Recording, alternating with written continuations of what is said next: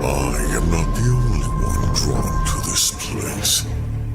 With each passing day, more converge upon Earth. Pilgrims of fate. Some already arrived. Others still walking paths they do not yet understand. This gathering intrigues me. They exist in the space between heaven and hell. Their choices now will carve the shape of their eternity.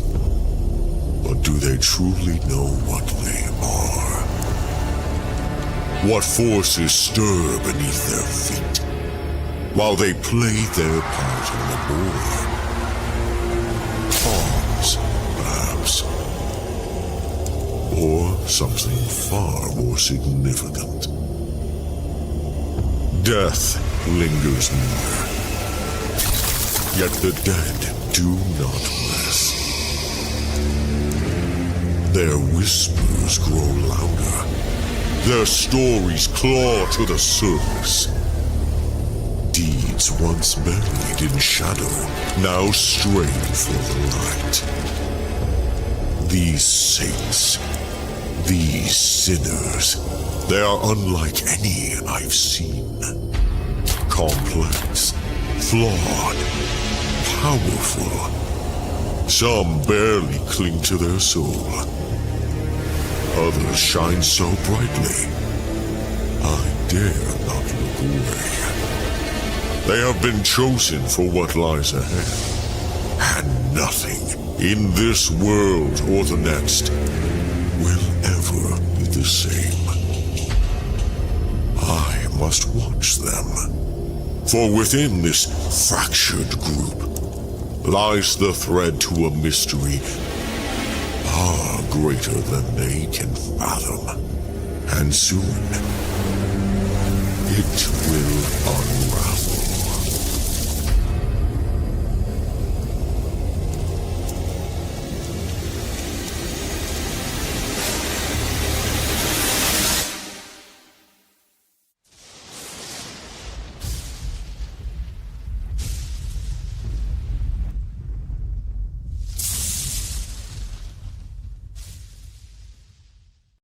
The following program is rated TV MAL. It contains strong language and is intended only for mature audiences.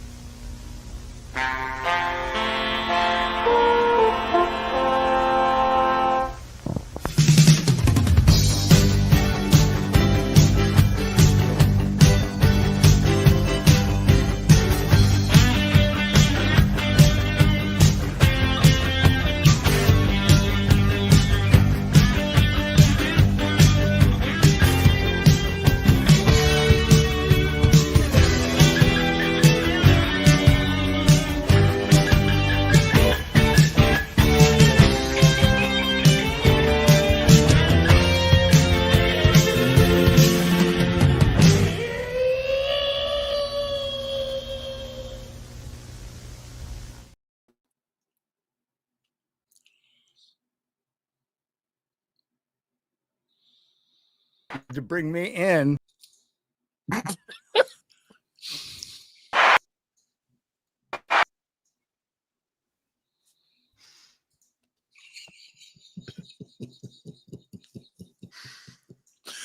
Perfect timing.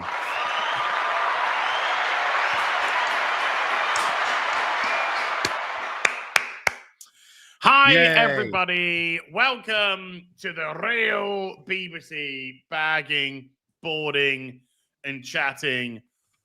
I am this week's host, Video McVideo Face. I did a whole video yesterday. Whoa.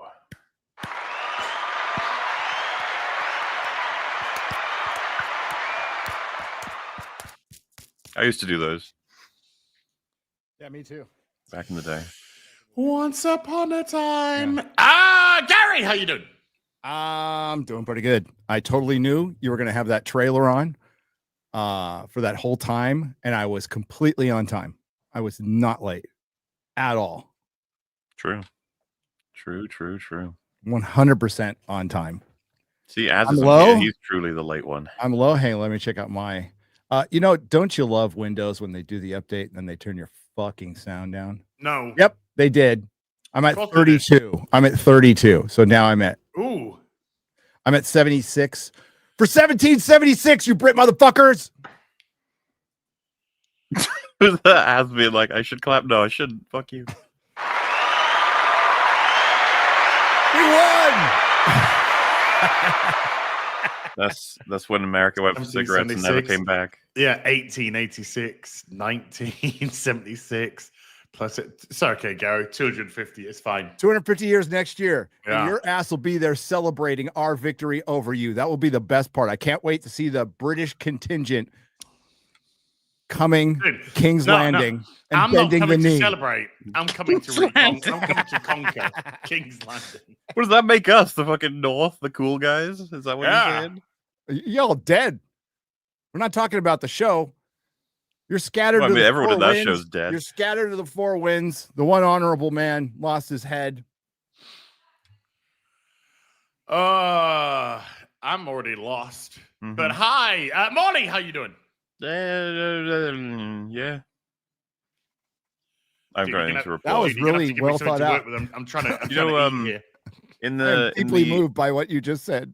in the EFAP episodes, because I've ran out of it's just going to be a while until I can give any substantive updates on what I'm up to.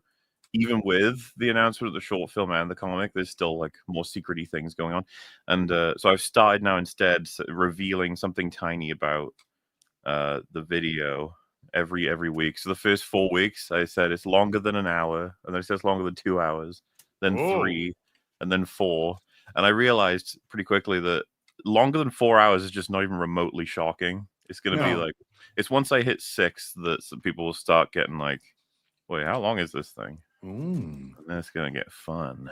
You guys have some idea. They don't. I don't think we've got an idea on how long it is, baby. I must have mentioned it to you guys. I Right, think you Gary? said. Right? I think you said this. Correct me if I'm wrong. Oh, well. Oh, no. Okay, so what we're truly most accurately looking at right now is this. Yeah, Jesus wept. that's what I was told. So that's what I mean about how people are going to be like, when I get to 6, they'll be like, oh, you're gonna go to 7? And I'll be like, oh, who knows? Maybe. Dude, I'm booking a day off work. That's what I'm doing. Hi, everybody. Before we begin, we have to. Okay. Well, You sound like a broken record. I am a broken fucking record. Yeah, you are. We have to give Saints Just and Sinners realized- a little plug. Mm-hmm. saying you sound like a broken record doesn't work if they actually do sound like a broken record. Yeah, because that's just an impression, isn't it? It's not even. It's just yeah, that's pretty accurate. We have to. Broken records are fucking always used for horror at this point. It's almost never used for anything other than just, oh my god, that's creepy. And records going, realizations. Honestly, it wouldn't skip just because it's broken, as you guys know. Just a bad scratch would make it would make it repeat. Yeah, it's the stylus getting stuck. A broken record actually just jumps if it's bad. I mean, Ba-dum. Anyway, Saints and Sinners. Yeah. It's been out for this is its 8th day. That's it. It's 8th day. There is still 59 days left. We're at 5,257 books sold and There is. 187,000 in sales, creeping up towards that 200K. You've already smashed the first milestone, which was 5,000 books. So soon to this campaign, the hardcover, which will feature the work of Eric July and Asoska Sisters, because they don't have their own individual covers, The hardcover will be on here, available for purchase soon. And I will pressure Eric tomorrow as regards to exactly when. You failed to mention the $501,000, or actually the $500,001 stretch goal. Okay, we mentioned it yesterday on my stream, right? Because this was asked for multiple times by one person. By one person once. It was asked multiple times. Yeah. That stretch goal will be pronouns. I want all the characters' pronouns. And then possibly a stretch goal of a character transitioning. The only thing a character is going to do transition-wise is go from one place to another.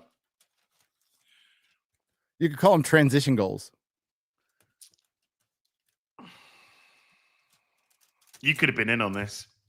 You know, I could have. I could have been on this. You could have been a contender, You could have been a contender. You were could have been close somebody to greatness. Yeah, now you just left with FOMO. You're a FOMO. I am left with fucking FOMO. I'm a massive FOMO sexual. Yeah, it does seem to be plenty of interest. So no pressure, me and and everyone who's contributed to this book. All right. I know, and of course, this is I can't wait to put way more on you. Wow. Oh man. This is well, you see, we're the trendsetters. We're paving the way for the future. So don't matter. You know? I'm sure though, if Saints and Sinners 2 does better, it's because we paved the way. Absolutely, yeah, 100%. But I'm just expecting that once mine comes out, someone will make a 10-hour breakdown of my my story, even if it's a page long. Just feels appropriate, you know. I hope so. I hope so. Yeah. So you wonderful, wonderful pick. Can we get 190? Can we? Anyway, the link, Lady Aaron's just posted it in the chat, but it's also pinned at the top of the comment section. And if you're watching this later on, it will be in the description box down below. Please go and support Mauler, myself, because this is our writing debut. And the other writers, of course, Junk 3PO, Critical Drinker, the Soskers, and Eric July. So please, please, please go support. Really, I think you're gonna like our stories. I mean, I really do. I think you're gonna like the story. So yeah. See, one way, it's me and Az are excellent, so we get to lord it over everybody. Yes. Or the other way, they're bad, and we get to say, "Well, it's our first story." You know. Oh, what are you expecting? Plausible deniability. Yeah, we win no matter what. No one can stop us. Now, if Jay's story's shit, I'm gonna rag the shit out of him. Exactly. I mean, we do that anyway. I figured that was the plan. I mean, he's earned it. You had it coming, Jay. Has risen. Before we start, Noons! Gifting 50.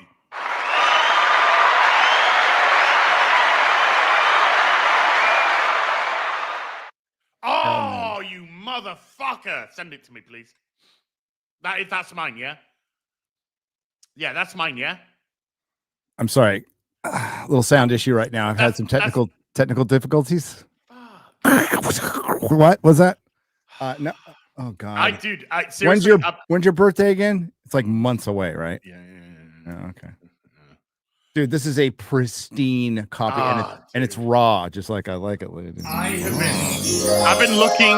been trying to look for what's that? 232. It's 232. No, that's the Ra's al Ghul 232, isn't it? Yeah, this is 227. 227. Yeah. And okay, it's just the famous cover. That's what it is. Well, it's Neil Adams' homage to the Monk cover from Detective Comics 30 or something. Yeah. Hey, Az, you would have been reading that name in the comics well before you'd heard it pronounced in any show or anything. So, what did you call him when you saw that name?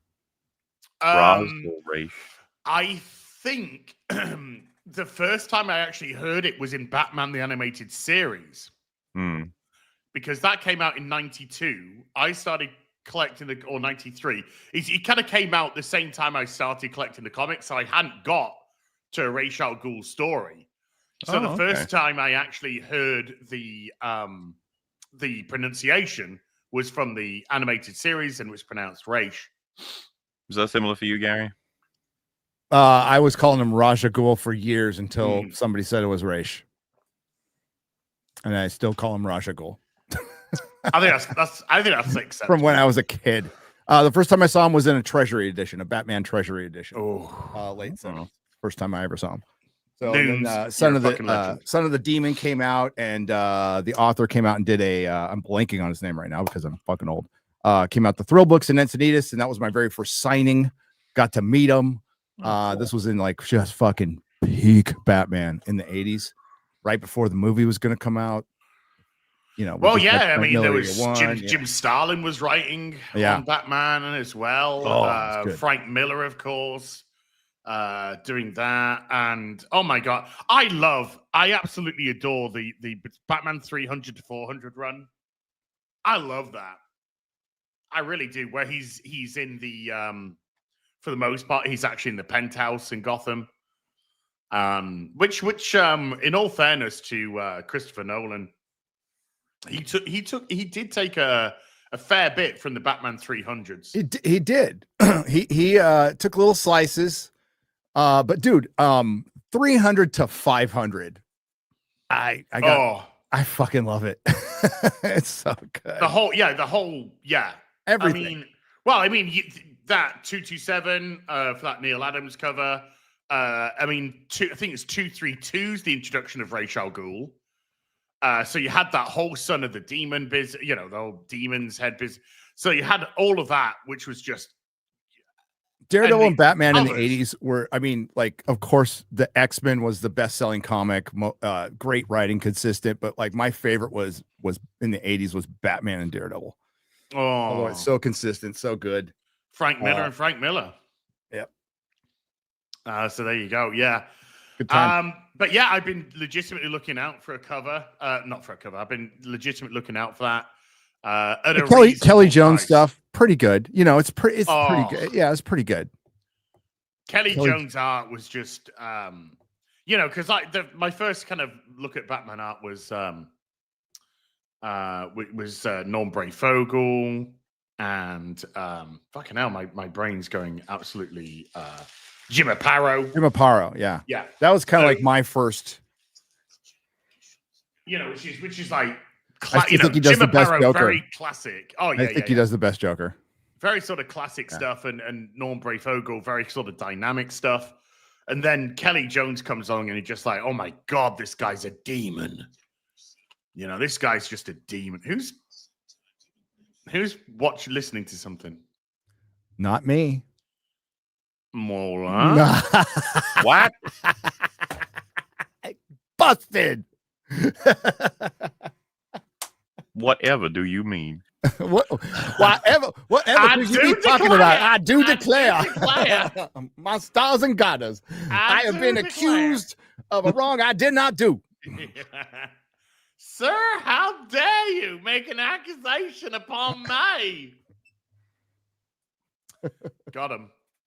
Then Kelly Jones comes along and he just like, holy shit. And there's Red Rain.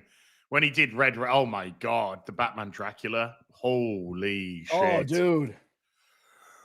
Whoo. Did you ever get Kelly Jones's Crusaders?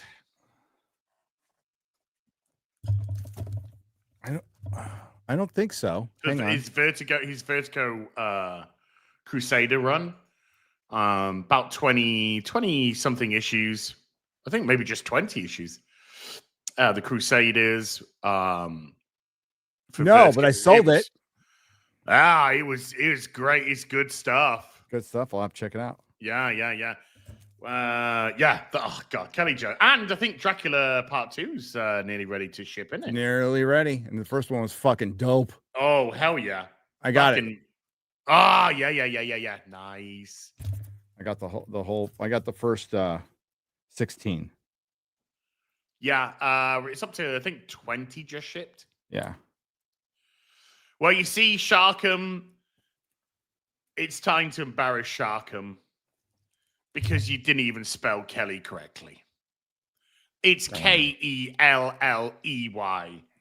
just like the masculine Kelly. Got him! So you're saying if it was spelled Kellie, it wouldn't be very masculine. Yeah, I'd be like, that's a bit gay. Kelly, Love you, Kelly. Love you, Lynn. Lynn. Kelly's Lynn's a probably lovely out one. there. What's up, Lynn? You're the best. Yes. She, Kelly, Lynn and I, we butted heads this week. Uh-oh. I put up that wonderful picture of the Heinz baked beans pizza, Oh, God. and Jesus. she says to us, she says, "You Brits go crazy when pineapple's on pizza," and I'm like, Lynn, I love pineapple on pizza. I love pineapple. He does, Lynn. Has just wants everyone to know he's a failure completely through and through. No, Baked beans wrong, and pineapple on a pizza. Lilo and Stitch is going to make $1 billion because they're doing a special Hawaiian pizza with a pizza place I can't even remember the name of, but it's done right. It's got like jalapenos on it, ham, pineapple, little onions. It looks so delicious. That movie's going to be the biggest movie of the year because of that. Okay, well, 10 out of 10. I might actually watch it now. That is actually a good segue because you like that? Yeah, I do kind of like that. Nice. Oh, speaking of Daredevil and Spidey, look at that. I like his black armor. Oh yeah, spectacular Spider-Man. I think Little Flash is out there. He knows how good this run is. So was that the black armor Daredevil is good? Yeah. Yeah, I did like that. Talking about that for season 2 and that alone, there's no like they're doing it again. Gary, I'm so cynical about accurate superhero costumes. Can we talk about like before we transition? Mueller sends me an image, and he goes, and he says just that. He's like, I can't help but be a sick. Yes, he said, I can't help but be cynical about the size of my dick. No. It literally spans 3 dimensions. He and it's the. Do you have the Cyclops image handy of the Cyclops costume for Doomsday? Oh no! I can fetch it. You can fetch it. So he shows, and it's like it's hold on, kind of right. Okay, let's just be real. It's kind of right. It is not 100%. Here, I'll just fucking show you. I got it. Got to bring it up. Okay. Yeah, it's kind of. They've got the right. There. Yeah. Raised badge. By the way, that is one of my favorite hot toys that I have, and I wear it with the leather jacket. Yeah, I do jacketless because I always fuck up the arms when I'm putting that shit up and break it. So I just like, so that's kind of right. I mean, like, yeah, it's sort of kinda. And what did I say to you, Mahler? Muted colors. It's got to be muted colors. I said it only took him 25 years, and it was an act of desperation, not reverence. I tell you what. If this was in Deadpool and Wolverine, this would look fucking a million times better. This costume. Yes. Ryan Reynolds would have made this for all his fucking weirdo shit that he is. He would have made it look way more accurate to that 1/6 that you just showed, the kind of classic Cyclops than that. Nah, that's very muted and very. Way I feel about all this is just that they're trying to find avenues to shortcut into praiseworthy, and it seems like accurate costumes is the latest trend, and I mean that in the past like 5+ years. It just seems like a marketing thing to me. Like that, this is actually mandated now. It's like, yeah, accurate to those little book things that the kids like. You got to make sure the costumes are like that, because otherwise they'll get mad at us. And besides, if we do it accurate to those little kiddie book things that no one cares about, then they'll say nice floppies. That's kind of what I'm getting. And it goes the same for games, by the way. It goes the same for fucking any source, where obviously, right, if you guys had to choose, if they respect the spirit and the intentions and the character of the story as it existed, or they give you accurate costumes, which would you pick? Well, you got to go with story, which you're never going to get. Yeah. which you're never going to get. The Sam Raimi's first two Spider-Man, especially Spider-Man, the first one, Green Goblin's fucking costume is horrendous. And the Spider-Man costume is not, it's mostly accurate, but not. Didn't matter. Didn't fucking matter because the story was so good. Willem Dafoe was so good. Hey, Gary, I got a question for you. Yep. Out of all the live action Batman movies from 89 to current day, Current fucking day. Current fucking day. Yeah. Fuck off. Which, in your eyes, in your opinion, is the most comic book accurate? Oh. From none. Robin. Now, just None. don't overthink it. None. No, My answer is which is the none. closest? Which is the Which closest? is the closest? Yes.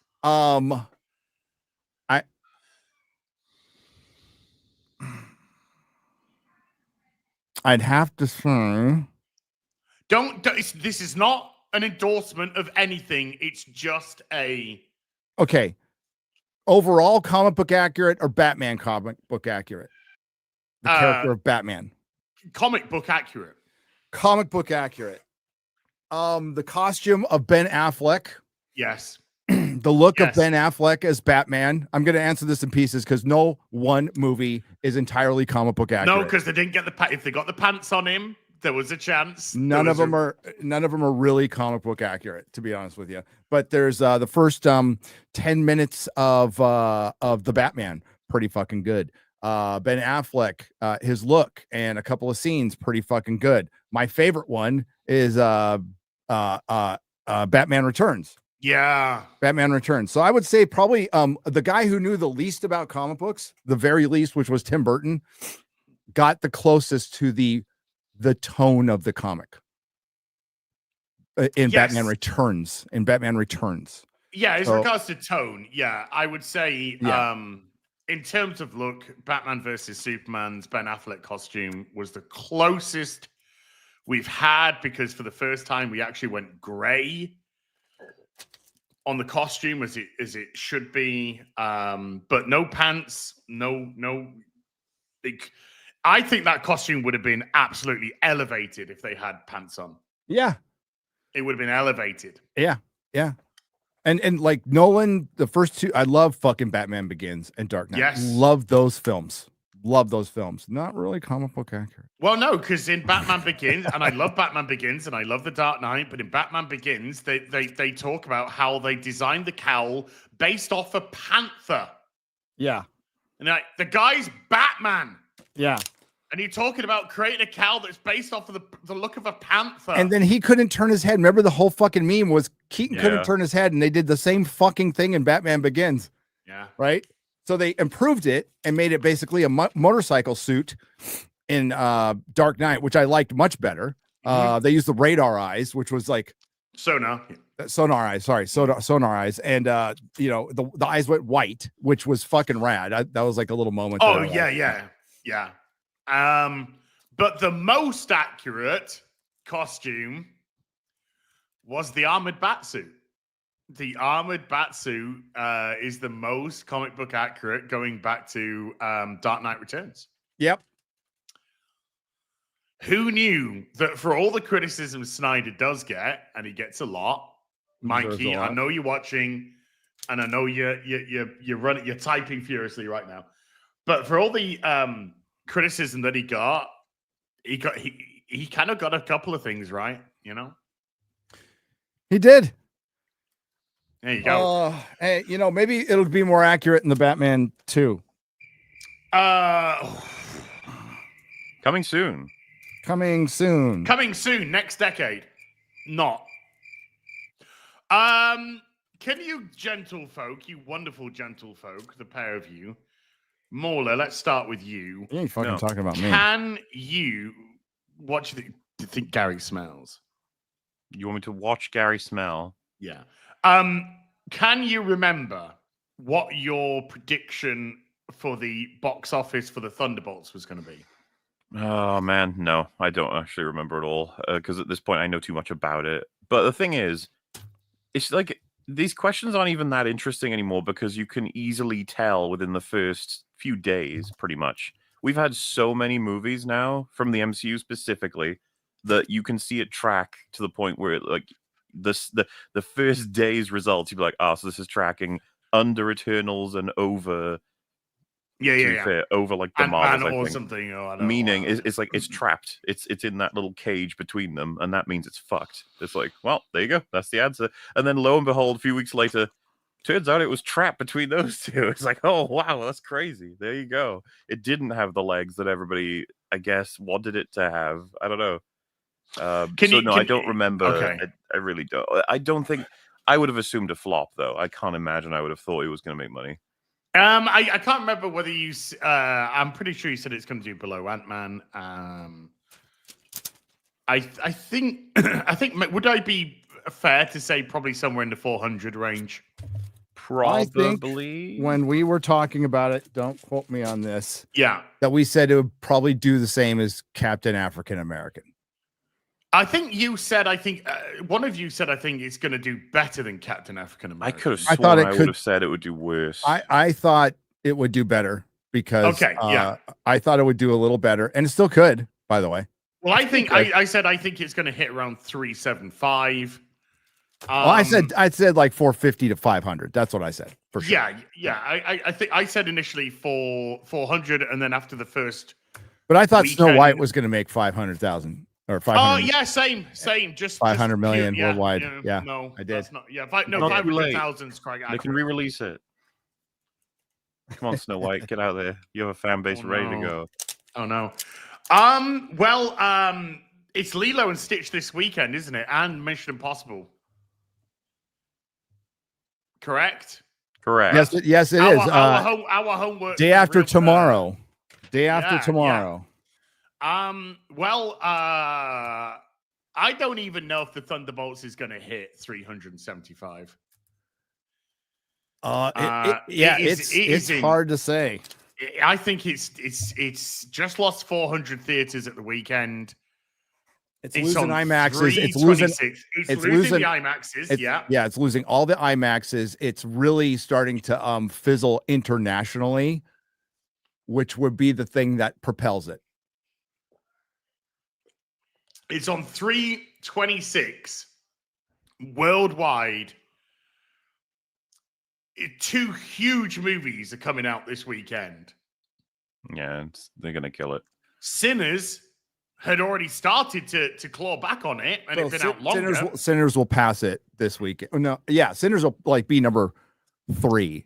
right? It'll And be- here, look at that. It's kind of like held that one spot, and then it just went 2, 3, which kind of points to the fact that whoever's seen it, that's it. It's pretty much it. There's no repeat viewing with this because it's not a good movie. No, It's not a good movie. It's not. It's shit. better than we've already done this whole thing. It's better than most outside of the Guardians of the Galaxy Volume 3, Spider-Man No Way Home, and Deadpool and Wolverine. Which it is not. I heard some people say they liked it better than Deadpool and Wolverine. It's like, okay. I mean, all right, fine. That's a cope. That's weird. I liked it. It's better than the Marvels. Isn't it, Mola? It's better than Captain African American. Maybe it's not fair to ask a person who hates Deadpool Wolverine. Well, that's it. No, I think that's a good. No, I think it's really fair to ask you what's better. Well, but that's my point. Is I don't even hate Captain Falcon. You know what I mean? Like it doesn't. I don't care about it. It's a very blech movie. Meanwhile, like Deadpool and Wolverine pisses me off because of what it does for to a bunch of what it does to characters and okay. Even though this is what I mean. Like the answer's already. You already know the answer. I think I would disagree with you. I think Captain African American does horrible damage to the character who's not in the fucking movie. I think it does horrible damage to the Falcon character. So it pisses me off way more than Deadpool and Wolverine ever could. Falcon the Winter Soldier already did all of that. Like way worse. Yes, and then they decided to make a sequel movie on it and continue it. So my pissed offness continues. The same writer.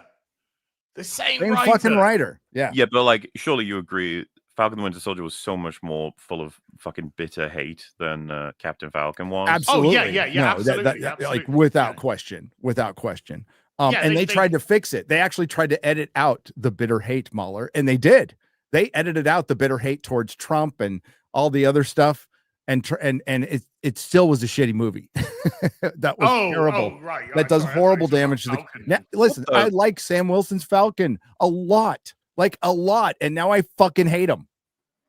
I don't remember saying any of this. Maul is a hypocrite and says he hates Wolverine, wants Wolverine to be alcoholic, suicidal, doesn't want superhero. He wants die and death, which is the opposite of what he wants for Spider-Man. A hypocrite. What is happening? I don't remember mentioning any of this. No, I like Wolverine a lot. He's like one of my faves. You know, especially like bringing back a Hugh Jackman Wolverine, especially after he's died like as many times as Professor X has in the movie. How do you feel about him coming back for Doomsday? Which they filmed a chair for Ryan Reynolds and Hugh Jackman, and Owen Wilson and Short Round. Sorry, go on, Mueller. I was expecting Wolverine would show up in these, and I don't think I have no. It's going to be a multiversal catastrophe, so it could be anything. Yeah. Yep. No, but hey, the costumes are going to look good. And the whole point you were saying is like, I want to be excited about this. I really do. I want a genuine and they're putting Cyclops in the right costume. I don't know if Yellow Flash is out there. Cyclops was not in the 90s. People didn't like him. A lot of X-Men fans, a lot of certain type of X-Men fans didn't like him. I always did. I always thought he was done dirty. I always thought he tried to hold the team together. People felt like it was a different time in the 80s and 90s. There was still the anti-hero going on. So people would go, I don't like Cap. He's too much of a Boy Scout. I don't like Superman. He's too much of a Boy Scout. I'm fucking edgy 90s guy who reads Neil Gaiman. There was a lot of that shit going on, and I fucking loved Cap, and I love Cyclops, and now people love him now, which is great. But man, back in the day, they did not. It was very split. Justice for Cyclops. Do they love Cyclops, or are they just excited to have James Marsden back as Cyclops? Well, because he fucking looks like him. I mean, he's a great casting. Real. Bryan Singer, fuck that guy. Maybe literally. The end. No, he screwed the guy over. Like Cyclops was done so fucking dirty in the fucking movies, dude. Yeah. Totally dirty in the movies. Well, because who didn't even have the comic context. Watching Cyclops get killed at the beginning of the third movie, even I was like, what the hell? He was like a main character. He just all right, bye, I guess. Well, he had left to go and do Superman Returns, sorry. And he did a favor to just film himself getting killed off. Well, it didn't work great for the story. But it didn't work great for him in Superman Returns either. Yeah, I mean, he was a Singer loyalist, and DC poached Marvel talent, which is what happened in the comics. So you saw it back then, and there was Fox was not fucking happy the way he left. They were not happy about any of it, and they were really fucking petty back then. And Warner Brothers was kind of on top of the world at the time. They had and they're like, oh well, here's the next chapter. We've got Nolan, now we've got Bryan Singer. I remember David S. Goyer. Yeah, fucking piece of shit. Oh yeah, ask Wesley Snipes how much he likes David S. Goyer. Well, not at all. I don't think Wesley Snipes likes a lot of people in all fairness. You know what? He's a hero to me because he went to fucking prison for a reason he shouldn't have. Because taxation is theft. Taxation is theft.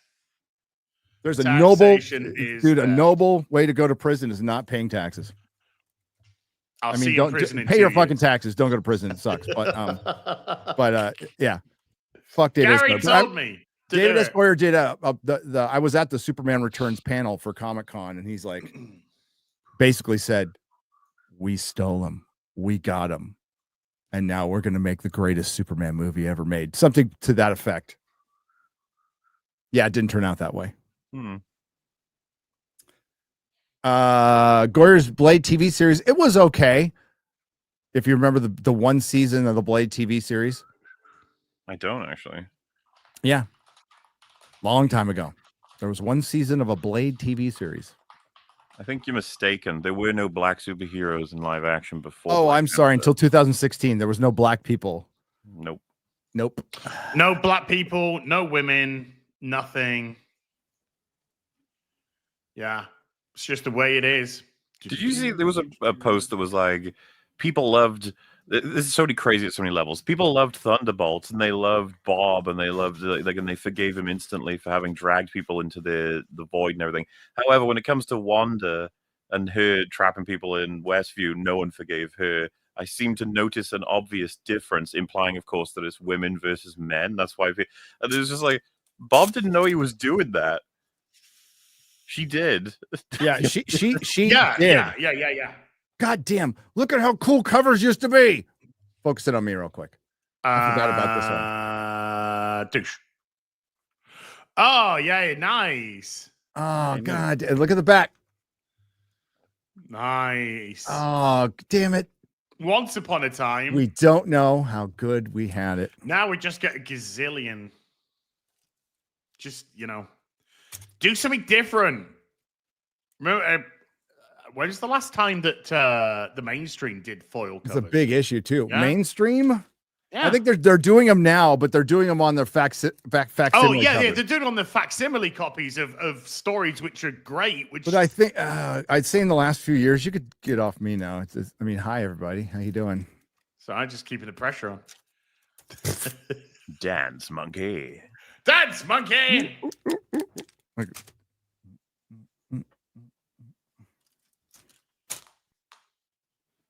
Box office Thunderbolts. Not looking too good. I think some were hoping that it would have legs based on word of mouth. But I mean, and while all three of us here didn't like it to various degrees, I think we you disliked fucking it about hated the same, right? you fucking hate it you hate every second of it. What? Of Thunderbolts. It was absolute fucking garbage. Yeah. Absolute garbage. Some of the not so. I think it's the worst writing I've ever fucking had the misfortune to hear in a Marvel movie. It felt like it Really? was. Yeah, I felt like it was. You saw the Marvels. Yeah, dude. I disagree there. I think the Thunderbolts sounded like it was written by GPT. It really fucking did. It might have been written by Chat GTP, which is Chat GPT's brother. It's retarded, brother. With special needs. It was horrible. Fucking horrible. I thought it had moments of like, okay, I don't hate this moment. I mean, John Walker, as much as he's shadowed in the film, has a couple of moments where he's doing some good stuff. Like, yep. Bucky has a little hero moment when he's not mailing it in on the other scenes, but he's not really acting. He's just riding a motorcycle. Sorry, go on, Mueller. Well, like as when Walker, holds up the huge bit of debris to save someone, like that in isolation is just like, oh, that's good. It's nice they gave him that, despite how much they clearly hate him. As writers. Yeah, there's like little moments, and then there's fucking Julia Louis-Dreyfus, who fucking just I wanted to stick pencils in my ear every time she opened her fucking pie hole.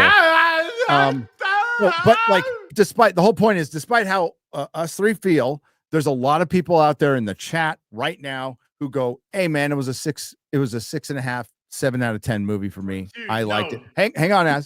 We're going somewhere with this. We're going somewhere. People think that we have no control over it. It's pretty well received by critics, no surprise there. And I would say generally pretty well received by fans who actually went to go and see it.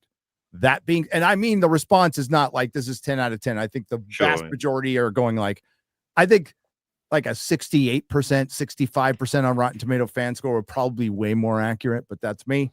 That being said, though, well-received movie by critics and fans, dying at the box office. So this is what Marvel fatigue looks like. This is specifically Marvel fatigue. So you release this movie earlier on, it does better. It does better. It just does.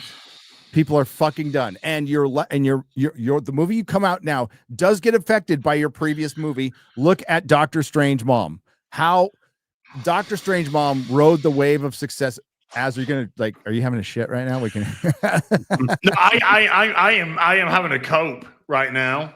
So In the seas. the whole point, Seed, yeah.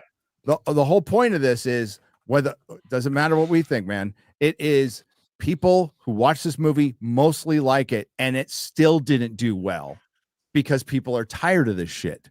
General audiences are tired of this shit. The normie is like, look at that poster. Is that going to bring in a fucking single normie? It's not a dynamic fucking.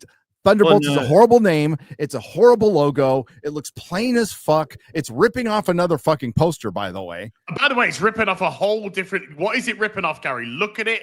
What is it trying to rip off? Look. Well, Justice League International. Well, your Suicide Squad. That's what it's.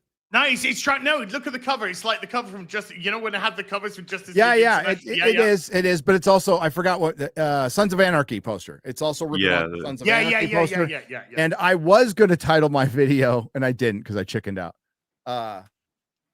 Thunderbolts is Marvel's Suicide Note.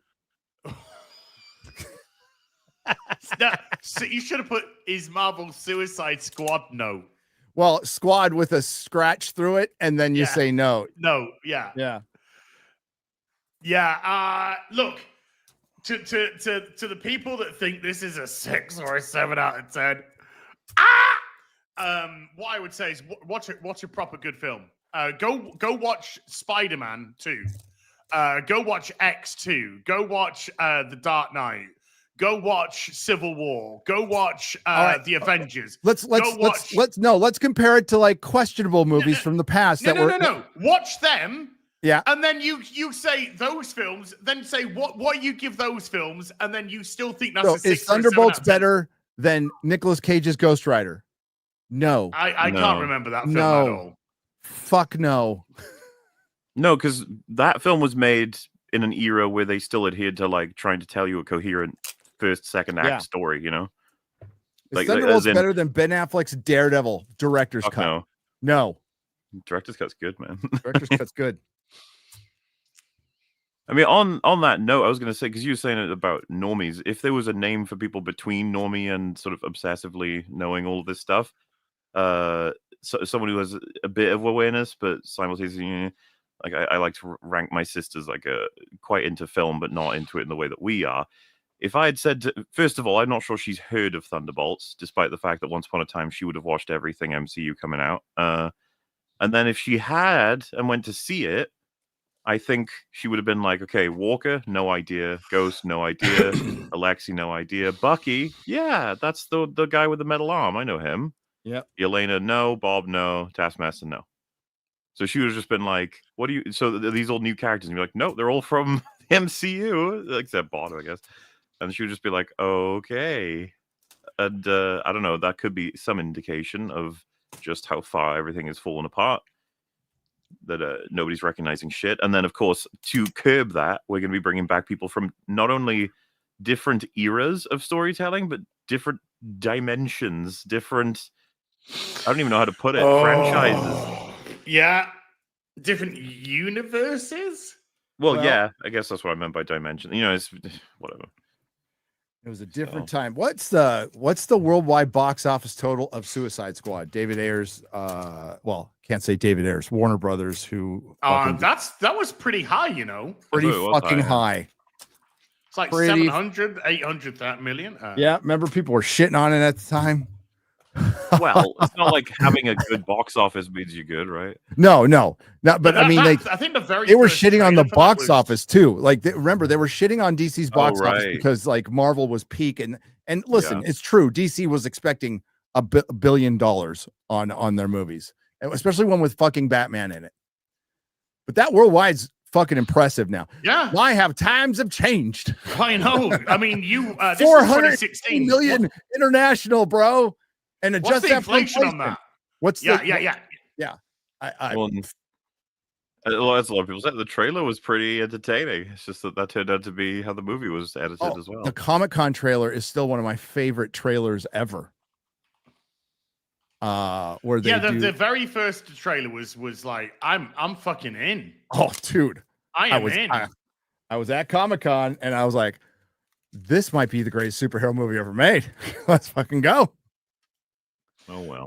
Today, that would be equate to 950 million. Not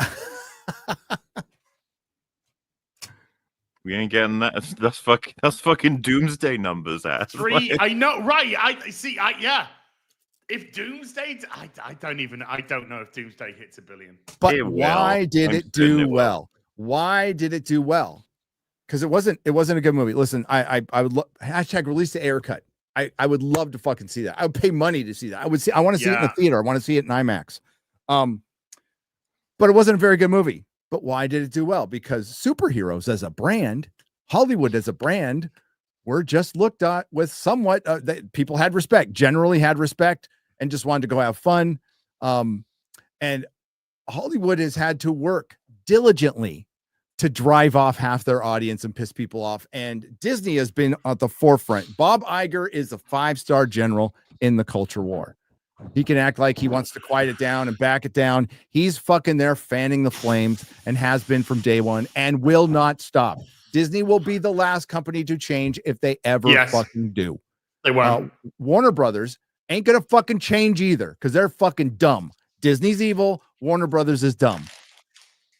I'm not gonna call Disney dumb. They're just evil. Incompetent due to their evilness, but they're fucking evil. They're fucking evil. And all their decisions are based on our ideological. I think Warner Brothers is just filled with a bunch of fucking dumb motherfuckers.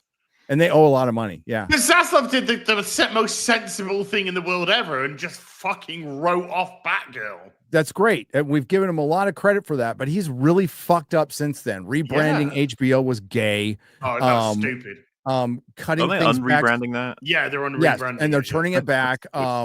His cutbacks were heavily involved in the last 2 episodes of House of the Dragon, which was easily a runaway hit for them, and he stopped it in its tracks. That season, if it got those last 2, would have gone over so much better. Yep, it's not even close. And now we're gonna find out exactly how much if season 3's opening is that, and if it's good, it'll be like, you fuckers, you should have put that on the end. Mm-hmm. They gave James Gunn the keys to the castle, yet the most successful things objectively recently have been made by Matt Reeves. And that includes James Gunn's The Suicide Squad, which I liked. Yeah, it was good. It was good. But that's to me, that is James Gunn's wheelhouse. Quirky, offbeat, losers. But that kind of characters. And Black Snape, you can go on. Like Warner Bros. Is fucking retarded, right? So they're just retarded. Well, we're at a point where congratulating them for the Batgirl cancellation. I kind of want to see that movie at this point. Now I want to see it. Oh, now I do. Yeah, now I absolutely do. 100%. Yeah. I mean, we've seen some listen, there's a copy out there. There is a copy out there. There 100% is. When it sees the light of day. The thing is, there'd have to be some distance and time. Yeah. But there's a copy. Of course, there's a copy out there. It'll get Corman Fantastic Four. Somebody will sneak out a copy and we'll see it. Hey, the Schumacher cut is being shown in like a library. They're calling it a theater. It's Batman a fucking Forever. Library. Yeah, Batman Forever. It's like there's like 10 seats in it. So good luck. Hopefully, I've seen I think the scene where Batman's sort of Bruce is sort of reflecting in the cave and he has that whole realization of the parents and blah blah blah. And I've seen that scene's online. Have you ever seen? Remember, I can't remember what she was called. She played. I want to say Mayday, but I've got fucking the Living Daylight not Living Daylights, View to a Kill stuck in my head. It's not Mayday. What's her name? Aridana Grande. Pedadecki or whatever. Her Wonder Woman pilot. Yes, I have seen the I've never seen that. It's interesting. Adrian Padalecki. Something. She was in the Orville. She was in the Orville. She was in Agents of S.H.I.E.L.D. She played Mockingbird. Mockingbird. That's it. I want to say By Mayday. Mockingbird and yeah, Agents of S.H.I.E.L.D. She is super fucking hot. Adrian Palicki. Yes. Adrian Palicki. I have seen that. It's a David R. Kelly. It's the guy who did what's the William Shatner fucking legal show? I forgot what it was called. Boston Legal. Boston Legal. Yeah. So he did a Wonder Woman pilot, and she plays Wonder Woman, and it's she's hot. I saw it. I have a copy of it on disc. As I have it, it's burned on disc, and a customer brought it in for me. Oh wow! I have never managed to see that. So yeah, and she played Jared Padalecki's R. Kelly. I said R. Kelly girlfriend. Did I say David R. Kelly? Boston Legal dude. You said David R. Kelly. Yes. It was R. Kelly's Wonder Woman. Totally different movie. I'm gonna piss on you, Wonder David Woman. R. Kelly's Wonder Woman. Then I'm gonna go. Don't knock it till you try it. Well, that's what he said, and now he's in prison for the rest of his life, Mahler. Oh, wow. He's in prison for his Wonder Woman adaptation. He's been locked up in the closet.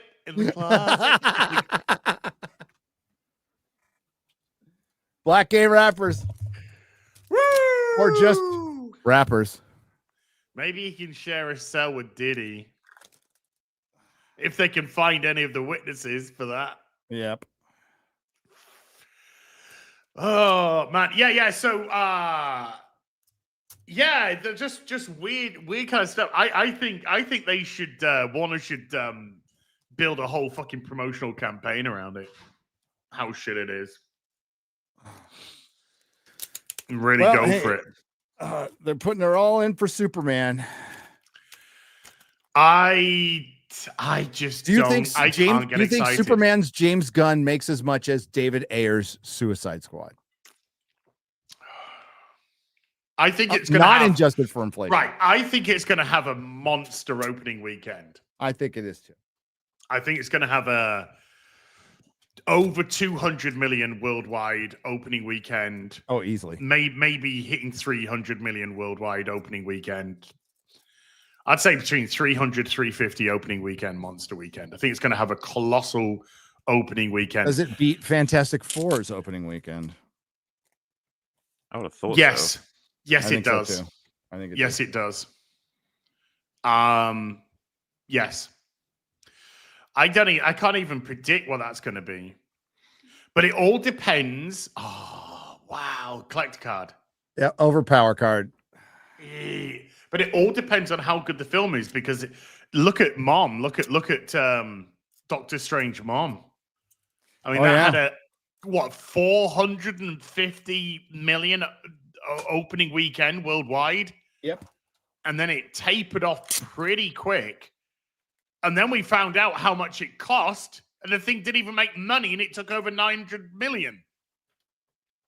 But that's a film that should have flown past the billion mark. Wonder how much that would make if it were released today. Dude, it between 400 to 500 million. Yeah, I think it would do. Yeah, if it wasn't like released after Spider-Man Far From Home. Yeah, I think it does. Maybe I think like Thor: Love and Thunder would make $500 million today. No, that would make. I don't know. Ladies do love Chris. Oh, they didn't for that movie. Like it's hard to say because those were all contributing factors to where we are now.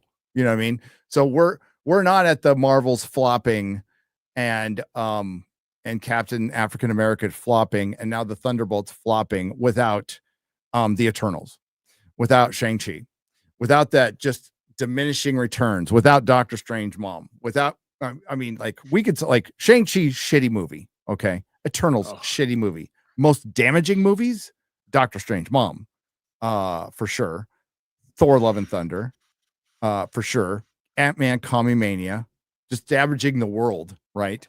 And then let's not forget Loki. Oh God, doing the most damage of all of. Hey, he's coming back. We're going to be seeing him again. The god of time and stories is what he currently is. Yes. Don't know how the hell that's gonna fit in, but you know. Somebody will kick him in the face and he'll let go of all the threads of time and they'll all unravel. And everything that happened in Loki 2 will be for nothing because nothing matters in any. Not that it did matter because nobody gave a shit. It's just funny how much Kang was involved in the Loki show and now he's just ousted. All supposed to be setting him up along with Quantumania. Right. We've got Fantastic Four and then it's Avengers Doomsday, correct? Yes. Okay. At this moment in time, after Thunderbolts, pre-Fantastic Four, how much setup for Doomsday has there been? 0. Zero. That'd be correct. Absolute zero. It took 4 years of setup to get to the Avengers. Yep. 4 And years then of longer. legitimate Thanos. setup as well. Not bullshit setup, legitimate setup. Yeah, I was gonna say that's probably like the best example actually of the MCU's power to do, multiple stories that lead to a big story. Because even in if you remember when Tony Stark's told in Avengers of like what's happening, he puts on the screen everyone's sort of profiles and you can see like clips from all their movies. And just like it very much binds it. It's like, yeah, this is all happening similar times in the universe, and now they're all gonna have to come together to defeat Loki. Loki, who cries now a lot and hides behind women's skirts. Yeah, let's not forget Loki was about like female Loki. The entire Yeah. first season was about female Loki. And then he tried to She's course gonna be correct in it the as well, second right? one. Yeah. Was she Oh, confirmed for Doomsday? I can't remember. She's got to be in Doomsday. Yeah. So, and then he wanted to, he literally fucked himself because he fucked the variant. Did he who's fuck female. her? Yeah, they fuck. I can't remember. Did they if kiss? fucked. Like, I thought they kissed. I can't No, remember. I think they touched heads, but we're supposed to assume that they fucked. Oh, they touched Well, heads. Oh god. listen, he's a different man. He watched the MCU. It changed I mean, him. touching heads is fucking in movies nowadays. Oh, dude, if I'm touching heads, it's a fucking headbutt. That's the way that I'm touching. If you headbutt me that'll count as fucking. Wow. I'm gonna tell everybody. Well, you're an interdimensional being, so that could probably count as many different things. Culturally, yes. Depending on what universe I'm in. And I guess one of them would probably be we got our fuck on. I don't make the Cthulhu God rules, chat. Neither do I. Well, you kind of do, though, don't you? No, I mean, I got a boss. Everyone's got a boss, yeah. Whoa. Touching heads is the fucking gayest shit in movies now. Just fucking snog. Stick your tongue in. Do it.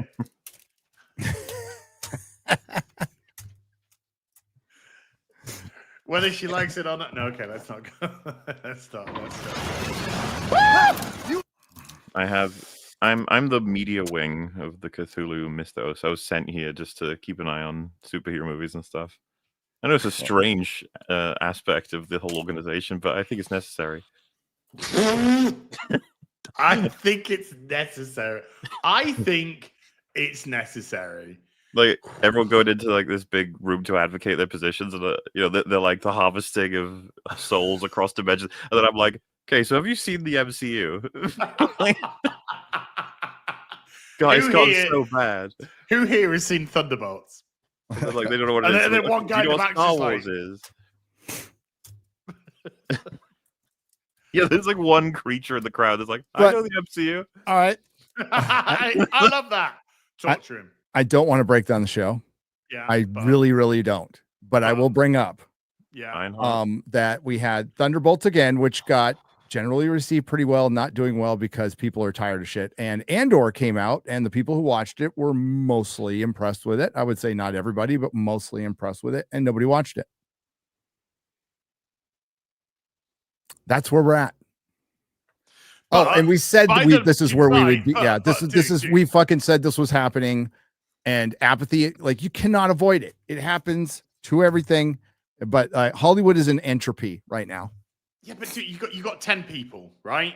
Yeah, and the 10 people go to watch Avengers, and they come out and all 10 go, that was really good. As you just need to accept that some people like Thunderbolts. I'm sorry. Listen to the logic, Gary. Listen to the logic. There's no logic sometimes. Right? And then you go watch, and then they watch. I'm gonna watch a blood vessel blow Black up. Widow. Then they watch Black Widow, and that 10 people become 6. And then they watch Shang-Chi, and that 6 becomes 5. Yes. And then they watch the Eternals, and the 5 becomes 4. And then that 4 becomes 2. And out the 2 people, one of them goes, "I liked it," and you go, "Well, that's 50%." Yeah, I mean you're right. You lost fucking 80% of them. But Jeremy liked it. Quarter Black liked it. He's gay. You just gotta accept the it's okay. It's okay that people liked it as but you're right. It's a much fewer number, and that's the point I was making the whole time. It's called fatigue. That's what it is. People want to deny it, but it's like it's here. It's fucking here. It's a French word, fatigue. Fatigue. It's derived from fat and gay. The MCU has become fat and gay. It has. Yeah, Jeremy liked The Last Jedi. It's on video. We got him. I agree with you. I do not like the movie, but some people did. A lot of people in our sphere did. It was better received than the vast majority of Phase 4 and 5. Unfortunately, I guess it's not even about fortunation. It's just whatever. It's bad. That's the important thing. It's fucking bad. It's on 325 million, and it's about to get absolutely anally fucked this weekend. Oh, dude, it's destroyed. It's absolutely destroyed. For one, it's going to be behind Sinners. And then Final Destination. Final Destination's like doing well. Yeah. Bloodlines is Mission already, Impossible. I'm pretty sure, started to make profit, like already. So it'll be number 5. It's going to go. His budget was something like 50 million, and worldwide it's already on 105 million. So it's like, oh shit. And everybody's seen it. Well, not every, like most people who I trust who've seen it love it. I mean, Final Destination movies, I could take them or leave them, but I heard this one's fun. You know what you're getting is how you describe Final Destination movies. As someone who probably likes them more than I should, in terms of like they're silly as fuck. For the record, you guys should watch Final Destination 5 if you never did, or 4, I think it is. There are characters whose names are literally racist and racist's wife. Like they have like an amount of screen time. It's just hilarious how much like it becomes. They lead a little bit into the absurdity, right? That's the 3D one. It's so fucking bad. Anyway, I haven't seen Bloodlines because I'm saving it for EFAP movies. I want to get all the genuine reactions. Thunderbolts will be 5, so it'll be Lilo and Stitch, Mission Impossible. Yeah. It'll be Final Destination, Sinners, and then Thunderbolts. Oh yeah, another character's called MILF. It was a porno. A better time of filmmaking, you know. But this is a good time. From what I gathered, Bloodlines was like satisfying for Final Destination fans, and then just a generally amusing horror movie, right? Watching people get into these insane circumstances. So that's probably going to actually do the damage needed, along with a few other films, to kill Thunderbolts, which is kind of funny. By the way, just to talk about profit on a film that has made a shit ton of profit is King of Kings from Angel Studios, which is on worldwide 66.7 million, and that had a budget of I think 5 million. King of Kings, yeah, it's a animated Jesus animation. Dude, wouldn't it suck if this was you could win a Marvel versus Capcom arcade game? Wouldn't it suck if that was like the winning ticket right there? Sorry to interrupt, but no, because you can still get that game. The arcade, yeah, I don't think so. Fair enough. Oh wait, Pierce Brosnan's in it. Is in what? Whitaker in King of Kings. Yeah. Oh yeah, they're voicing it. Yeah. Oscar Isaac as well. Either of you guys seen Warfare, by the way? No, it's on VOD now, so I can watch it at home. Well, yeah, I highly recommend that as like probably what I think is the best movie so far of 2025. Gotcha. Okay. I gotta show you this. This is an image from Final Destination. Everybody can see exactly where this goes.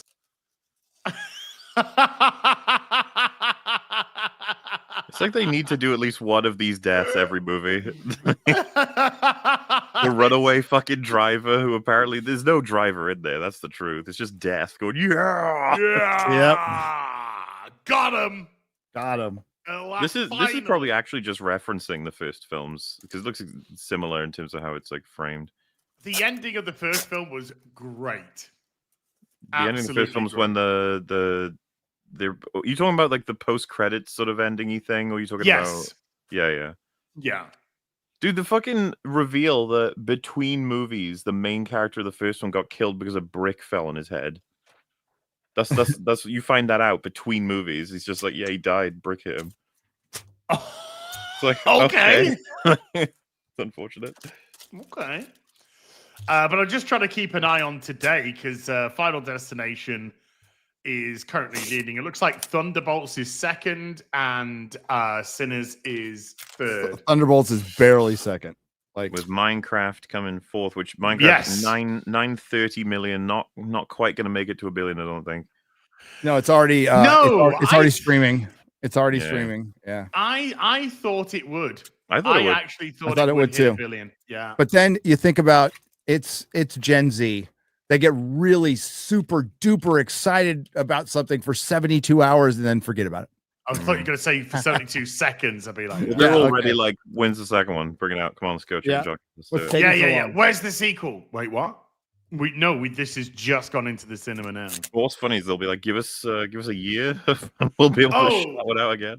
Did you see the cast photo for Final Destination Bloodlines? No.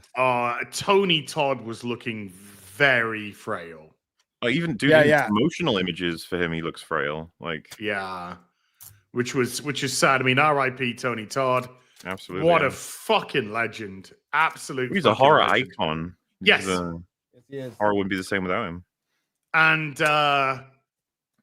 so sad that he appeared in that Indiana Jones fucking forgettable as fuck game. Well, the fact that you just said that for a second there, I was like, huh? What? Exactly. Exactly. Yeah. I remember when somebody posted a picture of that guy from Bethesda with the Bethesda Pride logo on. The one that was just like, make it for modern day audience.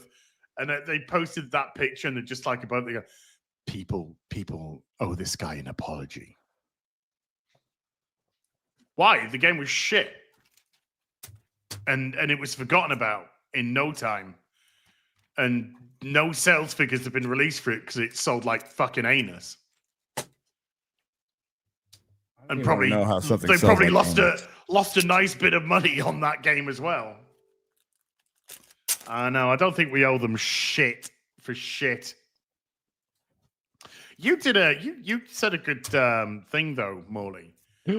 I don't know if you said it to me on a stream or whether or not I was watching one of your streams and you said it in one of these streams. You might be able to put me on the right path. But I remember you saying about that Indiana Jones game and what's he called? Who did the voice for Indiana Jones? Does everything. I remember you saying he does a good impression of Harrison Ford's Indiana Jones when he's being subdued, when he's just kind of doing, the library's full of Troy Baker, the library's full of all the books. But when he actually has to animate with his voice, then it sort of goes. And you didn't even see much of it because, like, I don't know about you guys, but my favorite in my memory of like best lines from Indiana Jones, near enough all of them are when he's emotional or animated. Like, it might be my favorite. I don't know. We should definitely take a moment to share here, but like, people, we are going to die. Yeah. And then just the face that he makes. It's like the funniest shit. Yeah.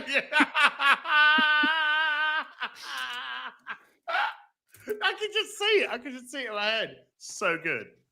So fucking good.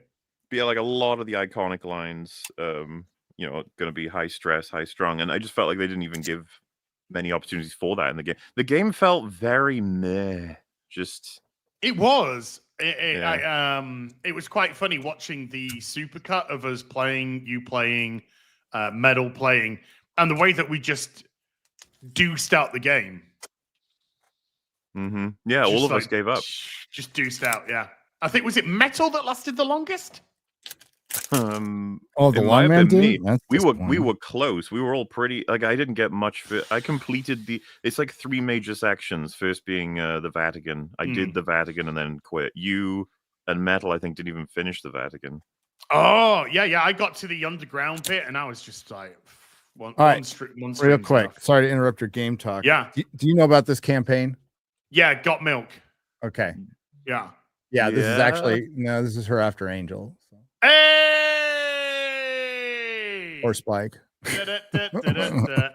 No, it's Gap Dog. No, it'll be Angel because even though she banged Spike, she wouldn't let him finish there.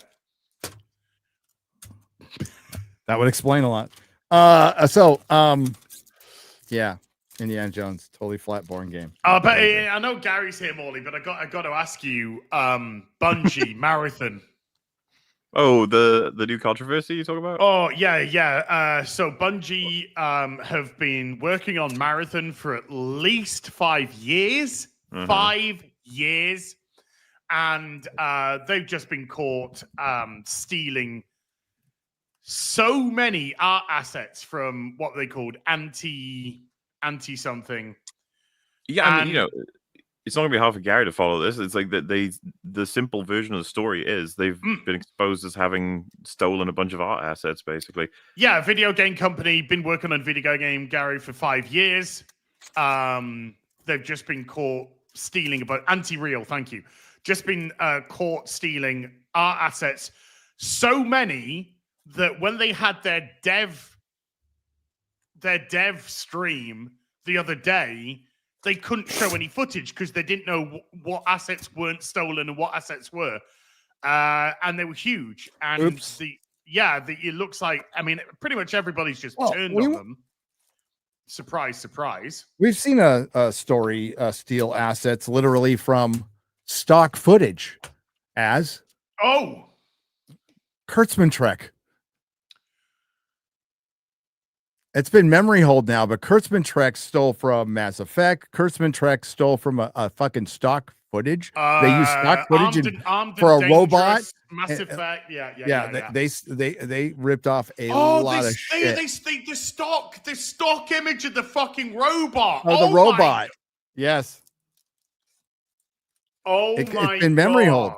Yes. And Anas Abdeen designed the fucking blue tardigrade and stuff for a Pixel video game that he did, and they ripped off a character look from that. They ripped off and when he tried to sue, he just got spent. He got spent out of existence, and he's in yes, I think, where is he? He's in Kuwait. He's an Egyptian who lives in Kuwait. So yeah, he couldn't take him on, man. He tried. Kurtzman rips off a lot of shit. He do. I mean, fuck him. Fuck Bungie, to be honest with you. I really don't care. I'm sick and tired of these fucking companies that they do so much projecting in terms of how good we are. Here, let me just bring this up. Hey, do you think that looks like Cynthia Erivo? Hold on, let's have a look. I like the image. I like the it's a great image. It doesn't look like her. No, she'd be a terrible Storm. I think we should talk about that. Jade Cargill should be playing Storm. Just there you go. There's my 10 cents. Anybody but actually Sydney Sweeney should be playing Storm, but I would lather her up in black. Anyway, just put her in blackface. I'd be fine with it. I'll do it. And I think everybody else would too. Yeah. I don't think anybody would complain. Here's Bungie virtue signaling back in 2021. Trans at Bungie. One of Bungie's core values is wanting everyone to feel that their own identity is welcome. This goes for both players feeling welcome in our games and employees feeling welcome in our studios. It means evaluating our communication, listening and learning to different viewpoints, and amplifying underrepresented voices. While this is not a problem that can be solved overnight, it is an ongoing effort for Bungie employees throughout the company. Last year, we shared some of the work done by Bungie's first inclusion club, Black at Bungie. What about the Newport studio? What's it going to be at Newport? Oh, and today on International Transgender Day of Visibility, would like to share the efforts of another Bungie inclusion club, Trans at Bungie. They fucking deserve this shit. All these companies that just segment themselves into groups instead of just fucking work. Just get on with your fucking work. And I think Expedition 33 is such a great example of developers, because there's a lot of good developers out there that are just handcuffed by the industry, handcuffed by the studios, handcuffed by red tape, handcuffed by ESG. That the company that went off and created Claire Obscure, Expedition 33, ex-Ubisoft employees. Physical copies of the game were sold out. They just didn't make enough to begin with. Absolutely roaring success. 30-something developers, low budget. I think 30 developers, but they did have help from some other studios. I think other studios did some work, but yeah. But it's an absolute success story. Atom Fallen, again, another smaller studio, much smaller budget, great game, really good fun. I'd love to see Mauler play that. I'd love to see I need to play get Atom to it at Fallen. some point. Yeah, I mean, I've lost. It's just the interest in Britishness of it. I think. Yeah, I did watch you play some of it. It looked cool. It was excellent. And then, of course, both of us with Blueprints. Took over my life. Yeah, it did. Fun. Yeah. But what a game. Just what an absolute insanely good game. Which is funny, dude, because it wiped out another game that was almost taken over, which was Schedule 1. I enjoyed the shit out of that as well. Yeah, I haven't managed to play too much of it. But my God, it's so fun when you're playing it. It's so much fun, Schedule 1. And these are all small studios, small games that are just destroyed. Oh, and I see you, Legalize Adulthood. Did you see the sales figures for Assassin's Creed Shadows? So it looks like they've managed to work out sales figures for Assassin's Creed Shadows, and 1.7 million copies sold on the PlayStation 5. Right. 70,000 PC. And approximately the same for Xbox, but it's going to be lower. But they've still made it the equivalent of 370,000 units on Xbox. So all in all, Assassin's Creed Shadows has sold approximately 2.4 million.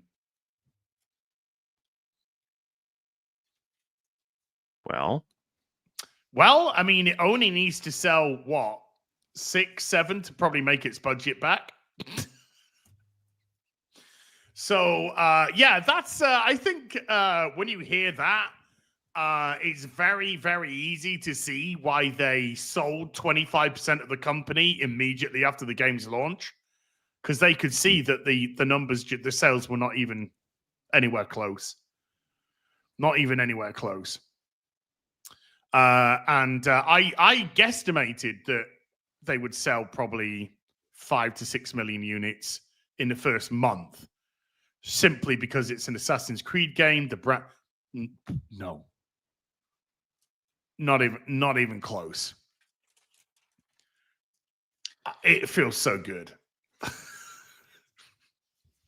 Yeah, like I said, I'm kind of like out of the loop on. I don't even know how well other Assassin's Creed games did.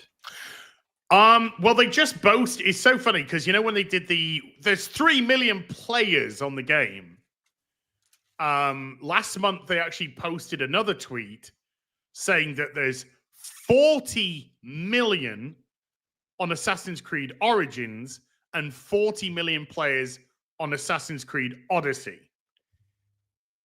Right. Now, yes, they've been out for a lot longer. However, huge difference between 40 million players, not sales players, 40 million players and 3 million players of your brand new. This is going to be the resurrection of Bungie, this of Ubisoft. This is going to be the win that Ubisoft. No, it's done, and done. Well, an unfortunate comparison might even be how Doom's doing right now. I don't think it's doing great on Steam. From what obviously it did gather. come out. You got your Game Pass analytics to compare with. It's just that it seems like everybody's wondering what's the answer to why Doom Dark Ages seems to not be grabbing gamers. I streamed. I did do a stream, and As did I too. Yeah, I watched a little bit of yours. I was again doing a little bit of lurky, and I gotta say, I was having a bit of fun. But when I turned it off, and when it came to like the next day to stream, I was much more inclined to stream Oblivion, right? Than I was to jump back onto Doom Dark Ages. It kind of felt like it was a fun stream for a stream, and that's it. All-time peak 31.5. Yeah, it's a really weird experience. I finished the second stream and I said, like, don't think I'll be streaming this again. I'm not even sure I'll be playing it again. I've got no real drive for it. Yeah, we had a quick little chat before the stream began, and I ain't gonna lie, we both kind of had similar opinions. That dragon section just sucked the life out of us. That it did, but dude, the one that really killed it for me was that mech section. That was so awkward because after about half of it, I was just like, "What the fuck is this? Why are we wasting time?" Because they thought we'll maximize the size of everything. Obviously, the truth is they've minimized the size of everything around you. That's what's actually happened, and then slowed you down significantly, and you have way less options for combat. And it's just like when you find out that is truly what the mechanical, change is, it's like I don't know why you'd think that this is going to be. It's like it's so cool though. You're in a giant mech fighting giant demons. It's like, dude, I saw a clip of DSP playing it. Mm-hmm. Not the one that went viral, but there was another clip where he, the guy with the shields, and you shoot the shields, they heat up, you throw your shield, and it wipes them all out. He didn't. Yeah. He didn't realize. I've seen and so he's raging that all of these things are tanks. Everything's a tank now. I can't kill them. And he just like, you literally just have to shoot the shield to heat it up, throw your shield, they're all dead. Did you play the open world part? The open world part, where I logged off was, I think, after the dragon bit. Oh, okay. It's a bit after that. It's just there's all these sequences that really feel like they're trying to find another alternative to. I said at first I thought it was them trying to get more mainstream or something, but I'm not even sure anymore because they already were mainstream. Like Doom was beloved the way that it worked. I'm not wrong here, but the first Doom, the first return of Doom, yeah, literally just took the piss out of narrative. Yeah, it's just like this isn't a game for narrative. You just want to shoot shit. Now they've gone into like narrative. There's the thing I remember, and I need to replay 2016 to be honest with you, is he's in an elevator, and that is it Samuel Hayden or something. He's explaining the law. And at one point he says, "We did all of this to help people." And then Doom Guy looks down and sees a corpse, then looks back up, and the guy keeps talking. Then he punches the monitor, or whatever, to shut him up. And then the game begins. It's just like, fuck it, shoot stuff. Which is exactly what. Yeah, I don't, because this game, like Dark Ages, I'm not saying anything necessarily about the quality of the dialogue or the storytelling.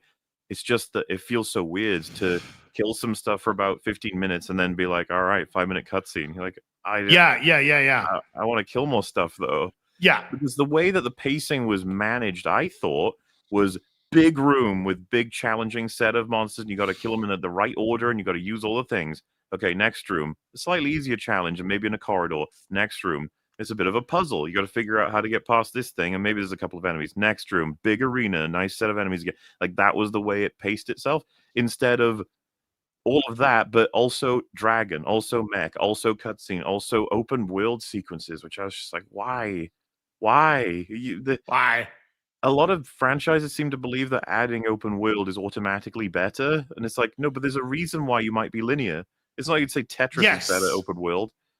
Exactly. In actual fact, I mean, you can clearly see from, let's just use Assassin's Creed Shadows as an example. Open world, but it's just rinse and repeat.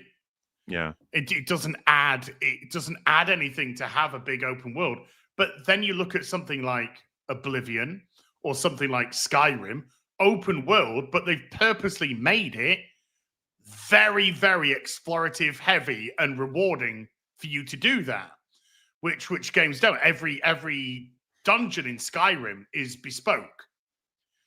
In Oblivion, it reuses assets in dungeons, makes the dungeons different, but reuses assets, reuses rooms to piece together. But Skyrim, every dungeon complete and utterly different. That's a game that came out in 2011. I think your Star Wars Outlaws, open world, open pile of shit. Good God, yeah, the open world sucks balls in that. But at least that's not like a sequel where it was good linear. That was just an awful game from scratch, you know? Yeah. Gary!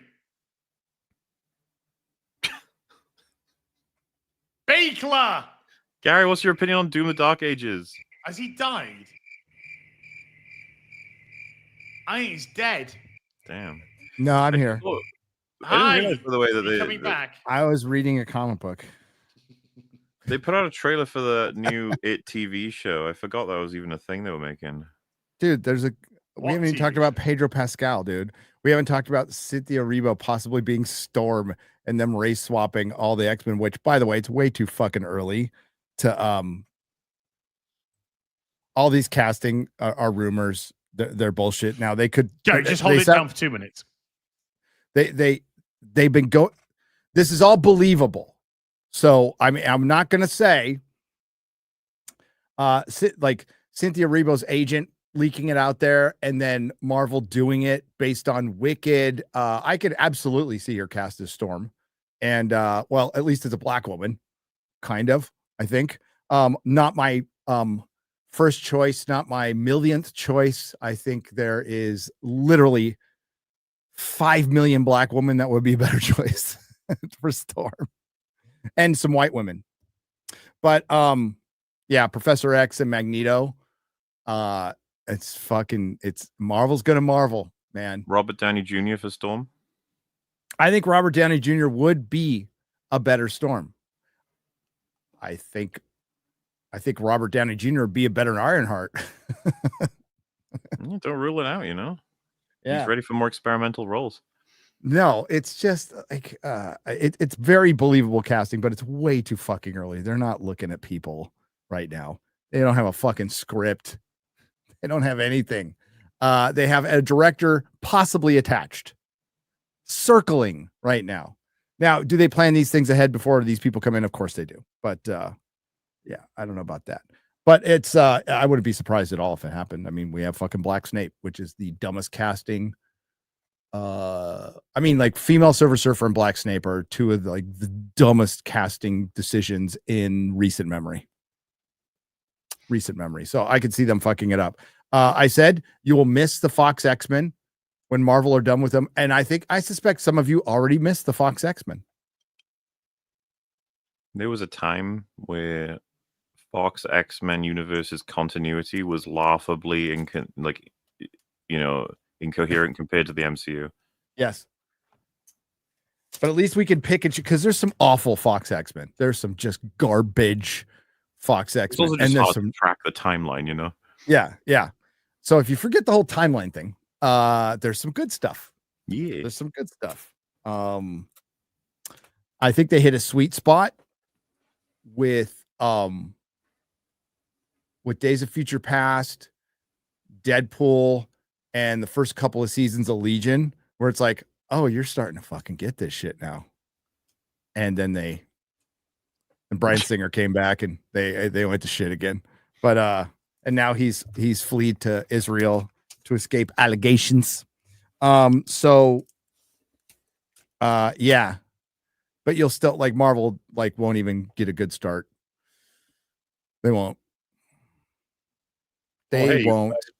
Daredevil getting his black suit in season 2 of Born Again. The Shadowland suit. I don't know if it's not the armor, unless they do that later. But the black suit is great. It's the same writer as season 1, Muller. As far as I know, it's the team that fixed everything, quote unquote, in season 2. So, sorry, it's season 1 and doing all of season 2. So it's not Steven DeKnight. It's not Drew Goddard. No, it's the guys that gave us kind of some doubling down on the initial team's mistakes. So, yep. I don't know. I'm not that fussed. It's gonna be really crazy though that they complete season 2 and then they just announce that's it. They might. I mean, they've already announced, and this kind of went under the radar, that they're separating TV from movie. Yeah. Again, which they did in the first place. Mm-hmm. Basically taking it, like Kevin Feige still technically oversees it, but there's going to be somebody else overseeing it because Kevin Feige was spread too thin, but he just couldn't do it. So the two perspectives are, I gave you all that responsibility and you couldn't do it. And then Kevin Feige says, you gave me too much to do. So they both agree, but they might disagree slightly passive aggressively on ability. So that's the thing with Kevin, and this applies to Kathleen Kennedy too. It's like those guys get to decide what talent they leave in charge of certain projects, right? Because if we're to believe Kathleen Kennedy, there's notions of she's the reason that we got Andor, so maybe we should be less harsh. It's like, well, she doesn't have any input in anything really, right? She just sort of goes oh yeah, you guys can make this. You guys, the story I remember is for TFA, she would just be like, yeah, that script seems good enough. Make sure you have the Silver Stormtrooper. I liked her in the concept art, and that kind of input. Where she's like, okay, but hiring directors, hiring writers, and then they bring her the work, and she just gives it a quick read through and goes, yeah, go for it. I assume Kevin's the same with a lot of this shit, and not great in terms of captains of the ship or custodians, so to speak. It's just like. If you got the right artists in the right place at the right time, then maybe we could have rescued some of these franchises from complete destruction. But it's not the roles they play. Hence why, by the way, losing Kennedy probably won't make a difference, because if the next person comes in and is actually what if the person that comes in next is more involved in all the projects and is just catastrophically worse, or like Jennifer Salke? Yeah, there's plenty of people out there. What if she, Gary? What if she is announced as the successor to Kathleen Kennedy? That'd be great. I'd laugh so hard. Die laughing. At this point, just make Doctor Doom the head of Marvel, in universe. He would be better. Yeah. He would be better. So I got all these Transformers comics on eBay, right? Yeah. Look what they slipped in as a freebie. Oh, no. And it's the one where he literally takes the shield and Cap is there with his other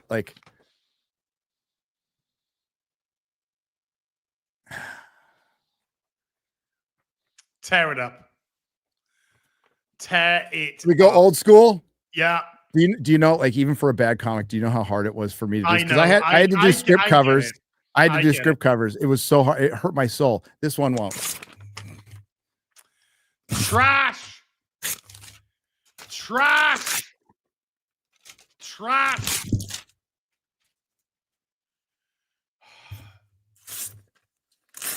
It's never happening.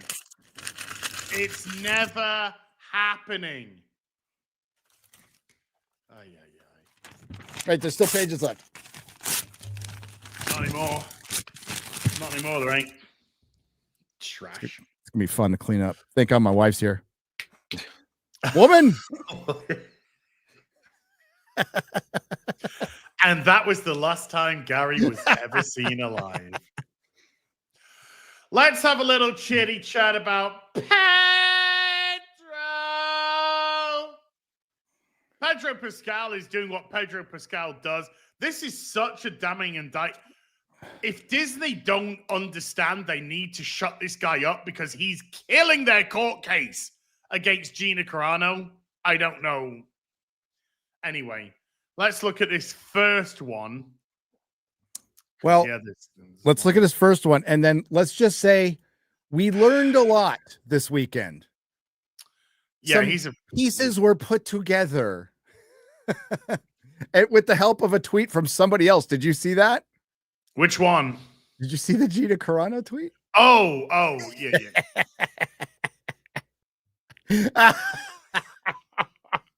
The side by side. Oh my Lord. Pedro Pascal says, fuck the people that try to make you scared. When asked about US political chaos, fight back. Don't let them win. What nationalities, Pedro Pascal? Who's them? Don't let Exactly. them win. Don't let them. Who's them? Who's they them? Don't let the majority of the American people win. Yeah, you hovered over it, but it's like Shia LaBeouf's theater company from hell actor misconduct with students. What the fuck? What? In the top right, look at that. Yeah, mustache. And hopes for redemption. Is there something I missed about him? What has he done lately? A bunch of students. He's hasn't he joined some sort of cult or something? No, I don't think he's joined a cult. I don't think so. I thought he's Christian now. Has he found Jesus now? He had a breakdown, and he will not divide us. Remember that camera? God, that was fucking ages gold. ago. Oh, that I know it was. Was what, 2019? Dude, but what has he done anything since? He's been in some movies, but increasingly strange. Yeah, well, I mean, Yeah. Hollywood eats their young, as we all know here. Oh, they do more than eat them, baby. Oh well, yeah, I'm trying to be Some nice. say Transformers drove him insane. Doesn't it just look like Pedro's in a fucking black I would say getting buggered by a bunch of producers probably drove him insane, but that's me. Yeah. Don't That sounds speak like you're about James defending- Marsden like that. You're defending gone Michael past Bay's that. Transformers. That's what that was. That Yes. was. You know what? That's I like the first one. I mean, I like it. Most people think the first one's fine. It's the I think rest. it's fun. of them. I think it's fun. They As look killer. nothing. They look nothing like the Transformers. No, of course not. They're nothing like it. But It's a sad state of affairs when Bumblebee's is the opening most comic accurate, is the most accurate period, Yeah. and it's and beautiful. that was written by the woman who did fucking Birds of Prey and The Flash. And it's going to be co-writing Supergirl and Yes. And as Yeah. creative involvement in Superman's James Gunn. Yes. Yeah, it's part of Superman James Gunn's Jennifer universe. Hutchinson. Christina Hodgson. Christina Hodge. That was close, Yeah, and not at all. Christina Hodgson. Justina Chris son. Yes. Chris Her. Christopherson. I'd love to see Chris Christopherson. Is he dead now? Actually, He's dead now. Yeah, he died. R.I.P. R.I.P. Yeah. Legend. No. Pedro Pascal had a strong message about the current political chaos in the US at the Cannes press conference for Ari Aster's Eddington, telling journalists, fuck the people that try to make you scared. Can I ask a question? Sure. What does every transmission activist try to do? Make you scared. Make you scared. Yeah. Well, yeah, because it's fear. You speak the It's truth fear. and your opinions, particularly when it comes to little young ones, Speech children. is demonic. Speech is evil. Yeah. Free So speech is just wanted to evil. point that out. Yeah. Thank you. We must be censored in what we can say and do, and by censored told also. It's I had very no idea- Orwellian. I had a piece of It's comic. very, very Orwellian. Oh, bye. There's still a little piece right here. Sorry. When the cast, also including Joaquin Phoenix, Emma Stone, and Austin Butler, were asked if they were worried about re-entering the US after making a film with such a strong political message, Pascal answered, no, of course not, because it's the land of the free and we just fearmonger all day, every day. I'm the safest fucking guy on the planet. That's why I can speak like this with no repercussions whatsoever at all. And I can go to my lovely fucking villas and my big rich fucking house and then probably beat my fucking servants and then just get on with my fucking life so I could get in front of the camera the next day and go, oh my God, I live in perpetual fear in the US. It's such a scary time. But if you brought a boatload of immigrants up to my door and said, can they stay here? You'd fucking shit your fucking pants. And you'd tell them like Martha's Vineyard to get the fuck out of there ASAP. Because you want to project it, but you don't want to fucking live it. So shut your fucking mouth, you massive fucking poser. You dress like a fucking dickhead. And you're overrated actor. Completely overrated actor. He's a good actor, but he's not He's fucking, decent. Yeah, he's good, but he's not the greatest fucking thing ever made. But apparently, we're saying, hey, he's, this is what I've heard. He's from people at Marvel. He's white passing, but he's also checked. It appears he's checked another box. So, which is fine. No judging here, but it might just explain why he's getting so many roles. Gay. Yeah. Because it's not based on that. He, like I said, he's DC. He's no leading man. Or man. But he's no mate. I am no man. Pedro, I want to see the Lord of the Rings. No man can kill me. And then take off the helmet. It's fucking Pedro Pascal. I am no man. Oh, I'm Team Mountain now. Okay, I am Team Mountain. So it's not that he should be allowed to say whatever the fuck he wants and lick his light up rainbow sticks. Sure. And Gina Carano should be allowed to say whatever the fuck she wants. There should be some consistency. That's it. I don't care what he has to say. Yep. He's allowed to say all this. I don't care. That's his prerogative to say. What I'm annoyed about is the double standard. That this is a one-way fucking street, and the one-way street that gets to say everything, that gets to play victim, are the ones who are playing victim. Because the ones that actually have the dissenting voice are cancelled, shot down, fired, removed. They're the ones that actually have to suffer consequences. This guy... He goes to again, if we want to put it to, you're at the Cannes Film Festival. It was cringe this year. It was fucking cringe. But this is fucking advert taking a piss out of me. Which one? The one that's saying, do you want to buy a wig? It's obviously you were looking up some. I wasn't looking at wigs. But the other stuff was from The Last of Us. I was looking at the hair system. The other stuff was from The Last of Us, but he did go in the Thunderbolts with a shirt that said "Protect the Dolls" or something like that. Like that. Then you're getting in Zegler territory, right? And a producer did eventually have to fly across country to have a little chit chat with her, but that was after years of doing that shit, right? Years. Gina Carano puts up one very accurate post. Yes. And gets fired. most telling and accurate post and that that's has not ever been. And let's be real, that's not why she was fired. She was fired for beep bop boop. Beep bop boop. It was the pronouns that she was fired. Yeah. Particularly, remember when Pedro Pascal was trying to strong arm her into putting pronouns in her bio? Yeah. Here's another great one. Pedro Pascal dramatically yanked Joaquin Phoenix's arm down on a Cannes red carpet, and people think they know the sad reason why. Well, what's that? Well, Joaquin Phoenix was waving at people at Cannes, and he went like that. Oh no, he did the and Pedro. Oh. And Pedro grabbed his arm Here, because he's just like, look at Pedro. Pedro's like that. He's making sure he's got a bent arm. But he goes like that and he's waving at fans, and Pedro's just like, no. That could be seen as a Nazi. Well, it looks like they're both Sieg Heiling to me. I mean, I think Pedro's more Sieg Heiling than Joaquin Phoenix. Chat, who do you think's doing the best Sieg Heil? should you put up a poll? Is it Pedro Pascal or Joaquin Phoenix? Who's doing the greatest Who wore homage it to better? Hitler?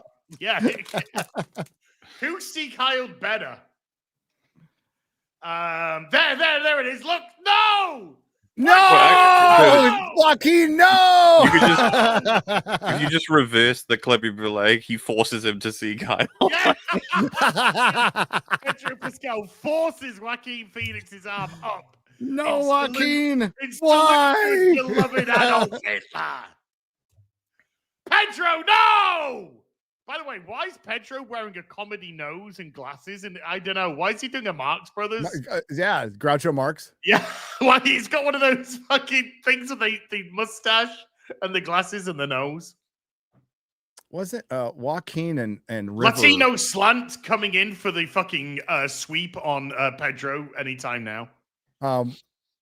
So wasn't Joaquin in some kind of religious cult? Like hippie religious cult thingy? Yeah, it's called California. Oh yeah. Yeah. I grew up in that as well. Some sort of the whole Phoenix fund, they were in some kind of like death cult, weren't they? Some kind of weird Something like that. Suicide cult. Yeah. Well, yeah, there's a bunch of religious like sex cults in Mexico. Look, you can't wave. You can't wave. People would think you're a Nazi. He's like, get your fucking hands off me, you fucking. Yeah, I will rape you in a shower. Touch me again. He does not look happy that he and was I'll touched that fucking way. Take you to the shower. No, Like, what the it's fuck are you doing? What are you doing? And then Pedro woman-splains, transplains to him that you can't put your You arm can't in like the air. raise your hand to wave people. Fuck off. No, everybody. It is the video. It's his view on Reddit. Everybody who thinks you cannot fucking here we go. raise your hand to fucking say hello. Raise your hand. We got it. I got Get it. the fuck out of here. You ready? You ready? Oh, yeah. This is fucking here he is. Do, do, do, do, do, do. Hi everyone. No, Joaquin, no. He's like, get the fuck off. Fuck. What? Fuck off. Look at that face. That's the face of a fucking bitch. I just stopped this man from Sieg Heiling. It's Nazi splaining. He's Nazi splaining.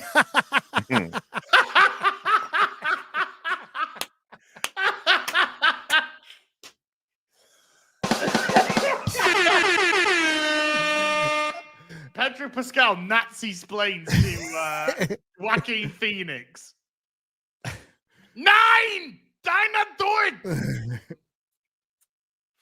Look at this guy here is just like, what the fuck? That's what's he called, isn't it? Fuck. Whatever. One of the guys mentioned.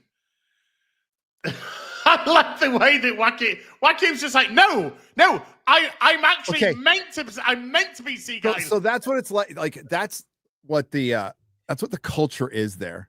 You have to watch your back all the time because you have fucktards like Pedro Pascal going, actually that's you're being a Nazi right now by raising your hand and saying hi to people, And yeah, Joaquin should be pissed.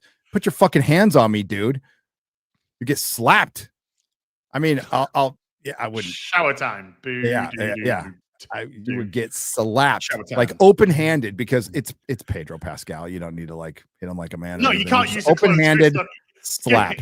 You can't use a closed fist on a woman. Yeah.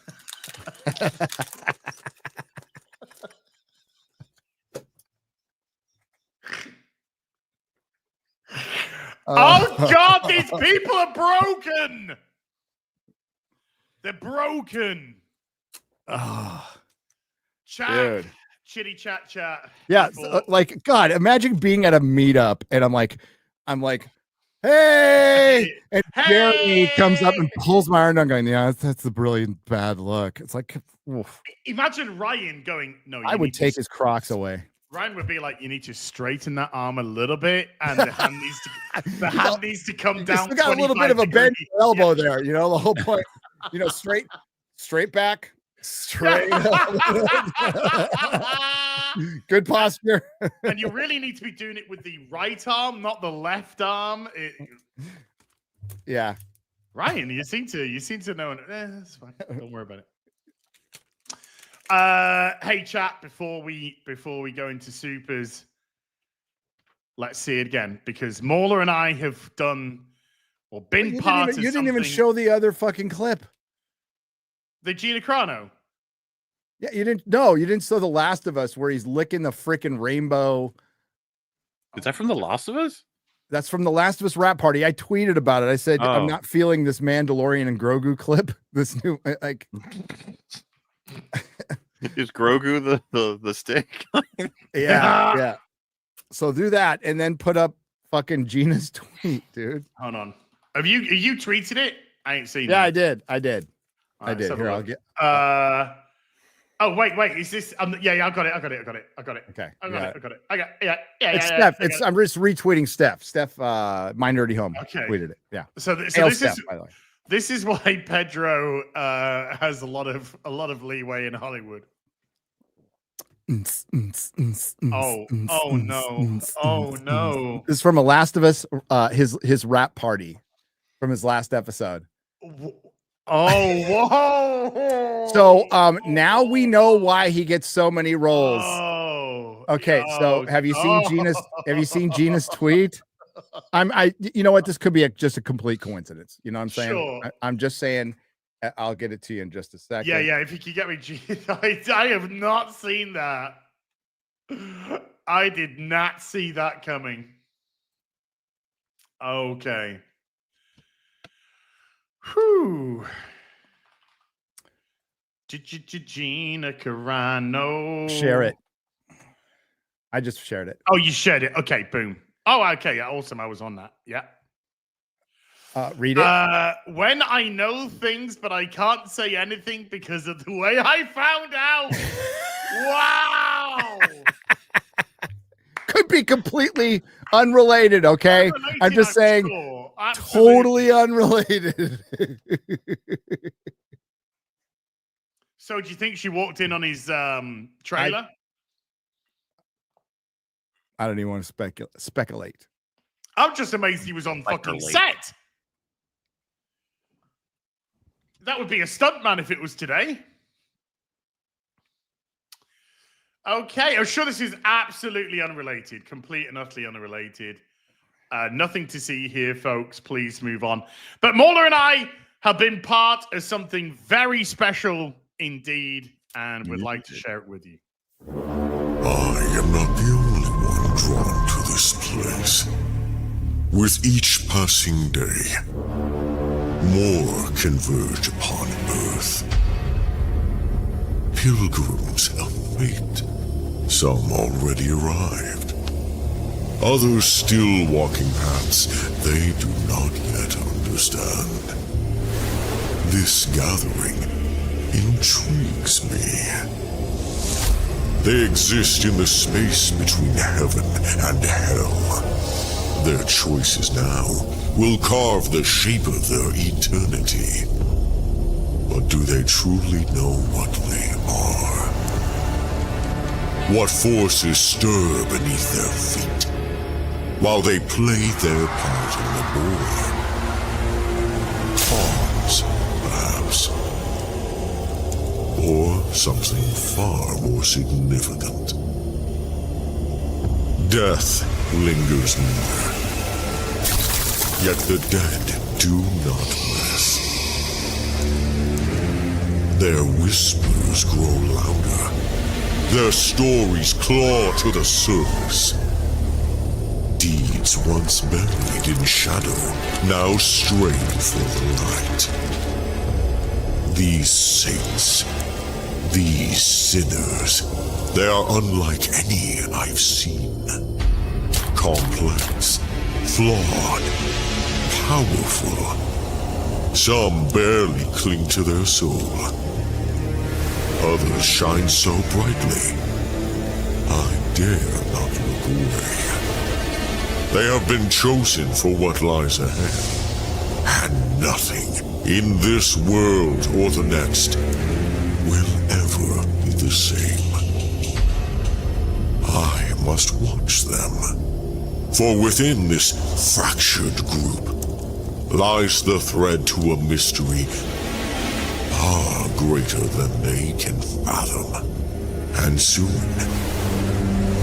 it will unravel.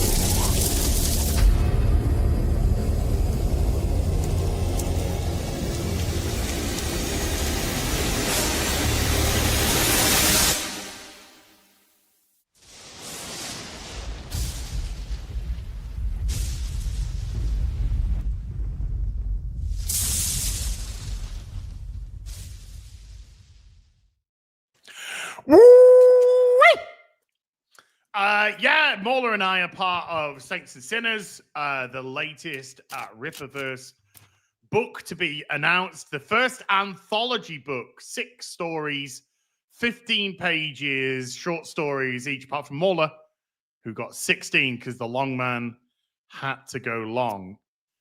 Yeah. I guess that's the trope. And yeah, myself and Mauler making our writing debuts. Also with Jay David, Drunk 3PO, Critical Drinker, the Soska Sisters, and Eric July providing the other stories, all of those having works published before. Mauler and I are the rookies here. But pinned comment above is the link if you want to support, if you want to grab yourself a copy. Again, Mauler and my writing. Wait, you mute yourself. And our writing debut for the Rippaverse. Yeah. How'd There you you go. How'd you mute yourself?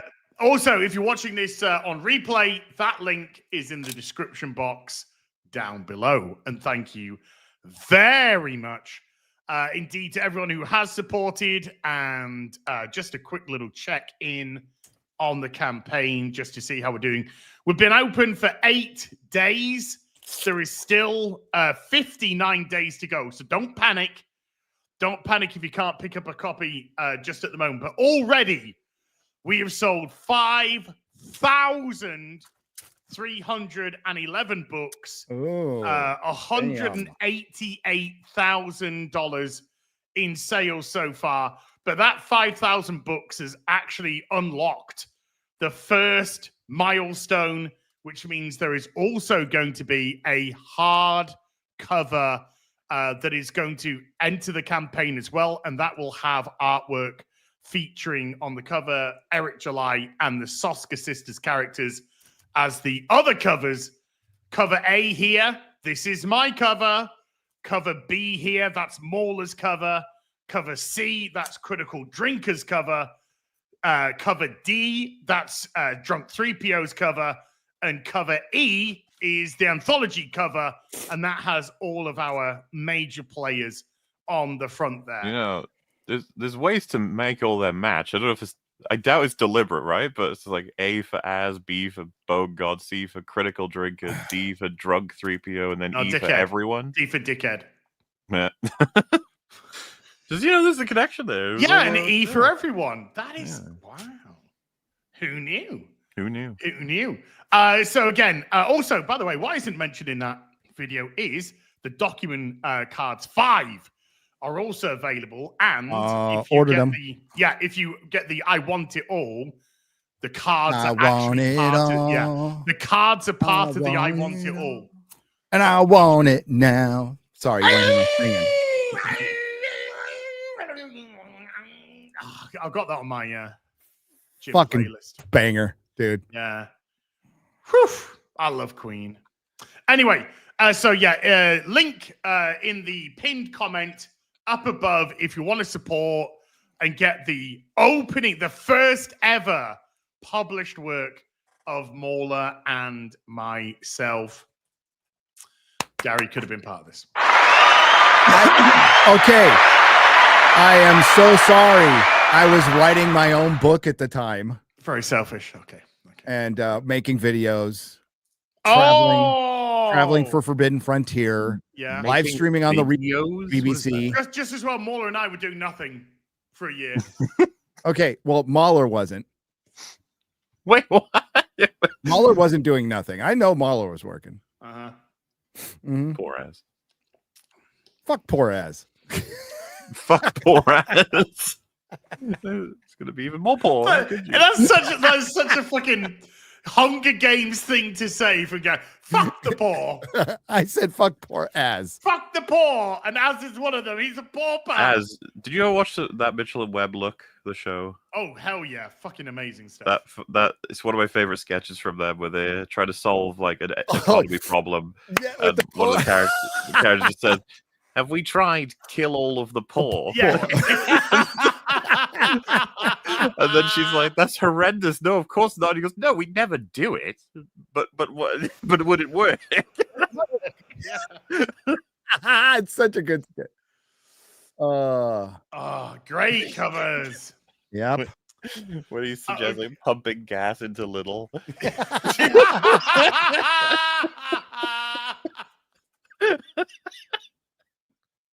Oh, I got two of these.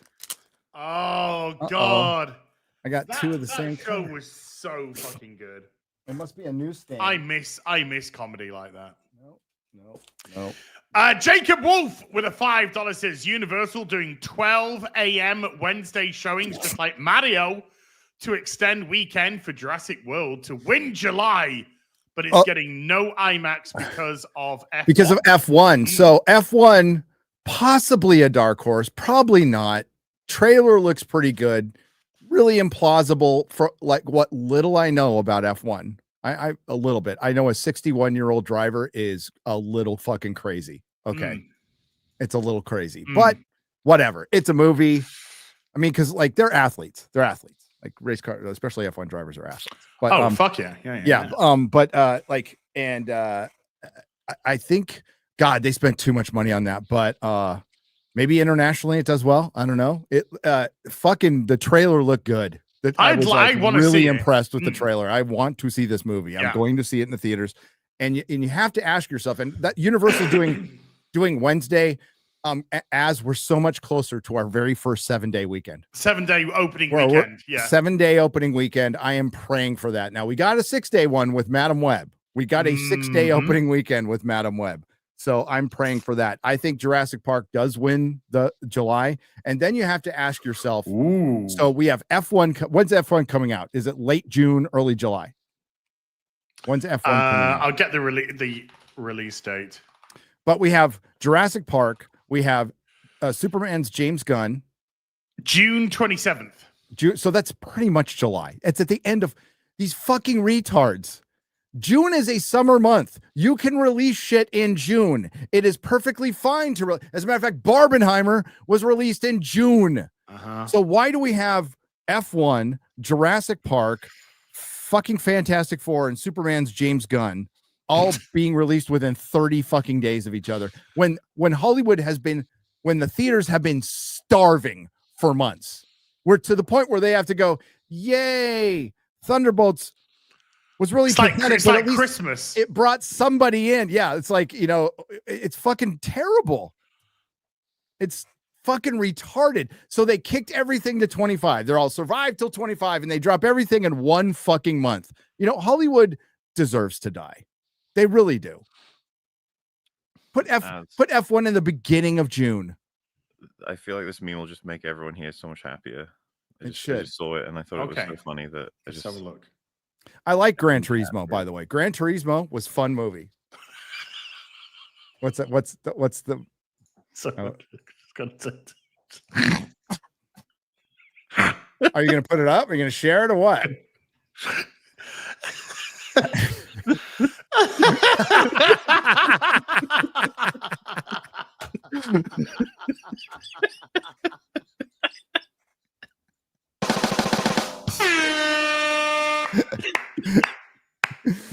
Oh, it's funny because it's true. It's so good. It Love the covers so expression. it covers so many bases though. That's the beauty of it. It's Gives the impression it vegetables, is deeply it's frozen. Pepe, it's deeply frozen with covered completely in over frost. Yes. Oh, that is good. That is good. That is good. Slack Attack with a $10 says started watching Smallville after watching several animated Superman related shows. So far, these are the only things that have me hyped for Superman's James Gunn. Yet I'm ready for disappointment. Smallville was great to start with. Smallville was fun. It was good. It good went on show. way too fucking long without him putting the costume, and he was like 45 when the show ended. But It was 10 years, right? 10 season show. 10 seasons, yes. And he was 24, I think, when he started. when he started, It got But in- weird. Like in some of his the plot lines, the mid-30s. longer it goes on. Remember fucking because there's all that shit with Lex Luthor, right? The actor he was coming in and out of the show for different. well, he gave it up. He just left at some point. Well, Michael Rosenbaum couldn't come to terms with the contract. Okay. He's talked about it. So he left. He's talked about it. Yeah. But Erica Durance as Lois Lane. Good choice. She's hot. What hot. about Doomsday being played by Oh yeah.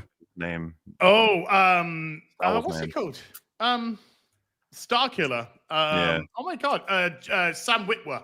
That's Yeah. all. And James Marsters James Masters was Brainiac. Brainiac. Yeah. Yes. Yeah, that Doomsday season was horrendous. And then they had Jimmy Olsen and they killed him. And then Jimmy Olsen's brother looked identical to it, was called Jamie Olsen. What? I don't even remember this. It's so fucking stupid. The show is fucking dumb. But Alan Ritchson is fucking Aquaman. Yeah.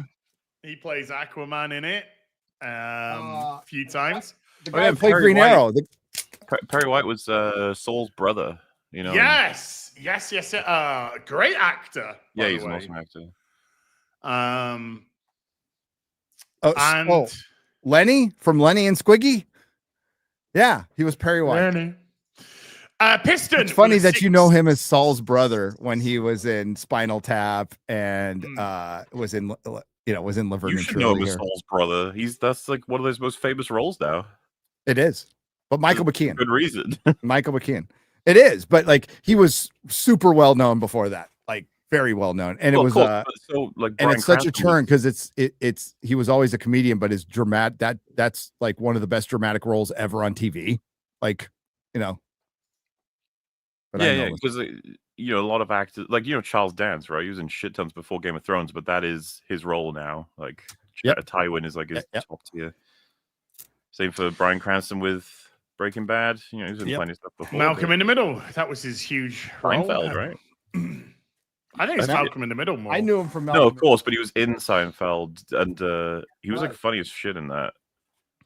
Like because I've seen clips of it and stuff, but it's just interesting to see because it wasn't Seinfeld's episodes that got him the role on Breaking Bad. I could have sworn Vince Gilligan Really? directed him on one of them and said like, "I think you'd Oh. be good for this." Okay, on that note of Vince Gilligan, real quick. So I've since my wife is home, I have resumed my X-Files rewatch, and we are Okay. into a season 8. One I was hypercritical of because Mulder wasn't in it, right? Mhm. I judged it too harshly. It's actually pretty good. They did a fucking straight up Twilight Zone episode of God. Terminator 2, black guy from Terminator 2. It centers around him. Oh, yeah. Yeah. Miles. He was in Bennett Small. died. Yes, Miles. Davis, yeah. Yeah, not Miles Davis, but Miles.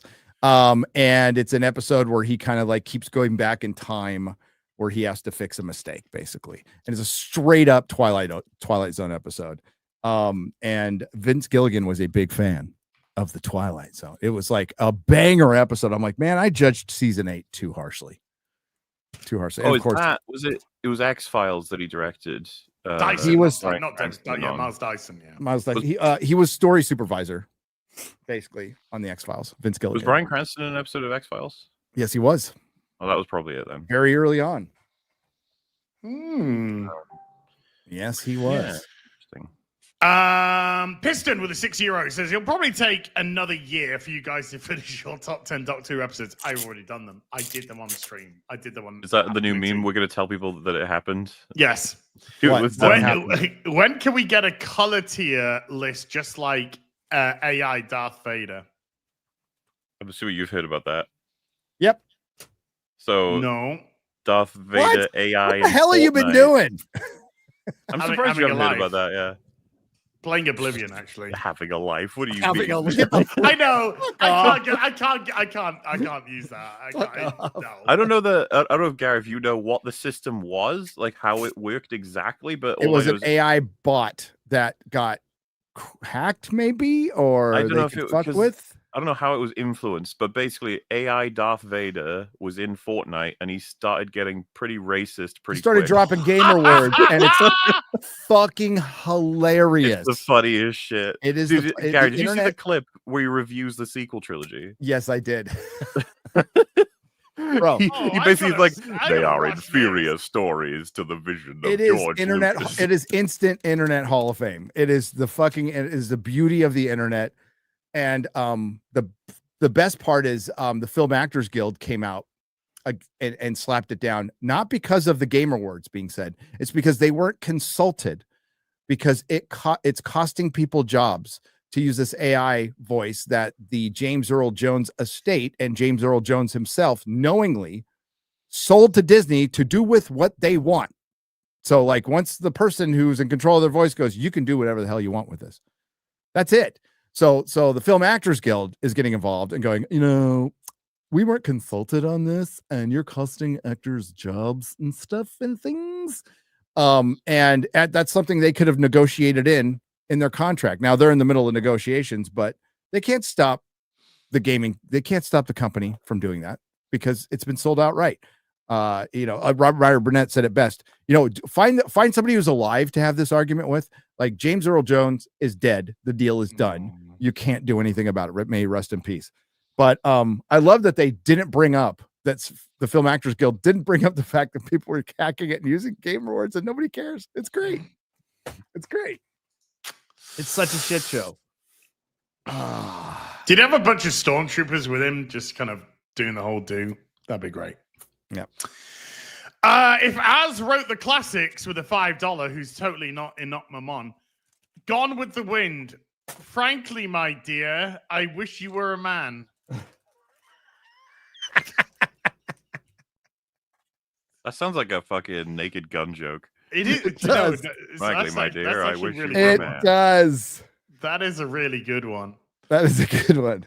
Altraz with a $10 says, hail the real BBC. Just wanted to thank y'all, FNT and EFAP, with getting me through the last month and a half. My brother passed away late March, and it's been a bit difficult not seeing him every day. Altraz, I'm really sorry, dude.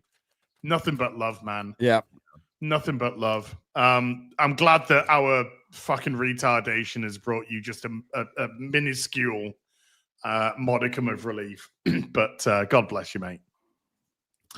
Remington PRD with a $10 says, Mauler went out for a treat, opened a soda, took a seat. Predator came with a deadly glare. Mauler smirked. You're unprepared. Spit some facts, made him fall, then ate his balls like a protein ball. Whoa. I don't remember this happening, but You ate Predator balls? I guess so. Bit of garlic, bit of herbs. This could be a multiverse thing. I don't know. Altraz with a $10 says, so again, thank you for the amazing entertainment getting me through the day. Also, if it's all right, I'd like to share a GoFundMe link just to help my mom. I'd really appreciate it. Hail. If you could email it, if you could email it to me, heelversusbabyface@gmail.com. I'll stick it in the chat, dude. Mechanism Studios with a $5 says, so the Wonder Man series is coming out next year, and of course they race changed him. Yeah, it's a black dude. I thought Coming out this year.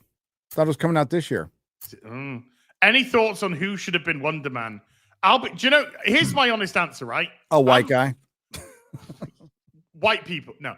I'm a DC guy, and I'm not particularly a Marvel guy. I know like the major Marvel players and stuff like that, but I'm a DC guy. That's where my kind of thing is. I don't really know anything about Wonder Man, nor do I give a flying fuck. And I'm probably more in tune to this sort of stuff than any regular person. So why they think any regular person is going to watch this show is baffling. Other than we cast a black dude. Because that's what they think is enough nowadays. That's how it moved forward. I mean, you're absolutely right. As somebody who knows that Wonder Man mainly from the Avengers, like most people will know him from the Avengers. Never a breakout solo character, is a former actor. Like if you're going to do it, I guess do it with this character. But I agree with Az, like, even if you kept him fucking white, it's like, why would you do this show? Why would you do a fucking one? I mean, like, make him part of the Avengers, introduce him in the Avengers accurately. Sure, I guess. But we're going to give out Wonder Man. Fucking Wonder Man. I guess, I mean, progress, not perfection. Yeah, but what progress? There's no progress here. They tried. We've got fucking Ironheart coming out. Who gives a flying fuck? Progress, more regression. Do you know, it's not progress. It is regression because it's like if you don't like the show with a black character, you're racist because that's the only fucking argument they've got. Well, that's I mean, it. They can't help themselves, dude. I mean, you see the guy that made the video on you because you're racist because you don't like Ironheart? A race hustler. Who's this the thing about? Who's I heard someone made a video saying that you guys are like the KKK or something. I think it was Gary. It might have been you, Mauler, and Drinker or somebody. That because you don't like Ironheart, you're racist. Oh, why don't you just come out and say? Why don't they just come out and just say the racist? Says race hustling grifter. Okay. That's all they got. You don't like a black character, you're racist. It's all they got. It's the only one note, one trick ponies, fucking nobodies. So why do they feel the need to replace only white characters with black characters? Oh, hey, why do they That's feel not the need racist? to replace straight characters with gay characters? Why do they need to do? Yeah. What's the need? Is that we not need racist? We need more representation. Me and my KKK brethren were really enjoying Sinners, by the way, because I like the movie. But if you want more representation, there's a guy called Eric fucking July that just made a whole fucking thing, not based on fucking color of people's skins. There's got a completely diverse. This gets blown out. This gets blown out of the water every time because apparently, skipped. And they point out, like, well, other articles are pointing out that, the review bombing, and they skipped Wakanda Forever, which didn't get ratio. It does have a lot of downvotes, though. They skipped Black Panther. They skipped a recent example is they skipped Sinners, which is out there, which is about to pass up Thunderbolts. But yeah, it's just, I mean, I saw Jay Longbone was doing a stream on it, and bless her heart. That's it. Yeah, I saw it from Jay Long, but yeah, I told my team I was racist long ago. I mean, I hired him based on skin to protect me. Obviously, I have the best diversity hires, and they understand. I agree. I told you the only way that I'm returning to FNT is if it goes back to being all white. That was it. That's the real reason, folks. He's trying to all male too. Like he's really trying to get. So get fucking X-Ray Girl and Chrissy the fuck out of there. Get him out. I don't know if this link's taken. I think this link's way too big. This link's way too big, dude. So it's not. If you paste together those two links, chat, that will get you the GoFundMe. But I need a little bit more of a succinct link, dude. It's too big for the link. Succinct link. Yeah.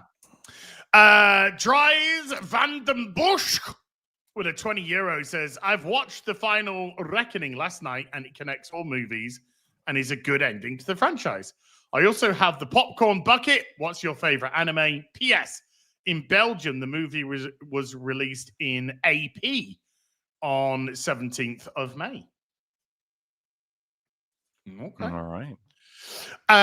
If Az wrote the classics Wow, for the $2. You skipped that question. Yeah. What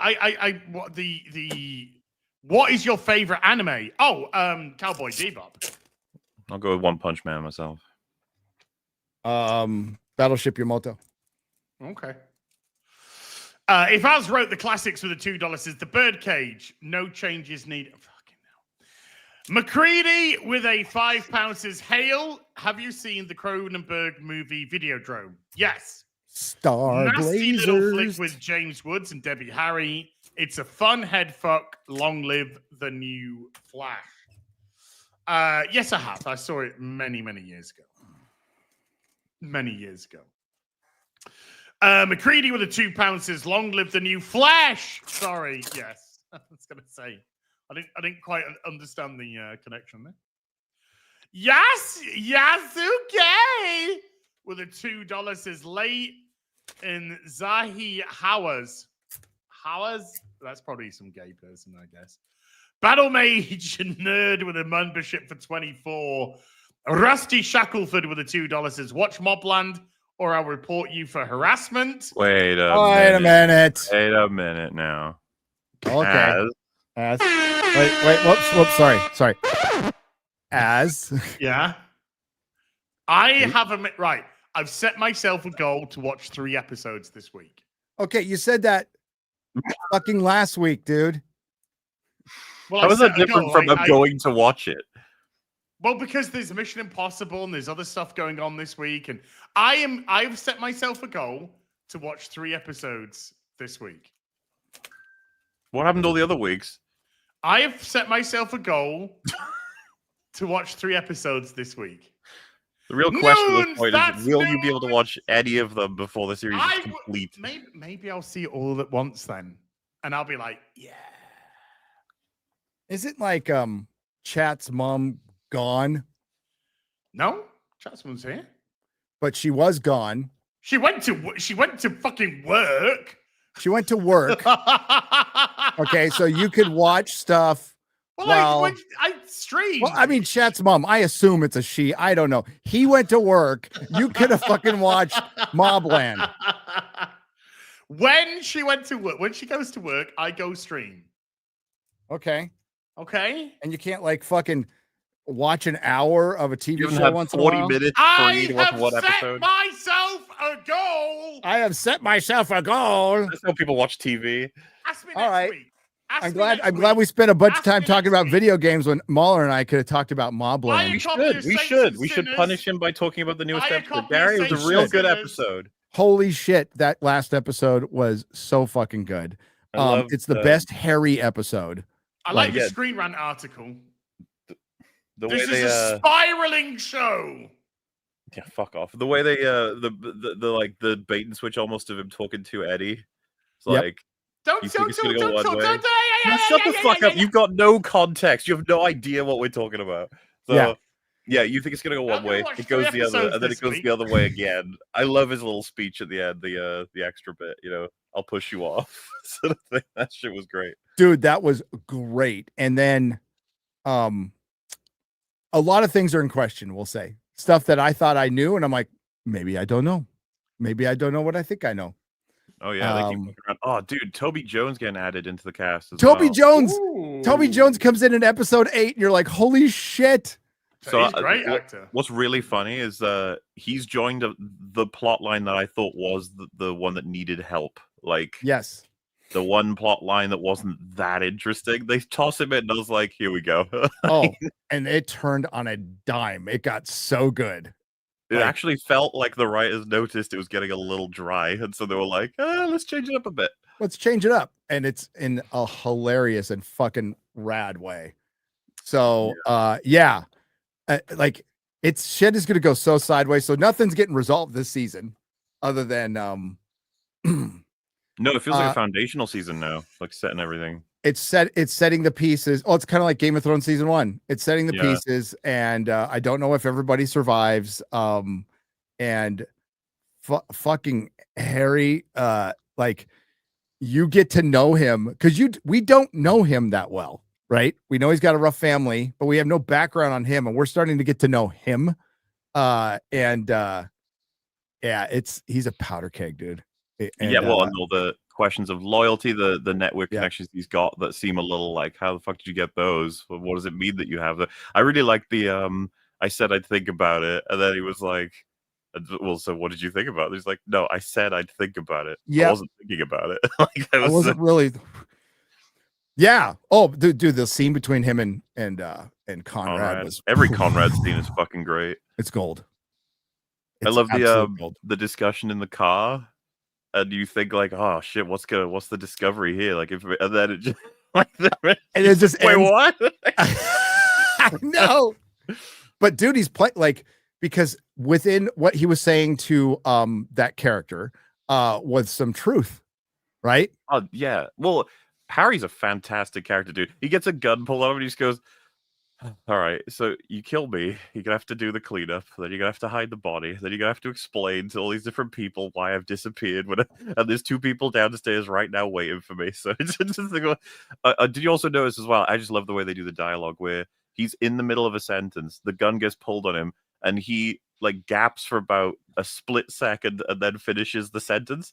Sort of like, just recognizing the gun and being like, that doesn't matter. Like, okay, it doesn't fucking idiot pulling a gun on me. Noons with the 50 gifted memberships. Thank you, Noons. I saw a moment. You destroyed this for the potential of this for every week for the 3 of us. As I want you to know this. Yes. Des Roma with a $2 says for fuck Saz. Oh, fuck that.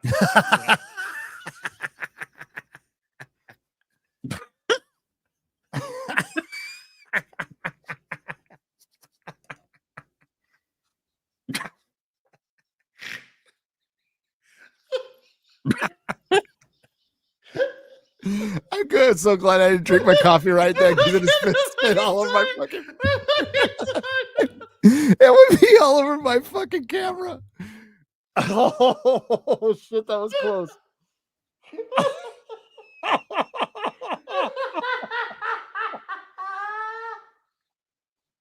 Oh god, God's got a sense of humor. Oh my god. Oh my god.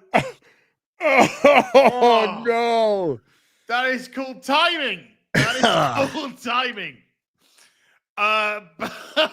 What is this, Barry? What is this fucking Barry McCockiner with a $5 says YouTube fact of the day. Campia used to eat mayo, butter, and peanut butter sandwiches. Okay, I get the butter and peanut butter. That's great. Mayo? Like a sandwich with just mayo in it. Mayo, butter. No, mayo, butter, and peanut butter. That's disgusting.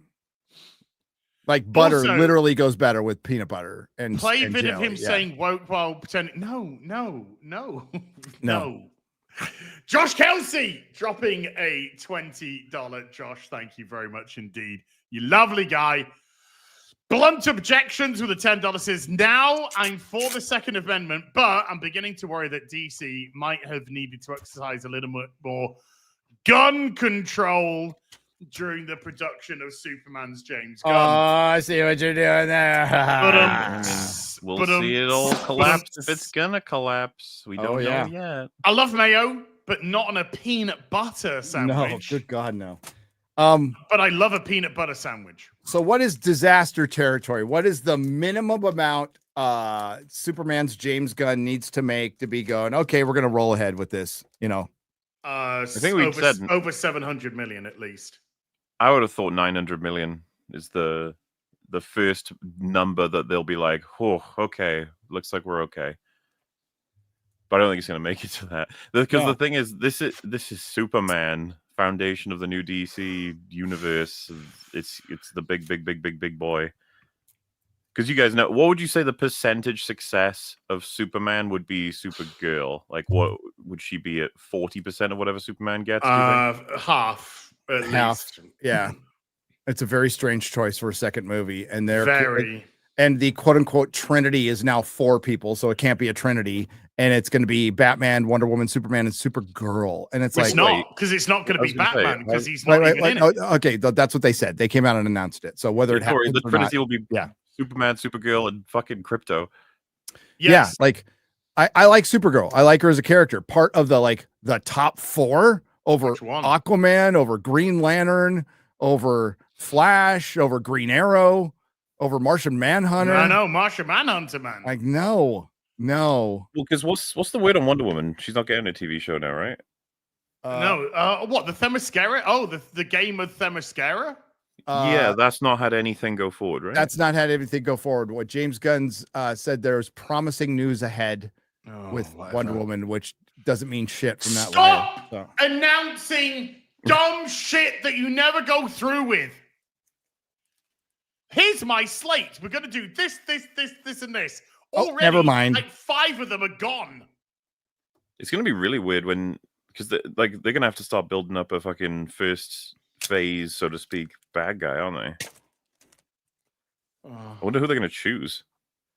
Well, they're not going to choose Darkseid because they're going to feel like, well, that was already done with Snyder. Can't do Darkseid. Okay, Can't do Doomsday either. Can't do Doomsday. Can't do Doomsday. Don't go anywhere near Doomsday right now. It would very likely be Brainiac, right? That would be Brainiac would be... Yes, Brainiac is showing up in the... But I think Brainiac's just too big to start with. Well, to be fair, you can do multiple Brainiacs. This will be you can go up to Brainiac fucking 20 million. The Super Brainiac. So that's probably the safest bet to make Brainiac the first big boss. You could even potentially do Ra's al Ghul. I don't even what Batman's involvement in this is fucking dubious, right? But it's non-existent right now. Non-existent. What the fuck with the plan? Because wasn't it news you mentioned to me that the Batman 2 script is they're finally going to finish the first draft.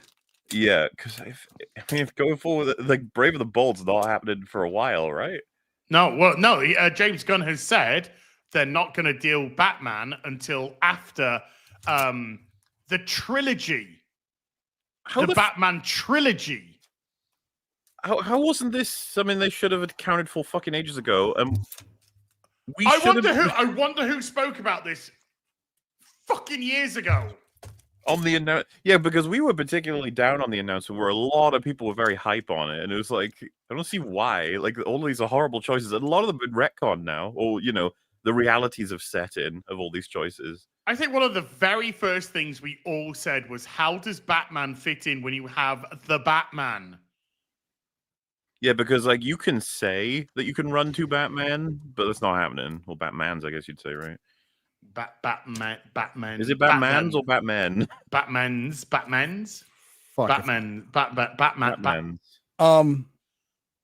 Yeah, they're in a bit of a. I think we should see how Superman. I think 700 million is minimum, and they'll move forward with it. It gets real questionable after that. If it's 500 million worldwide and under, that's a disaster. Yeah, that is a disaster. I can believe they'd move forward with 700, but they wouldn't be that happy. I don't think. No, they'd be like, they weren't super happy with Batman's. The Batman's what, almost 800. Yeah, 775. I think it was. Oh man, there was an account that was really bad about Mr. Terrific and you were playing with Crypto in one of the trailers, and there was an account that was like, you can't introduce Mr. Terrific like this. It's humiliating. He's like one of the biggest potential earners for DC. He's like $1 billion movie right there. Okay, and I was like, bro, fucking Batman isn't $1 billion movie right now. What do we think? Mr. Terrific. Mr. Terrific. No fucking nobody has a clue who Mr. Terrific is. It's just like I think the guy said like, well, if it was a great movie, and it's like, no, not even if it was a great movie. No, I think realistically speaking, if people aren't going to lie to themselves, by the way, there's a lot of people who's still in the geek sphere that have no idea who Mr. Terrific is. I mean, I'm sure they'll look at the Wikipedia page and pretend to. But it's just like, I'm not going to pretend to know anything about fucking Wonder Man. I don't know anything about fucking Wonder Man. I don't give a shit. Sounds a bit gay to me. Wonder Man's got connections to Vision and his origin and life essence and stuff. But as a character, like his standout stuff is in the Avengers. Mr. Terrific, decent character. Not my favorite member of the most of what I've read with him was Jeff Johns' JSA book, which is fucking amazing. And he's nowhere near my favorite character. He's one of the smartest guys in the universe. Yeah. And he's already been introduced and stuff. Yeah, he's in Arrow. He was gay. Yep. They made him gay.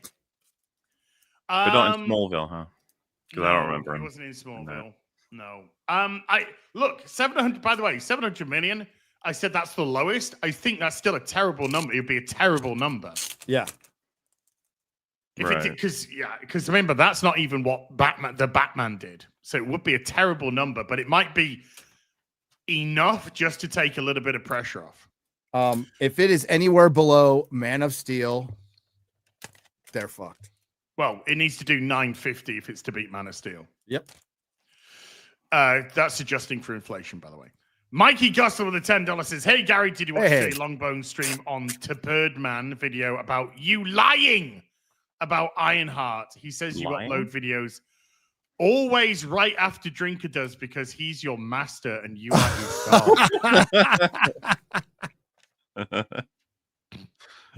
Wait a minute. Who is running the show now? Is it Alex Jones? Is it the other fucking guy, Steve Bannon? Dracula. Who is running the show? Who tells us what to do? I do. The idea that we get into a big old group call and drink is like, here are your orders. Yeah, I know. Like, oh, geez, okay. As I want you to run interference by actually going into video games this week. Oh, dude, I want to do as video games this week.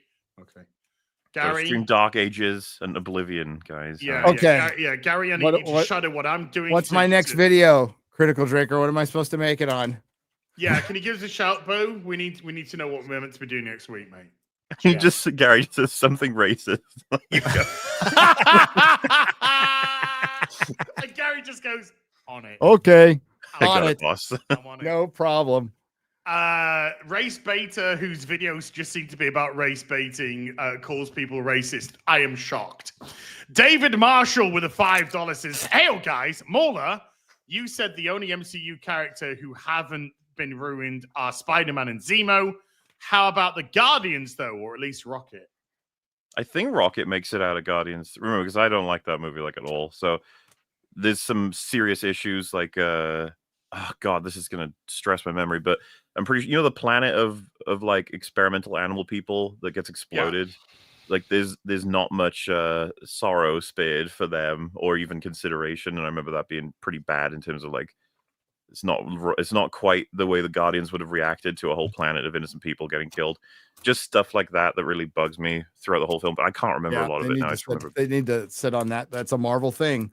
Something serious happens. They go right to jokey part. Don't want people to think.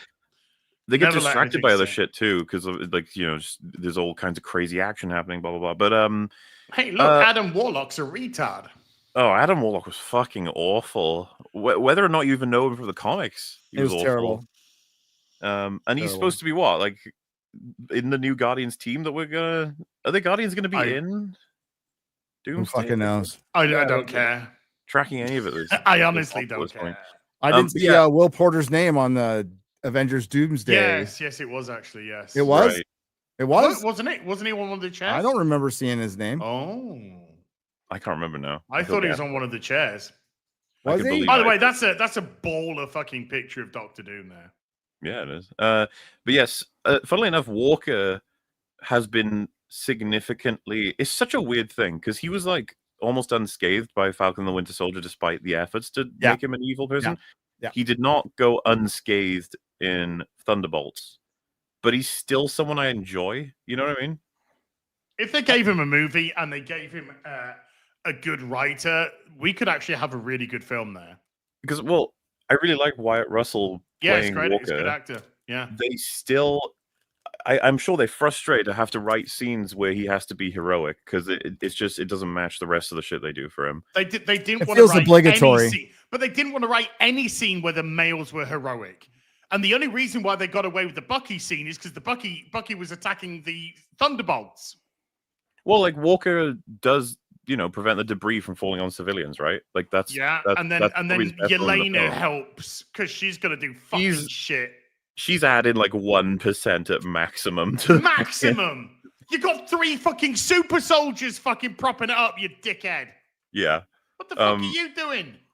But like remember, he takes the bullets for Bucky, and he saves Yelena several times, and he saves. But he does a lot of it. He did that whole thing with Yelena off camera, so they didn't really give him credit for that. No, that's the thing. The characters don't. I don't even think the writers do, but the audience can. And then he came back after doing what he did, and they just fucking made him look like an idiot. That's why I don't like. I fucking hate that film. Well, dude, like none of them care that he's the one that got them out of the big elevator shaft as well. And then, of course, they make him a shit dad. Of course. Yeah, and they give his story no resolution at the end. Shit dad with an interracial relationship. Shit dad. Gary, that might be the single most effective piece of information to tell you the writers do not care about him, that they like forced to deal with him. Yep. Because no story, like I said, the stupid, like, he sees his wife and kid at the end suggestion is the most generic and normal thing any writer would have done prior to 2015-ish. Yep. You'd always expect you've seen that scene a million times in films before. But no, they just like forgot. I'm half expecting they had that scene filmed and they just didn't put it in. Because it's just so fundamentally obvious. Like you put it in. But yes, Zemo is like the least scathed character in the MCU somehow right now. Blunt Objections has become a member. Thank you, Blunt Objections. Panic and Skyfaller with a $5. As I know people say Viagra can help strengthen your relationship, but honestly, I just think it makes things harder. Oh. But Enoch Mamon with a $10 says Pedro and cringe go together like peanut butter and chocolate, or lightning, fires, and masturbate. Fucking hell.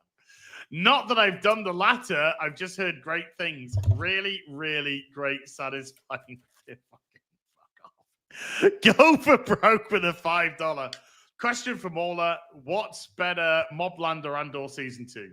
Mobland. It's way more consistent. But what I will say, obviously, is Mobland's not over yet, so I can't even talk about like what made me feel the most yet. It wouldn't be fair. But I think Andor season 1 is more consistent than season 2. It's just that my favorite moments from Andor as a series is probably in season 2 now, like episode 8 and the Luthen episode. LC Lapin with a $5 says Paramount Plus is banning not 5, not 10, but 15 episodes of South Park when it airs on their streaming service. This is why it's important to buy physical. Yes. Well, there you go, everyone. That's a recommended list of South Park episodes. Yes. The 15 there. Can you tell us which ones you're banning? Yeah, please tell. Well, I know to avoid them. I think there is one banned on physical release, right? Am I? No, I thought it was the Muhammad one. Physical?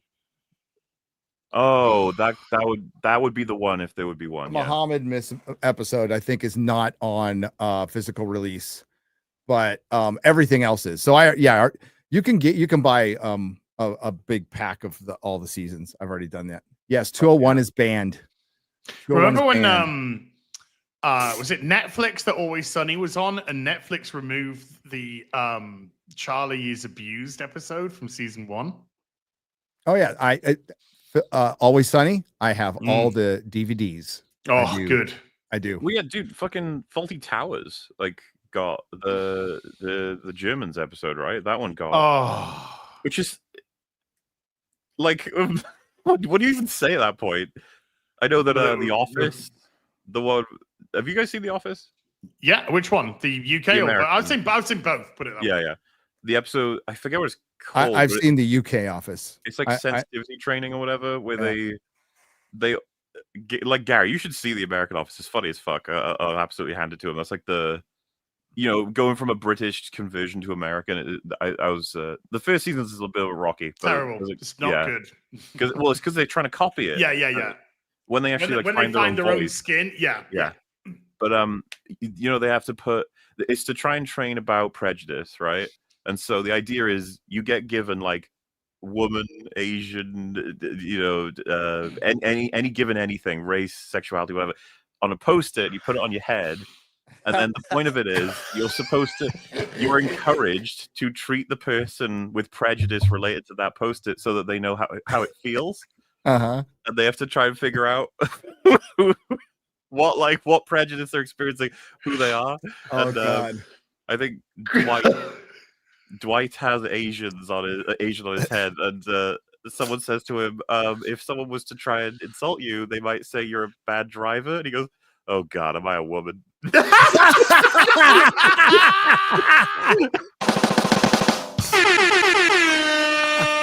Pretty sure that one got banned. It's so fucking funny. True. It's funny because it's true. Jeremy Stafford with a membership for 18 says, when does Mauler cut release? When will the Mauler cut release of his 26-page version that was cut down to 15? Yeah. Release the Mauler cut. So there's some funny do you know anything about like the way I pitched it? Yes. So I think they've said something about maybe one day some of that could be shown. It would be amusing. I'm not sure it was 26 pages. I think that was still after like I cut down a lot of stuff, but oh yeah, I think it was 30 something to start with. It was something insane really far back, but every stage, it's gotten smaller. But I was just going to say that thing that relates to the pitch, because I don't know if I'm allowed to say anything more than that, might be seen someday, which could amuse some people, I think. I don't know, amuse. I think it's really cool. Vincent Turcott with a 5 Canadian says, do we have to know about the Rippaverse and its characters to be able to enjoy your short stories, or they stand alone on themselves? Well, our premise for the book was we can either take a Rippaverse character or characters in the Rippaverse and construct a story, or we can create new characters. Mauler's book is completely new characters. Jay's book, for all I'm aware, is completely new characters. So Drinker is new characters with a smattering of, well, you've seen the cover. You got Yai written there. And whatnot. So, and then Eric's is a completely new one. And then the Soska sisters are really dealing with a character that hasn't had too much done. I've taken Ingrid Valdez from Alpha Core, and there's a lot of new characters in this story. So you don't have to know really the Rippaverse characters per se. Because there's so many brand new characters in these anthologies, which is kind of a little bit of the point as well, is to do something different. Yeah. I mean, part of it with me was I was thinking this is absolutely, you'll be able to tell when you give it a read if interested, that it's a very isolated story in which, in terms of where it goes next or doesn't go next, it's very easy to push it in any particular crazy direction one might want. So and that was kind of what I wanted. I didn't want to step on anything that especially before I've even done a story. I was like, I better take a high risk with brand new characters just in case anything should go wrong. But simultaneously, it's kind of fun, right? Like in a sense that you could try and generate some new ones that maybe can clash with some standard classics, and see how that goes in future potentially. I mean, it's as I said before, interest will drive the future with this sort of thing. Yes. Yeah, if you guys like what you read, whether it's my story, Mauler's story, Drinker's story, Jay's story, if you guys like what you read, there is strong potential for more stuff moving forward. So please, when you get the books, make your voices known. Make your voices known. There's characters that you love. There's characters or storylines which you really kind of think you're going to get invested in. Make your voices heard. And let's just say things could continue.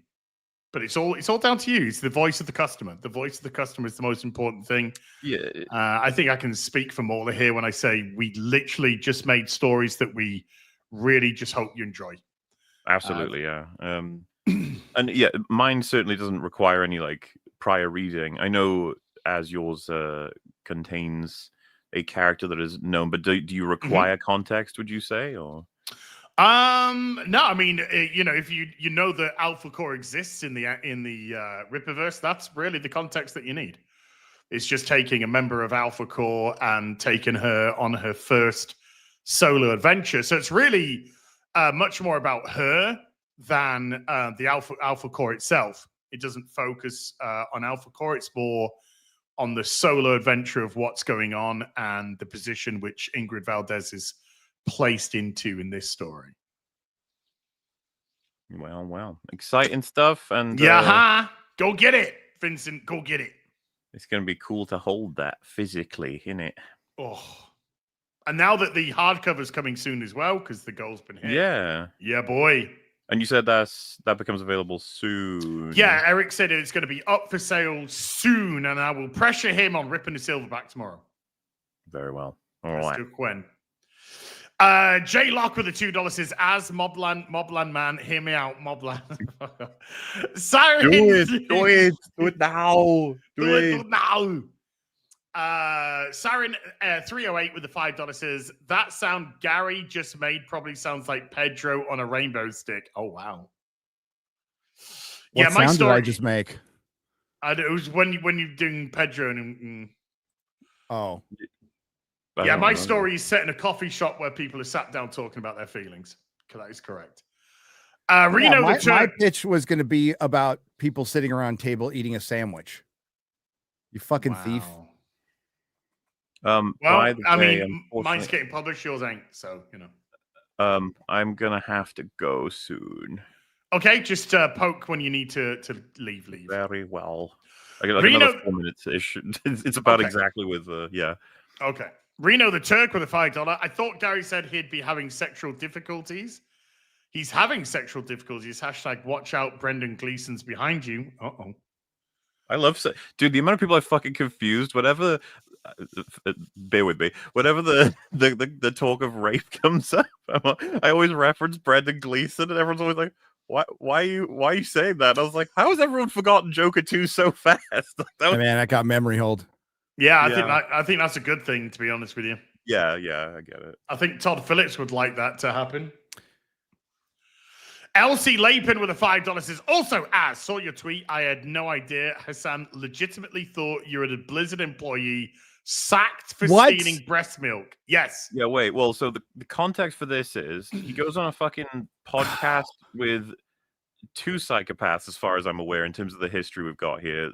There's so much going on in this sphere of that I'm like not aware of. Anyway, somehow they get onto the topic of the whole Hassan stealing videos thing, which was demonstrably proven, and everyone makes fun of him for it. And he says, like, the person he's talking to is like, "Oh, JXC or whoever else called you out, and you kind of were fucking up there, right?" And then Hassan was like, "Oh, there was something valid to be said there." And actually, I immediately apologized. I actually said, "I'm so sorry, and it won't happen again. So sorry."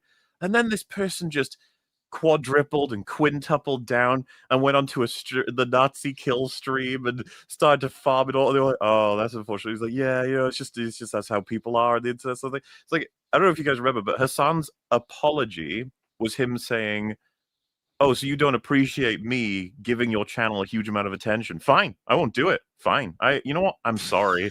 Fine." It's just like, what? Even Jay said, you can react to the video all you want. You don't even have my permission to do that, but don't steal it. Yeah, just don't steal it. Just give credit to the person, for fuck's sake. How he he lies in real time. Everyone knows this, but like, and react to it. Don't just put it on and walk off. Well, that was one of the highlights that I saw from the Ethan Klein H3. Sorry, Hassan debate. They're about to. I don't know if we brought this up last week or whatever. It's just such a funny moment where Ethan wants to show him a clip of him doing something insane. He presses play. Hassan gets up to go grab something. He goes, "Hey, no cherry." No cherry.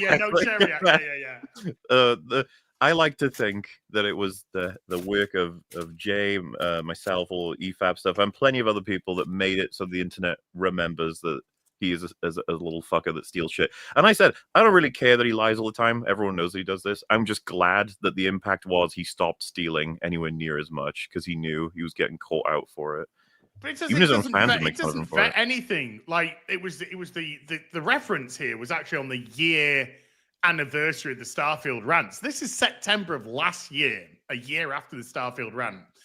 And Hassan put out this tweet going, "Oh, remember a year ago today, the whole of the internet," because he's in a bubble, and so his bubble is the whole of the internet. Doesn't represent everything else that was going on else, all the people defending me, all the fucking changes which have now been made to the fucking industry.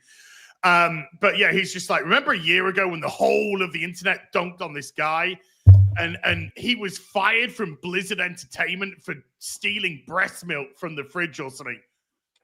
And then the only reason I found out is because Mark Kern atted me in, Grums atted me in, and went, "Sorry, dude, you seem to be taking strays here on my behalf."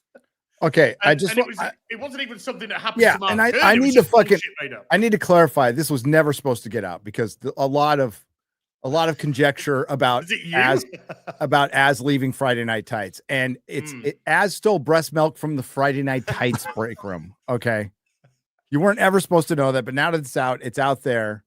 And it was Gary. The worst thing is, it was Gary. It was my breast milk. Steal Gary's breast milk. That's fucked up.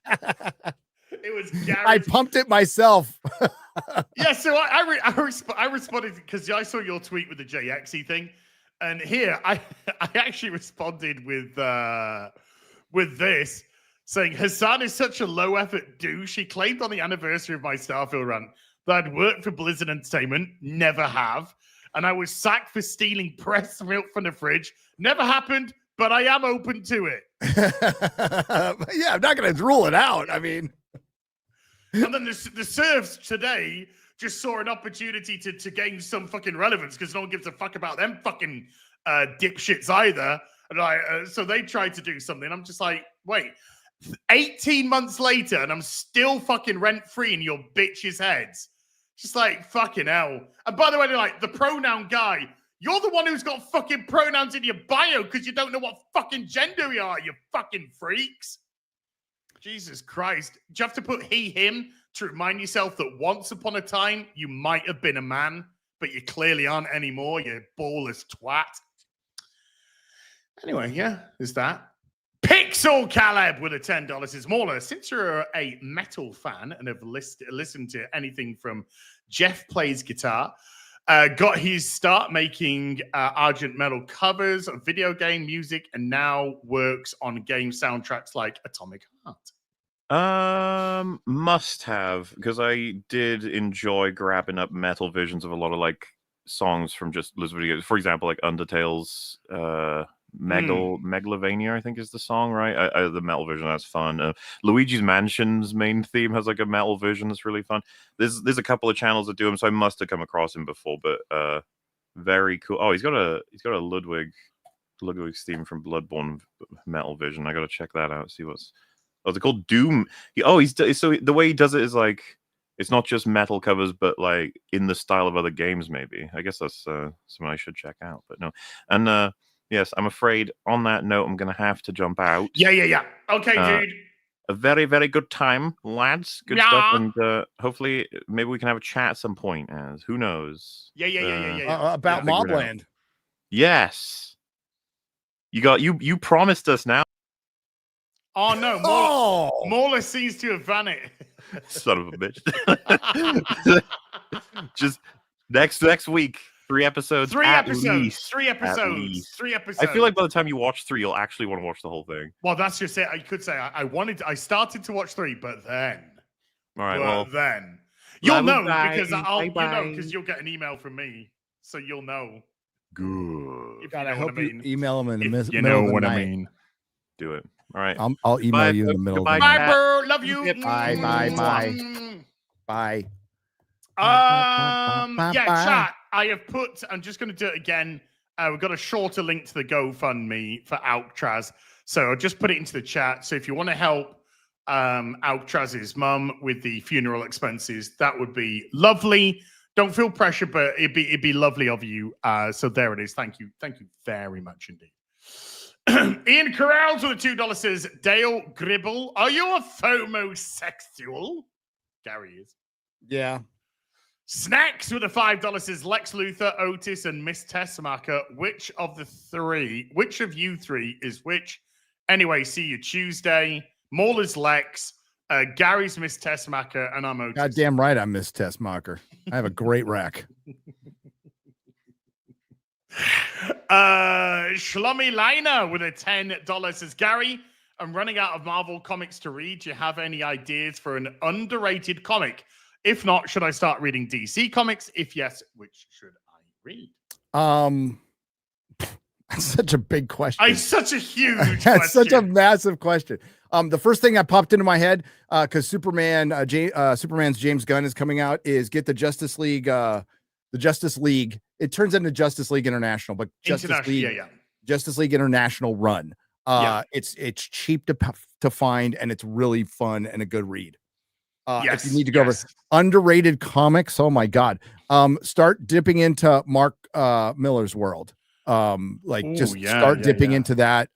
If you want to go back to Kick-Ass or Wanted, and Kingsman, that wasn't called Kingsman, but it was the Kingsman, wasn't it? Isn't it? No, it's Secret Service.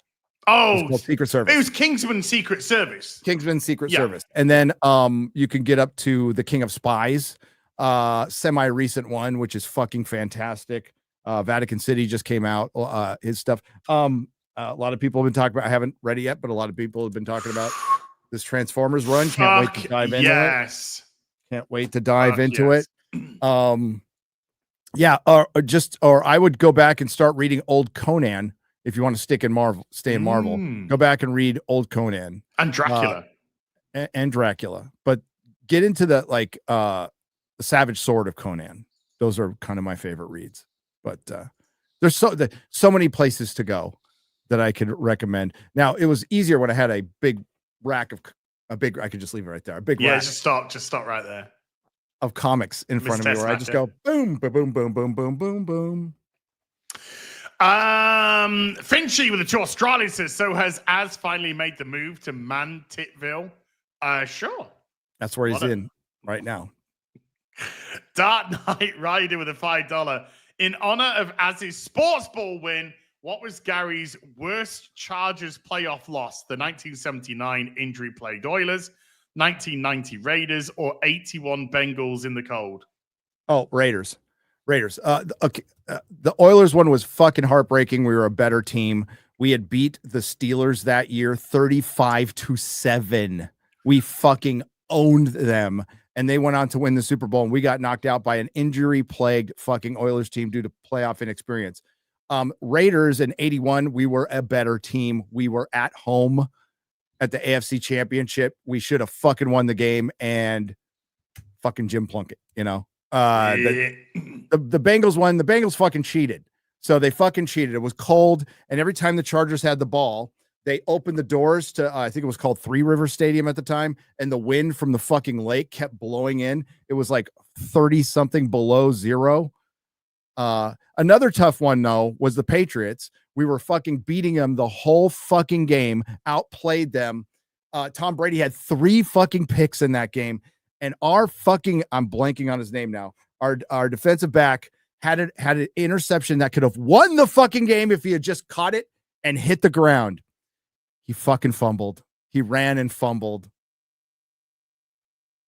But the Raiders one hurt the most because that one was like, we're going to the fucking Super Bowl this year. And we're going to play the Cowboys. And it's funny because everybody picked the Chargers and the Cowboys, but it was the Raiders and the Eagles that year.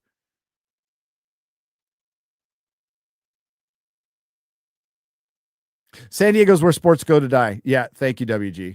But go Padres. You're muted, Ad. So Mexi Rage for $20. Good news, y'all. My friend didn't KHS. He just went on a trip and didn't give us a heads up. Well, fuck him for doing that. Himself, and decided to be cryptic for no reason. Wanted to beat his ass. I would beat his ass. I would go, bro. It's cool. I'm gonna come over, man. I just want to see you. Let's say hi. And then when I get over there, I'd fucking slap him. Ever fucking do that to me again? Yeah. That Mobland is great. And to Az, why no war on Cybertron movie ever? Dude, it would make a fucking killing. So good. When you saw the beginning of Bumblebee, dude, you fucking print money with that film. Fucking print it. I would be so excited as a Transformer fan if that was announced in that Riverfront Stadium. So, Thank you, chat. It was not Three Rivers, Riverfront. And they fucking cheated. And they cheated, and then they got their ass beat by the fucking, well, it wasn't totally beat, but by the 49ers. Chargers probably would have lost to the 49ers in that one. But I think if they had beaten the Raiders, they would have beaten the Eagles. All Sword with a $5 says, you see, the Film Actors Guild is big mad about the Jones family licensing AI Vader voice to Fortnite and not including them in the payday. Yeah, it is that is a true story. So they are pissed off for not consulting. Script Doctor, the great Script Doctor, was breaking this down on Versus yesterday with Chris Gore. But essentially, Duncan Crabtree dipshit, whatever his fucking name is, who runs the Film Actors Guild right now, didn't negotiate this with the studios. So this is they're complaining because they're still in negotiations with video games, but this goes to the broader corporation because James Earl Jones, who has every right to do this, sold his voice to Disney to do with whatever the fuck they want. And this falls under whatever the fuck they want. The unions are putting themselves out of existence. The unions are a contributing factor to Hollywood's demise right now. They are the very reason that for 20 years, well over 20 years now, they have been taking productions out. Why do you think fucking George Lucas shot the prequel trilogy in Australia? Cheaper labor. Cheaper labor. Cheaper labor. Why are they going to the UK right now? Believe it or not, it's cheaper labor. Ultimately. And huge tax breaks. And the thing is, you do need to pay these people, right? But the fact is, you're overpaying people you don't need. All right. So because there's so much redundancy with the union, and they are a restriction. They are another entity like the state of California or wherever that puts restrictions on you. You can't just have a guy be a key grip. It's got to be a union key grip who makes a certain amount of money, and he's got to have an assistant. This is anecdotally, by the way, it might not go like this, but this assistant needs another assistant. This job is dictated. It needs to make this much when you don't need to do that. When you don't need to spend that much money, and it's just padding, right? So they leave. They leave the state where the union is the most oppressive, right? The union is still like, it's all in the United States, but that's where the tax breaks come in. And do the tax breaks take into account the salary of the actor, the salary of the crew, or is it just the budget of the movie without that salary? There are some tax breaks that do not include salary of stars. And there are, and in the UK, it's a tax break on the whole fucking thing. So that's why it's a better tax. And I think in Georgia, they kind of do the same, but there's caps on these things. So it's a very complicated issue that the union makes more complicated because the union is just looking after the union leaders. They're not even looking after the union members, because if they were, they might have said something during COVID, which they did not. I did not. Terry Masters with a $5 says, have you guys ever read Astro City? I'm currently reading it and I forgot how good it is. It's such a celebration of comics with a down-to-earth POV. I never saw, I haven't read Astro City. No, I'm aware of it, but I haven't read it. Yes, Astro City's good. I highly recommend you read and they got the painted covers. Yeah, it's pretty much what it's one of the things that put Alex Ross on the map. Yeah. I mean, there's Marvels, of course, but Astro City is definitely one of those things that put him on the map. Absolutely great comic book series. You should read it. Okay. Ulysses Valencia with a 11-month membership says, that's not even blue. What the fuck? Jaspin Flame with a $10 says, interesting how Mauler will defend JXE when it's convenient, but will regularly work with the same people that would call Jay a freak for being trans. Weird, eh? Jimmy Hoops with a $2 says, question for Gary, who wins Dr. Doom or Gandalf? Gandalf. Yeah, because Gandalf doesn't use the power that he has. Yeah, he's got a lot of power that he does not use. A lot of power.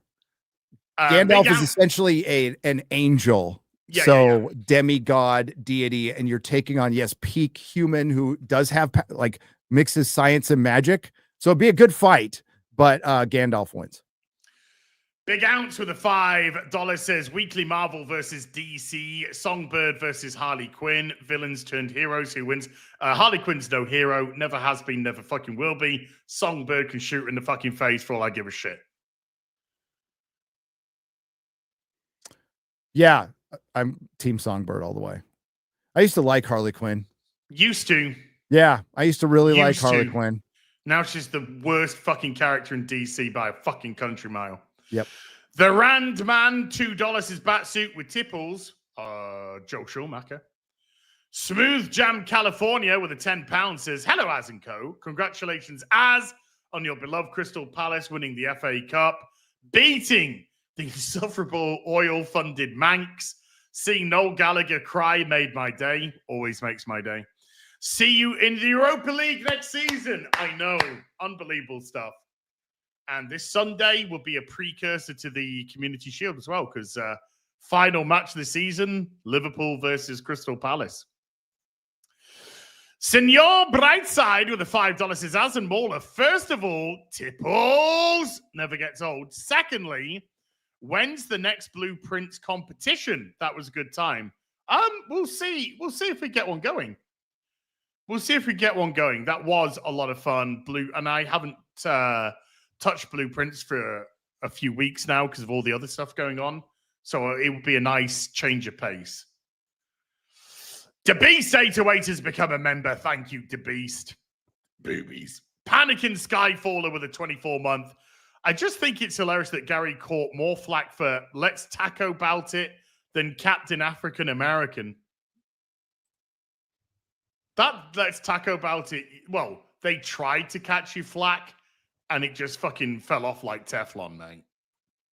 Because the whole thing was they stereotyped themselves in the fucking film. That was the point of Let's Taco About It. Yeah. And we stated that succinctly. That video, for one, was a clip from FNT.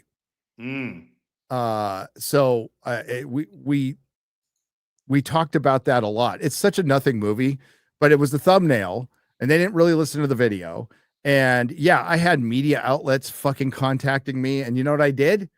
I didn't say a fucking word. I didn't even fucking respond to them. I know where they were coming from. I wasn't going to waste my fucking time with that shit. And, you let the internet do what the internet's going to fucking do. There's not much.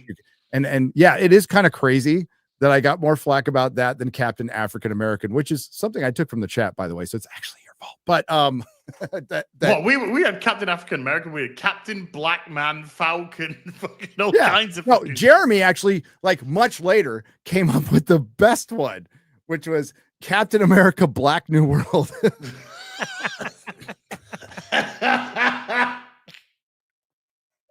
It's funny, so props to Jeremy for that one, dude. That was good.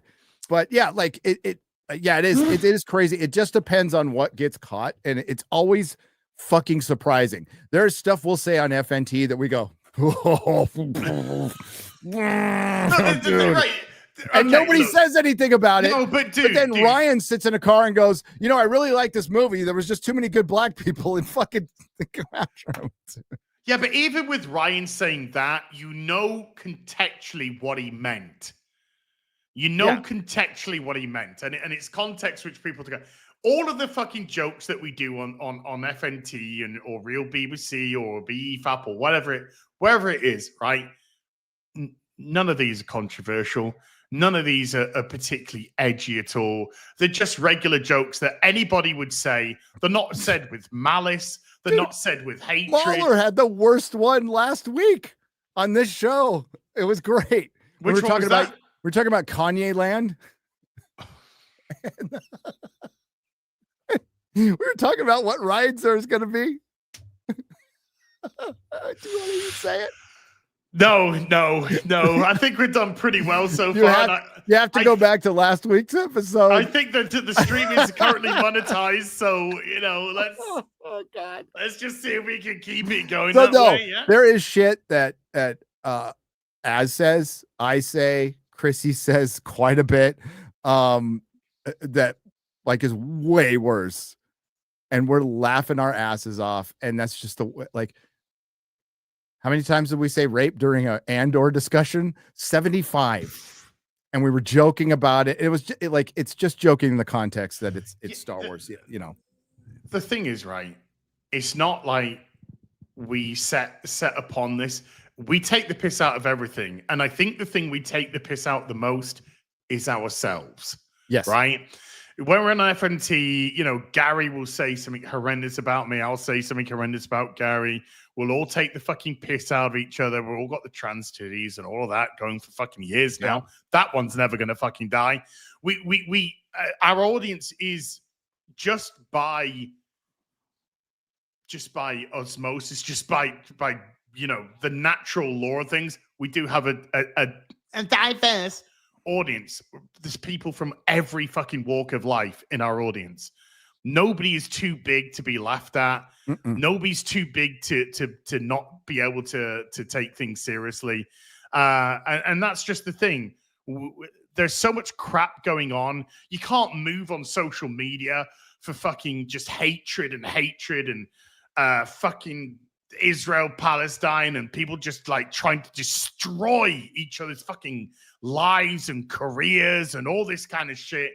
And so, you know, we're just a bunch of fucking nerds with our fucking toys and comics and our fucking love of fandoms. Yeah, we just want to doss around, hopefully make a few people laugh.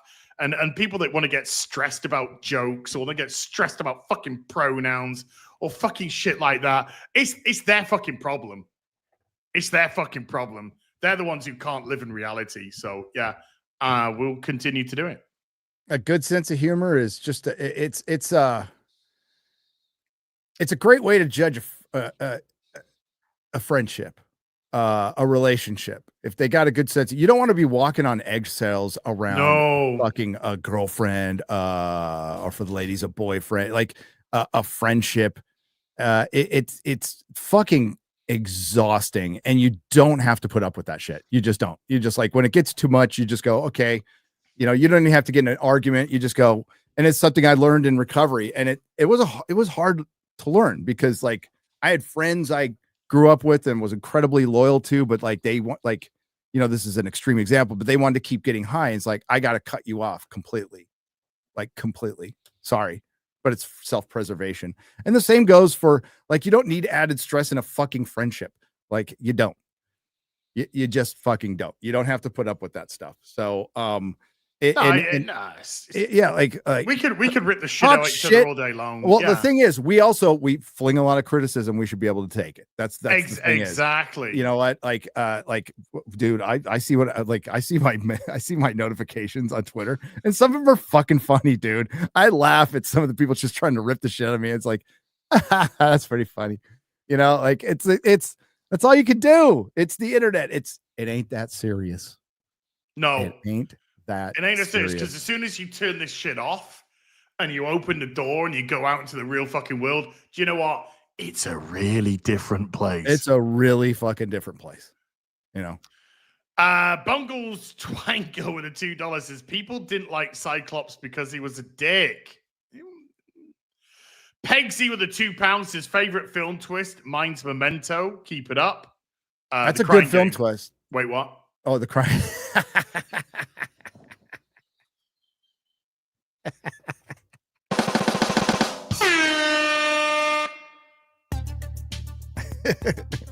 Don't get me demonetized. All right. Oh God, favorite film twist. Usual Suspects. Oh, okay. Kaiser Soze. Okay. Yeah, that was a fun one. That was a fun one.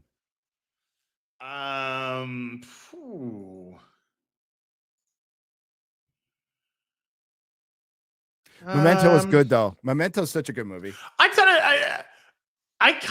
know if it's a plot twist, but I really like the end of American Psycho, where because they're just all the same insufferable fucking narcissistical people, they just don't even know who's alive and who's fucking dead or what, or you know. It's pretty funny. It's pretty fucking funny. Yeah, Saw was a great twist, by the way, at the end of Saw. That was a great one. Planet of the Apes. The first. Oh, I mean, isn't that the ultimate? That might be the ultimate. Somebody brought it Yeah. up in chat. So Yeah. props to that one. Yeah, Planet of the Apes.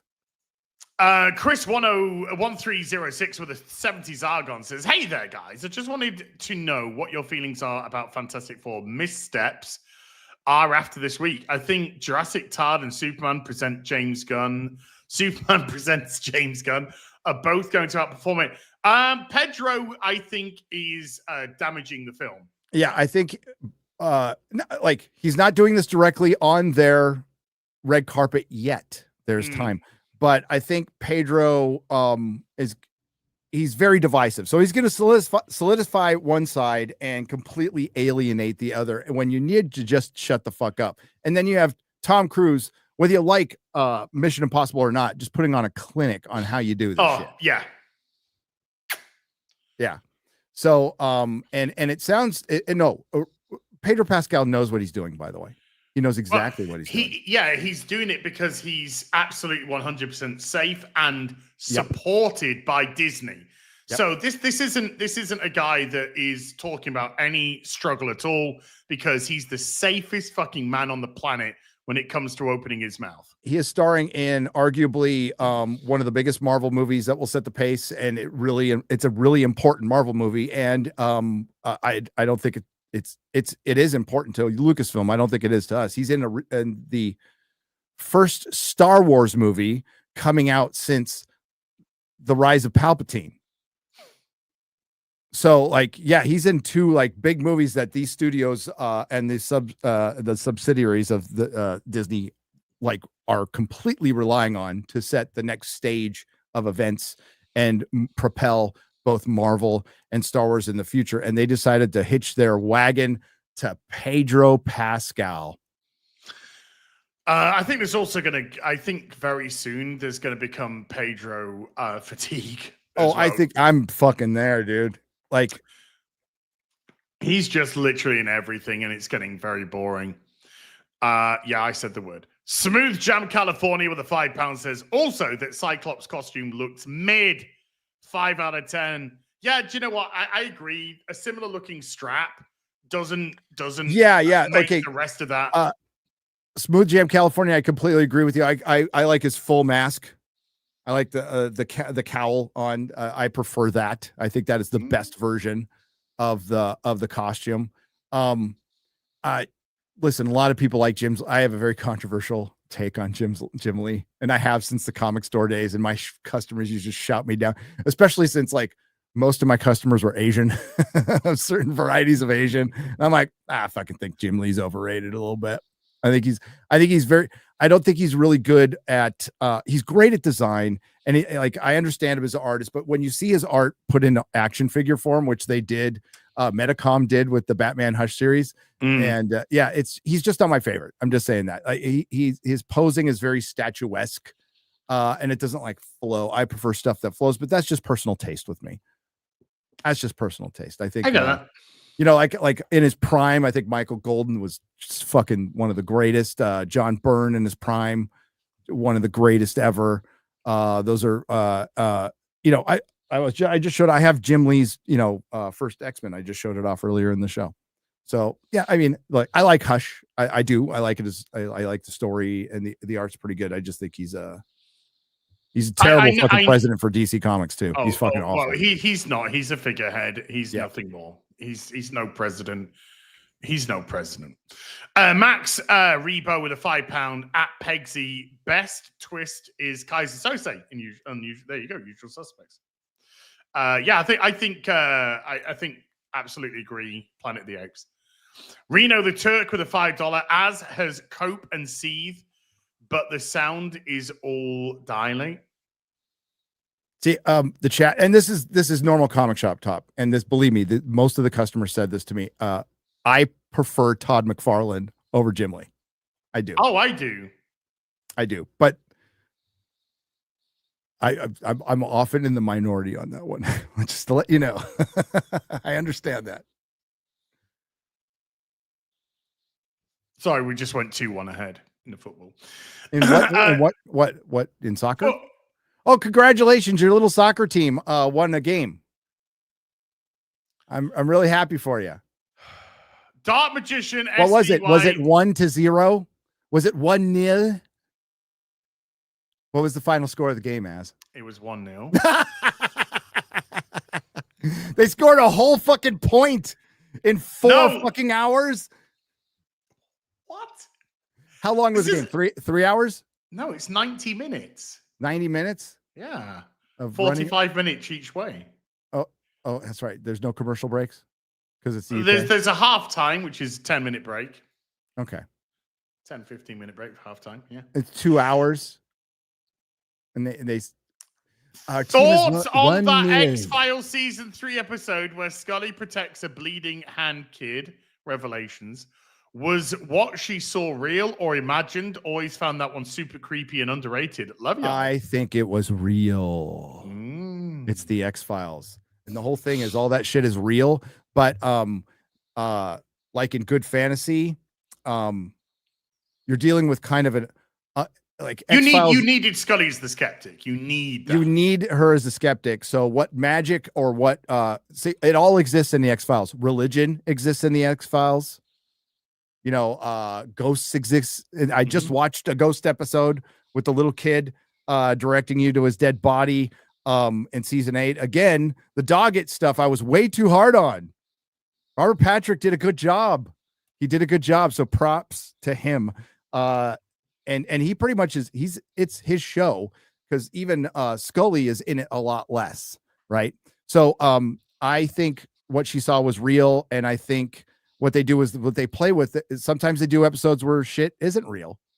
And one of the best X-File episodes, they lose almost every time. You know that, right? Yeah. They end up losing.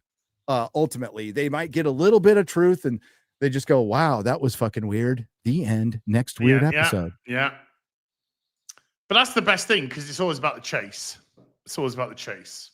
So when you do get a win, it really means something. X-Files is 100%. It is it's on concept, but it's a character-driven series. It is you care about these two characters, and they are journeying through just some crazy shit. A lot of it lifted, all of it lifted from Art Bell and the US UFO sphere, ghosts, everything we love nowadays.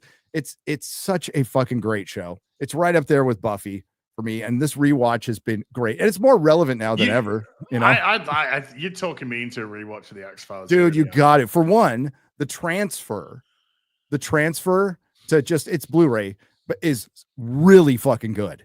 Like really, like you're watching it, and I'm like, wait a minute, this is in full fucking widescreen on my home theater in really good high def. So I mean, from the first season, so they really did a good job on that transfer. You can get it in physical media too, which I would recommend getting the Blu-rays. But yeah, like I fucking love it, dude.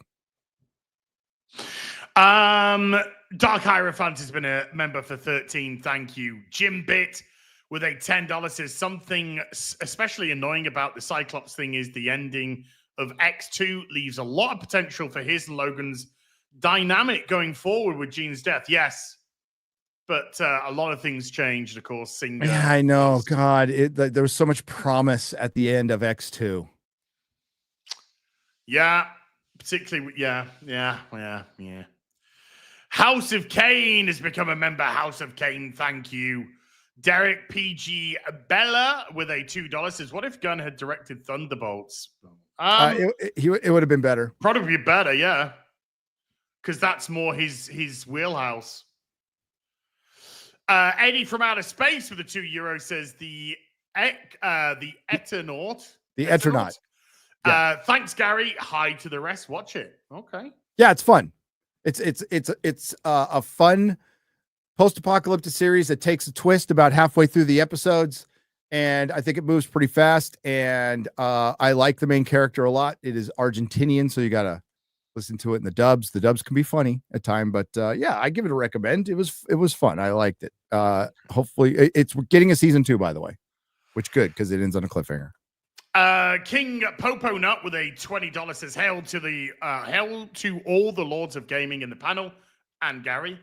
Hi, Gary. With the growing success of Claire Obscura Expedition 33, should they really go through the live adaptation film? Thoughts? No, I think they should focus more on the game that obviously us, my fellow gamers, are enjoying quite a bit.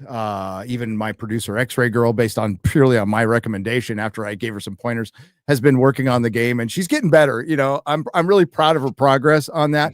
But I think they should just focus on the game.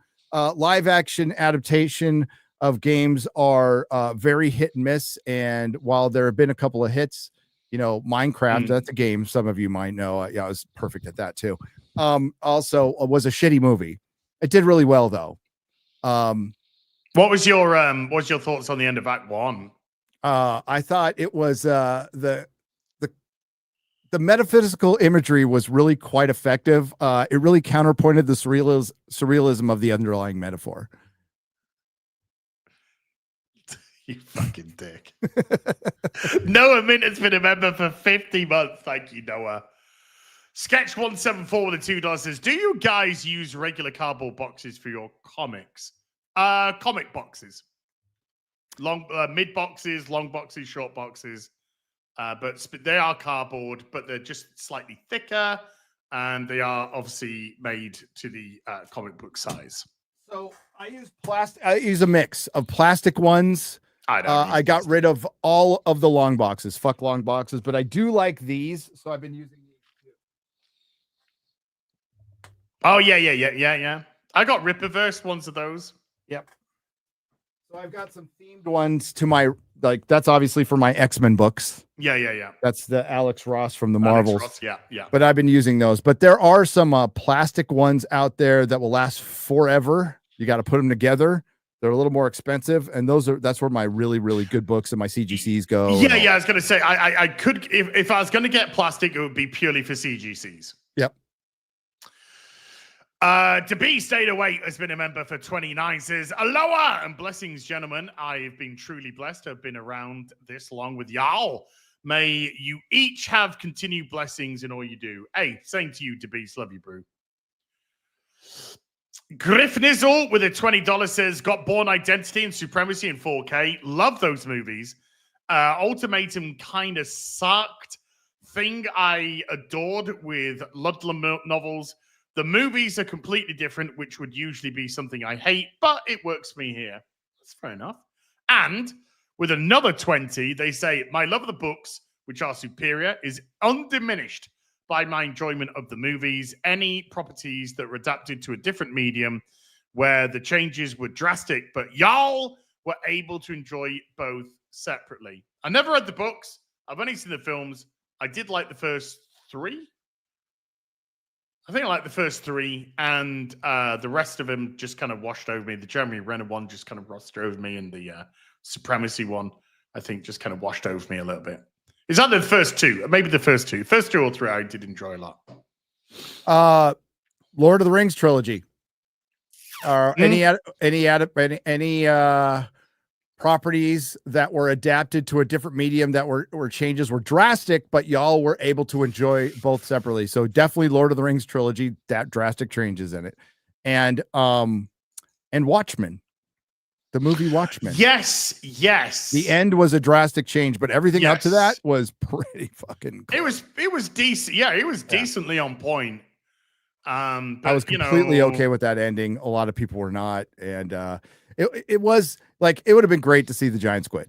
I was gonna say, as Mikey, don't get mad, but Snyder works so much better when he has just stuff to copy, not to adapt, not to try and merge massively different stories. Thankfully, this was one singular story, so he couldn't just like, let's get the Dark Knight Returns and mix it in with the death of Superman, and then mix it in with Trinity, and you're like, fuck off.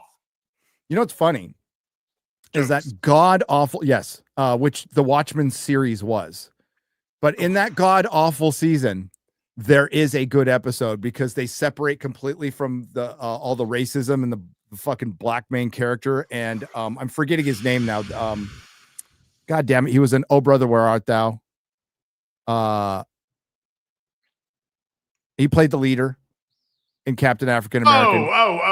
Yeah. Fucking hell. I can't remember his name. So his character has like a fucking balloon mask on. I forgot what his name was, but they gave you his background, and it was all during the giant squid incident, right? So they bring in the giant squid. Oh, Tim Blake Nelson. Yeah, Tim Blake Nelson. That episode, I think it was episode 5, and I walked out of I'm like, well, that was actually fucking good. Like that was cool, you know. And then everything else sucked. Absolutely everything else sucked. It just turned into race baiting, hateful as fucking Falcon and Winter Soldier was.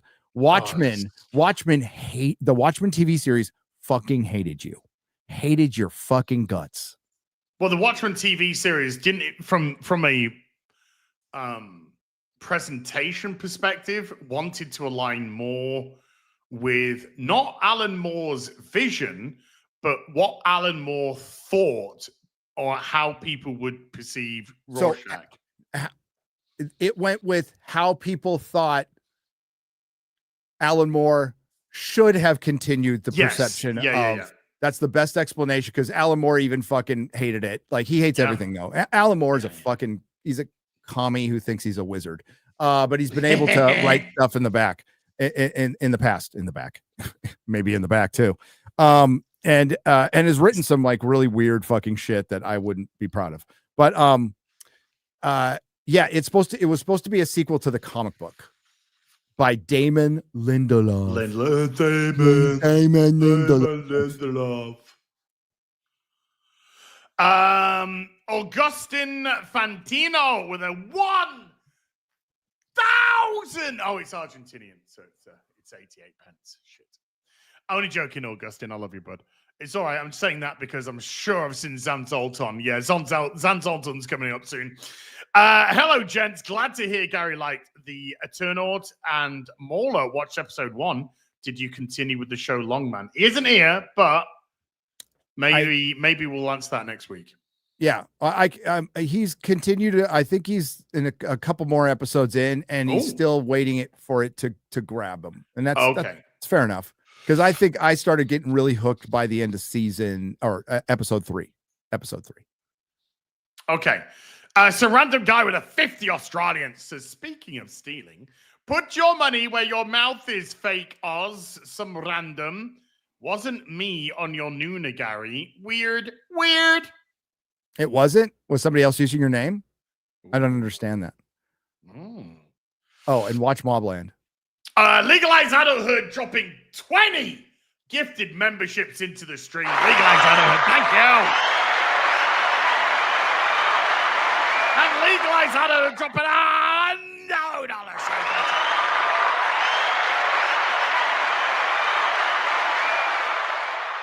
Bungie went all in on Destiny, and it was fun for a while. I noticed they spent all their money on portions of the game, raids with no matchmaking, that very few players ever completed. So as a solo player, they were telling me, not for you. So no more money from me. Oh, no. Oh, breaking news. What? What? Sucks. I'll share. I'm going to share it right now. God damn it. R.I.P. Oh no, who's gone? George went. Norm is gone. Oh. For you, brother. One of my favorite sitcoms of all fucking time. One of the greatest sitcoms of all fucking time. Grew up watching never missed it. I never missed it when it was live. I watched all the fucking reruns all the fucking time. George went, a fucking legend. To you, brother. And of course, the incredible Frasier show spawning from it as well. You know, that Cheers was a cultural phenomenon. It was a cultural phenomenon. Yes. God bless you, George. God bless you, man. Thank you for the laughs, mate. Cheers. Yeah, fucking man. Thank you, man. Legalize Adulthood. I gave up in this light expansion, which was meant to be like, oh my god, Destiny's gonna they're getting it all back together again, a Bungie, and then it was fucking Planet of the They Them. Oh my god, my they them boyfriend's gonna die. Oh my god, I'm a silver surfer. I'm a rainbow surfer. And I was just like, fuck this shit, and I was out. I was done. And then, of course, with Marathon, I think Bungie are done, mate. So saving your money, I think it's going to be saved naturally because I think Bungie are fucked. Nails. Oh, Christine or Diane? It's got to be Christine for me, dude. I got a big fucking thing. I had a big thing for her. When she played What's Majiggy in Star Trek. Gary. What? Who? Wait, hang on. Sorry, His question was Christine or Diane. For me, it was Diane. Christine. I had a huge fucking crush on Savick. Yeah, Savick. I had such a man. Oh, Chris. Oh,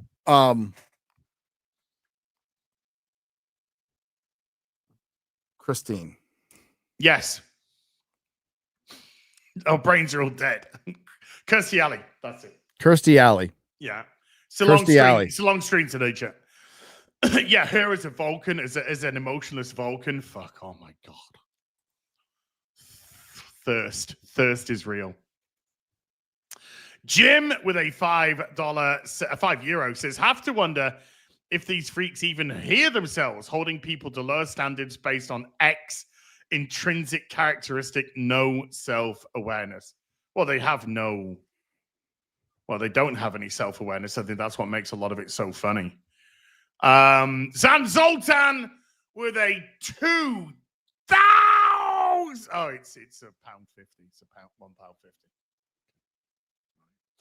Hellas! I played Expedition 33 on Game Pass, solid 8 out of 10 on story and gameplay and music, a total 10 out of 10. So I bought it on Steam. I wish I could have got a physical copy, but can't get one in Argentina. Perhaps someday. So to Mauler, I completely recommend it. Yeah, I'd love to see Mauler play it. Great story, great gameplay. Music was absolutely off the charts. Again, the criticism I have is such a weird thing to do for Act 3. You can grind, you could go straight to the end boss, or you could just grind. I just found that such a bizarre decision, but the game itself, phenomenal. Absolutely phenomenal. Le Chevalier Delise with a membership for 59 says, which franchise has the best chance at a comeback within 10 years? Star Trek? Maybe. Star Wars? Doctor Who? Absolutely not. Marvel? No. Mauler? Oh, great Eldritch God, I beseech you. We need a review of Babylon 5 from you three. Love Babylon 5. I think Mueller would like it. What? Okay, so the question is, which out of these has the best chance to come back? Yes, Star Trek, I would say. Really? If it was, I'm talking about if it's done by people that actually want to write proper Star Trek and not this shit. I think Star Wars is fucked. Doctor Who's dead. It's done. It's absolutely gone. And Marvel, there's too much fatigue. It's been around for way too long now, and people are just fucking done with it. Yeah, I'd still say the one that has probably the best chance, and it's not good. It's like 0.000000001 is Marvel. Marvel can recast and recalibrate. But if you're talking about a comeback, we're talking about a comeback that's orders of magnitude less than what it used to be. It will not ever reach the heights of Endgame ever again. I just see the things that the Roddenberry archives have done, and I say to myself, if somebody gets this, it can be phenomenal. That is so discouraged in Hollywood right now, and I just don't think it's even possible for that to come back, because people who worked on that did work. Some of them worked with Kurtzman in the past. There was other people involved. Terry Metalis was involved. There's other people involved with that all love Star Trek, but they are in such the minority, especially with the executive branch of Paramount right now, who just doesn't get. And like Paramount's weird because, like, dude, Paramount Plus arguably is one of the better streamers right now. And when they put a show up, it's like a fucking Mobland, which started out without charting, is now being watched by 16 million people in America. Wow. Right? A lot of fucking people. And it's got Paramount Plus has 79 million subscribers compared to Disney's D Plus is 125 million and Netflix is 300 million. Whatever. Yeah. So that 125 million is fucking horseshit on who's actually purchased it. that Mobland is like an old school HBO series. You know, it's that well done. So, yeah, it's kind of strange. And then they put up that fucking Strange New Worlds comes back in July. It can rot in hell. Yeah, it's fucking terrible. But Paramount Plus has Landman, Tulsa King. I think Yellowstone is the weakest of them all, the Yellowstone series, but it's huge, so it's much bigger. But Landman, Tulsa King, Mobland, 1883, 1923, which I think are all better than Yellowstone. Yeah, you can burn through all those shows. And Tulsa King comes out later this year. Season 3 comes out later this year with fucking Frank Grillo, Robert Patrick. I mean, and dude, when Toby Jones walked in episode 8, bro, for Mobland, I was like, holy shit, this thing is so stacked with a great cast. So wasn't Toby Jones just amazing as the Dream Doctor? He was so good. So fucking good. Zan Zoltan with a 47 months says it feels like Doom, the Age of Muso is a meh game in ultra violence. I think I died 7 times, give or take, on 12 missions. It is really hard to fail on this game. I think I've died 3 times so far. That's it. Nikki D with a $10 says, can we discuss how horribly the MCU I have never died in that game. Loki's characters? Of course not. I wouldn't expect you to. How much further damage will the next Avengers film do to both of them? It's already done. It's already done. Loki's fucking destroyed. Oh, we say that. Destroyed. I agree. But we said that after the first female Doctor played by Jodie Whittaker. And things can always get worse.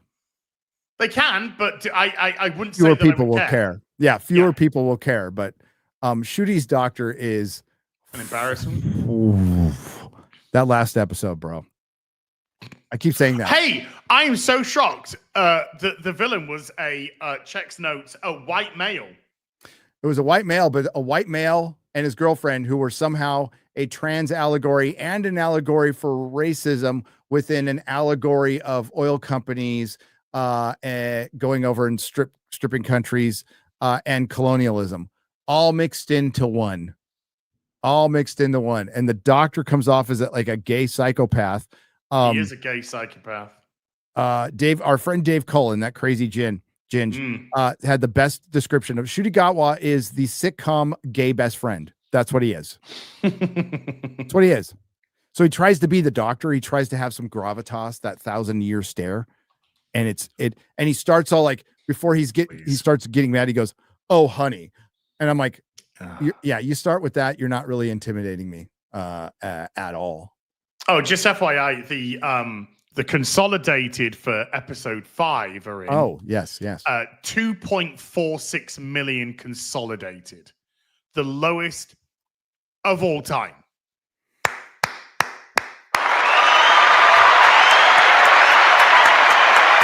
You did it. Hey, they had a bump this week because they had your little soccer game FA leading Cup, in, and then the Eurovision Song Contest, and then Eurovision. And it was supposed to be a Eurovision episode that Ncuti Gatwa mysteriously backed out on last minute when they were going to include the country of Israel. Weird. These people are not serious. They're not serious They're not humans. serious. They're not. I would call them adult pretenders. Le Chevalier Delise with the 5 Canadian says, still can't get over that Ironheart's villain is the Hood. Don't know if that was the case in the comics, but goddamn, are they that obvious? I wouldn't be surprised. Honestly, I wouldn't be surprised. Well, I mean, it's Mephisto too. And in fucking Ironheart. And somebody correctly pointed out, they go, well, they introduced Death and Agatha. I'm all, yeah, that was a fucking waste too. That's stupid as well. That's fucking stupid. And are they going to be in Doomsday? No. Because nobody's going to give a shit. No. Bungles Twanger with a $2 says, Mauler, do you own sheep? Asking for a friend. He's Welsh. Of course he does. So Everybody does. Yeah. Thousands. Psychotic Mongoose has been a member for 15 months. Thank you, Psychotic Mongoose. Kate C, aka Snake Plush Kitten, with a $2 says, better for yet, Jennifer Salke replacing Bob Iger. Make it happen. Do it. I dare you. Skid Row Chris with a with a $5 falling on a hard time. So it's just you find Jensen some lightly used MacBook Pro. Actually, yes. How much? Cannibal the Dragon with a $2 says, can Mauler read Nemec's manifesto? Hello? You probably could. Moroa 1 with a $2 says, Gina would have been a perfect She-Hulk. Yeah. Carlos Lima with a $5 says, Adrian Palicki was also in Supernatural in Smallville. Yes. Gary, she's hot. Yes, she was Jared Paladecki's girlfriend in the first episode and was killed by the yellow-eyed demon. Jesus Davila. The yellow-eyed racist. Yeah. Jesus Davila has been gifted a membership to the stream. Thank you. Andrew Fay with a $50 says the woke cult in Hollywood might not be a joke. Diddy's trial exposes occult behavior among elites. Cat Williams's Baphomet comments carry weight. Yes. Ties to Epstein cartels. When wealth fulfills all desires, taboo thrills entice. Yes. A crazy rabbit hole. Wow. Well, it's also good blackmail, but I just want to say for people who deny, and I'm not saying I'm just making a point here. For people who deny Satanism and all that stuff in Hollywood, and I say this as a non-Christian, they sure practice a lot of really demonic, weird shit like spirit cooking and the such. And that's just the tip of the iceberg. I thought you were going to say they're doing their own cooking. That's pretty demonic to them. Maybe. Yeah. Where's fucking Javier? Jesus Davila. Where's my pool boy? Yeah, where's my pool boy? Do you know that if we get rid of these illegal immigrants, who's going to cut my lawn? Who will cut my lawn?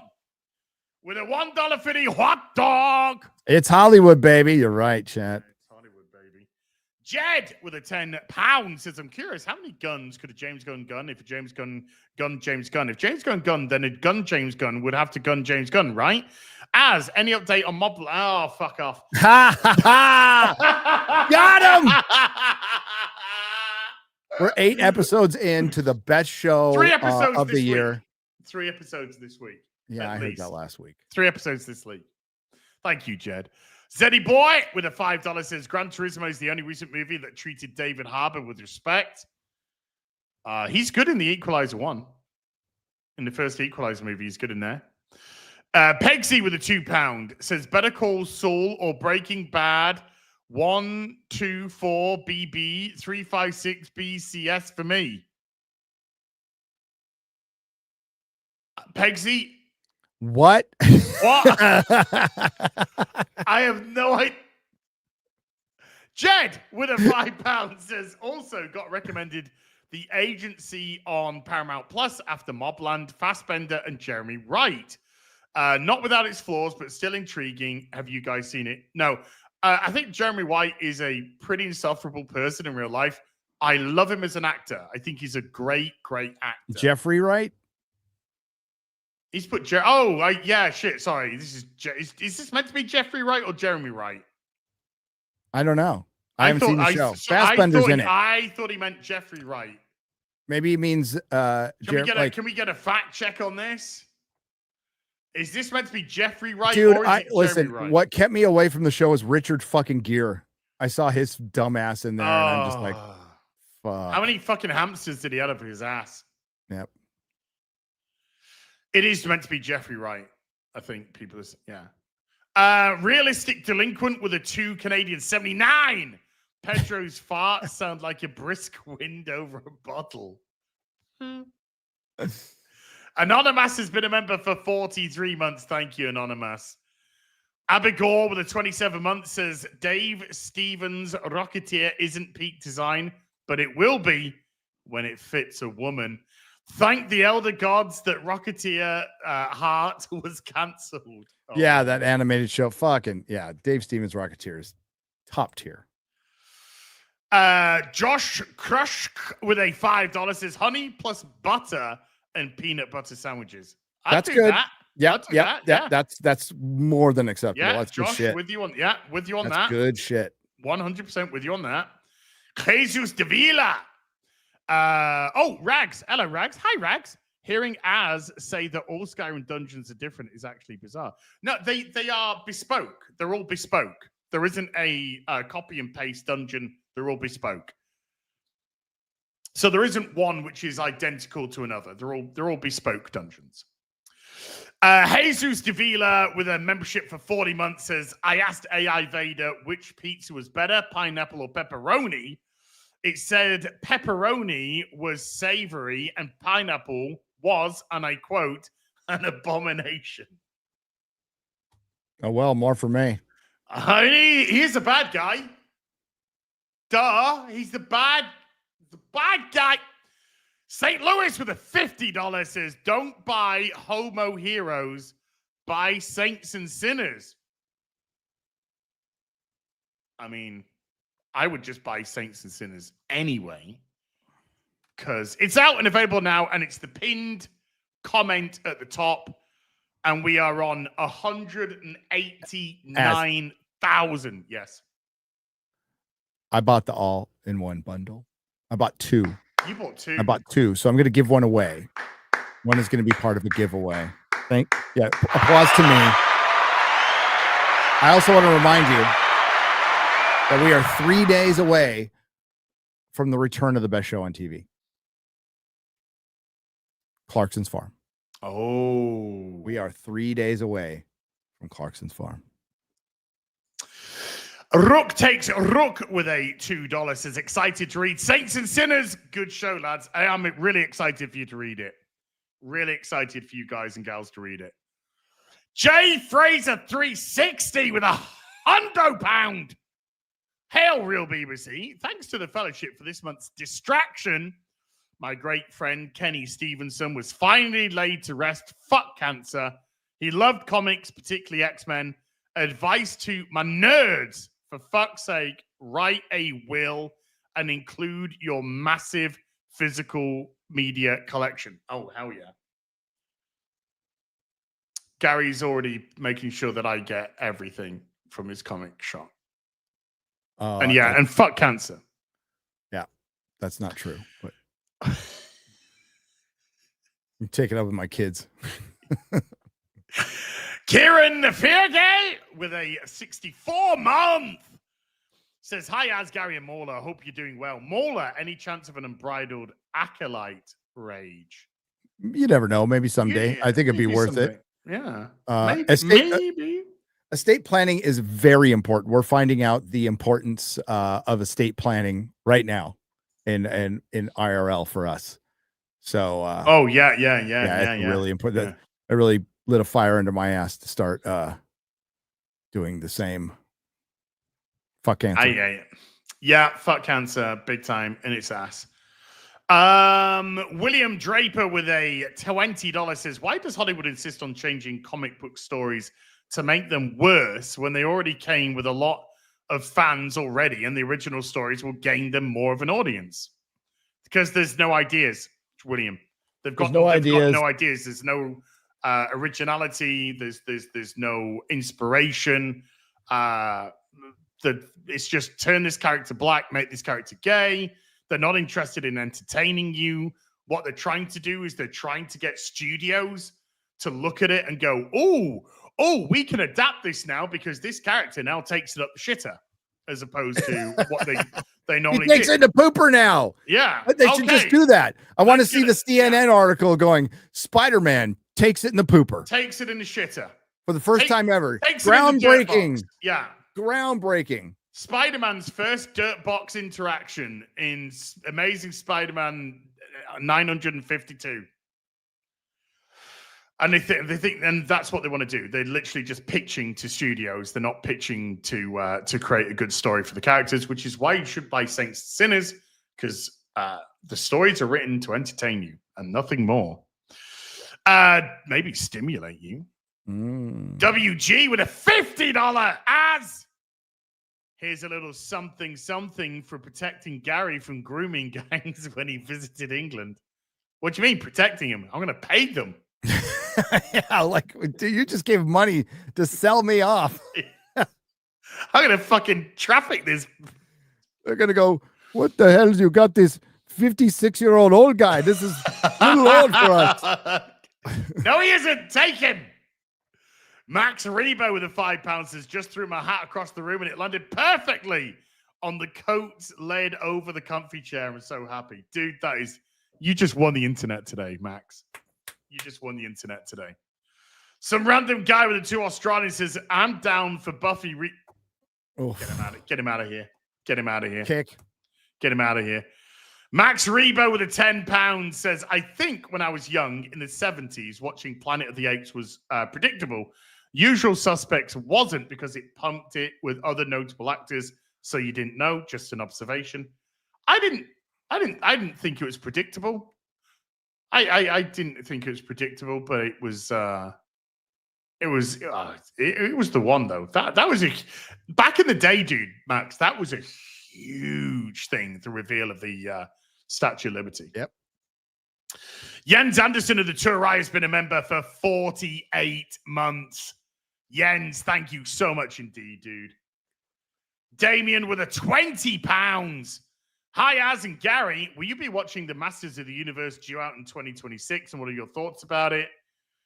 I mean, probably will. If nothing, it'll be homework for the channel. Damien, I would love it to be awesome. I really would. I fucking love it to be awesome.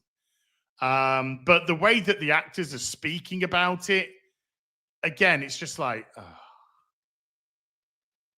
it doesn't fill me full of confidence. It's not hard. If these actors spoke about these things like Tom Cruise or Henry Cavill talk about their projects, people would be so excited all day, every day.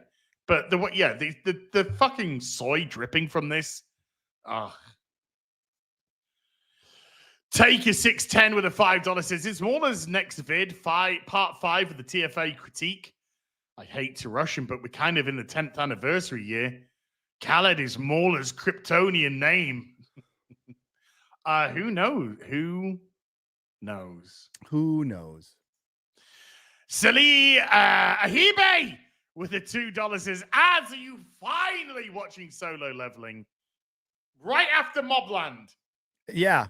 Right after Mobland, I'm on to Solo Leveling. I'll commit to watching it sometime before the end of the year and then just fucking. I will get there. Palace 3, Wolves 1. Oh my God. I gotta jump out in a second here. So. Yeah, we got like 10, less than 10 left.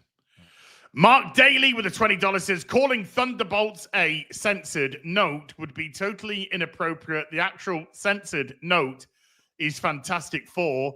Dub Down Reed, Gender Bent Surfer, Gil Boss Mary Sue Storm, Ally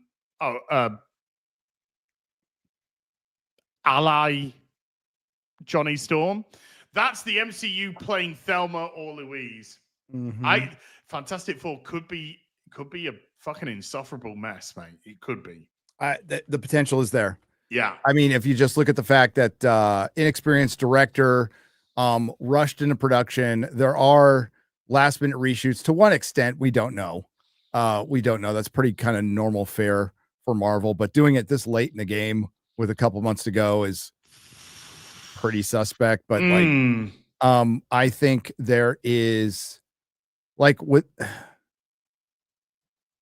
Superman, I fully expect to walk out of Superman going, that was pretty good.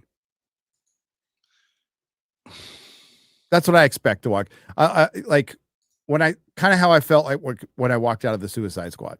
I was like, that was pretty good. Didn't blow me away, but it was pretty good. There's some I really love Peter Capaldi in the Suicide Squad. He was so fucking good. Yeah. Didn't but, get enough screen time. No, he didn't. But I think the potential is there. We heard all this. They really tried with the Fantastic Four, but I even heard from my Marvel guy that this is 100% Sue's story. And other people, and that rumor's been out there. That rumor's been out there for years. So I'm not creating it, or I'm just confirming it. That it is Sue's story. Instead of like Reed and Sue's story and Johnny's and Ben's, it's Sue's story. Mark Daly with a $5 says, Cash said in an interview Epstein self-deleted. He saw the note. Please excuse Jeffrey. He's been really depressed lately. Signed, Epstein's mother. Also, the dog ate my homework. Derek PG Bella with a $2 says, make out before living a nice day. Get it? I mean, I know what making out is. Connor Dorian. Is that what it is? Yeah. Charlie Banks with a $5 says, did you see the teaser trailer for It? Welcome to Derry TV series that's coming on HBO this fall? I've seen it floating around on Twitter. I haven't watched it yet. I have not. Calioth with a $2 says, odds on a Val DLC after director left for Netflix? Probably next to zero. Sean Oliver with a $5 says, gonna finish my first ever watch through Breaking Bad and going into Better Call Saul. Would you guys recommend El Camino or should I skip? Watch it. It's not of the quality of Breaking Bad at all. It is not offensive stuff. It's a bit of a greatest hits slash member berry thing. Oh, El Camino? Yeah. Yeah. Better Call Saul's fucking great. Breaking Bad's great. El Camino, not so great. It's fine. It's an epilogue. Yeah, it's a quiet epilogue. Yeah. It's a mini series in a one-shot prestige format that released in limited numbers. And there we go. Gary, is there anything that you'd like to plug before we go? I'll be on the Nooner tomorrow. Yeah, Gonna see if I can get a video in before Mission Impossible, then review Mission Impossible. I will not be reviewing Lilo and Stitch because I won't be watching it, but I'm sure it's going to do great. And yeah, it's not for me, but I've got nothing against it at all. Just not for me. Yeah. And Clarkson's Farm, going to be doing a watch party for Clarkson's Farm Friday morning before FNT because I think it comes on. It depends on when it comes on. It's either before or after, but I'm going to do a watch party and then, of course, Mobland, if you're a member of the channel. Cool. Tomorrow, guys, ripping the silverback on Eric's channel, 7:30 UK time, 1:30 p.m. Central.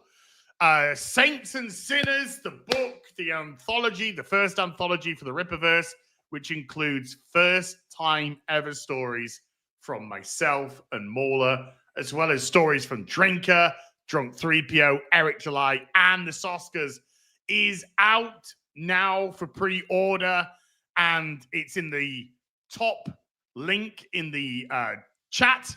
Click that and go support. If you're watching this later on after it's live, it's down in the description box down below. Go click it and please support, and I really do appreciate that. Friday Night Tights. The guest is you, me. Even though I'm a regular, me. Semi-regular, regular for the time being, host of FNT. And Sunday afternoon tea with us as usual, and Sunday Fun Day. I'm going to try and slip in more Oblivion streams. Who knows? I might be back later tonight. Slip in some Oblivion streams, maybe. Who knows? Massive thank you to everybody who came to watch today. Mods, thank you very much indeed for giving up your free time. Everybody who super chatted, membered, remembered, gifted memberships, thank you for supporting the channel. I'll be back with some more stuff very soon. You take care. Goodbye, Baloo Boo.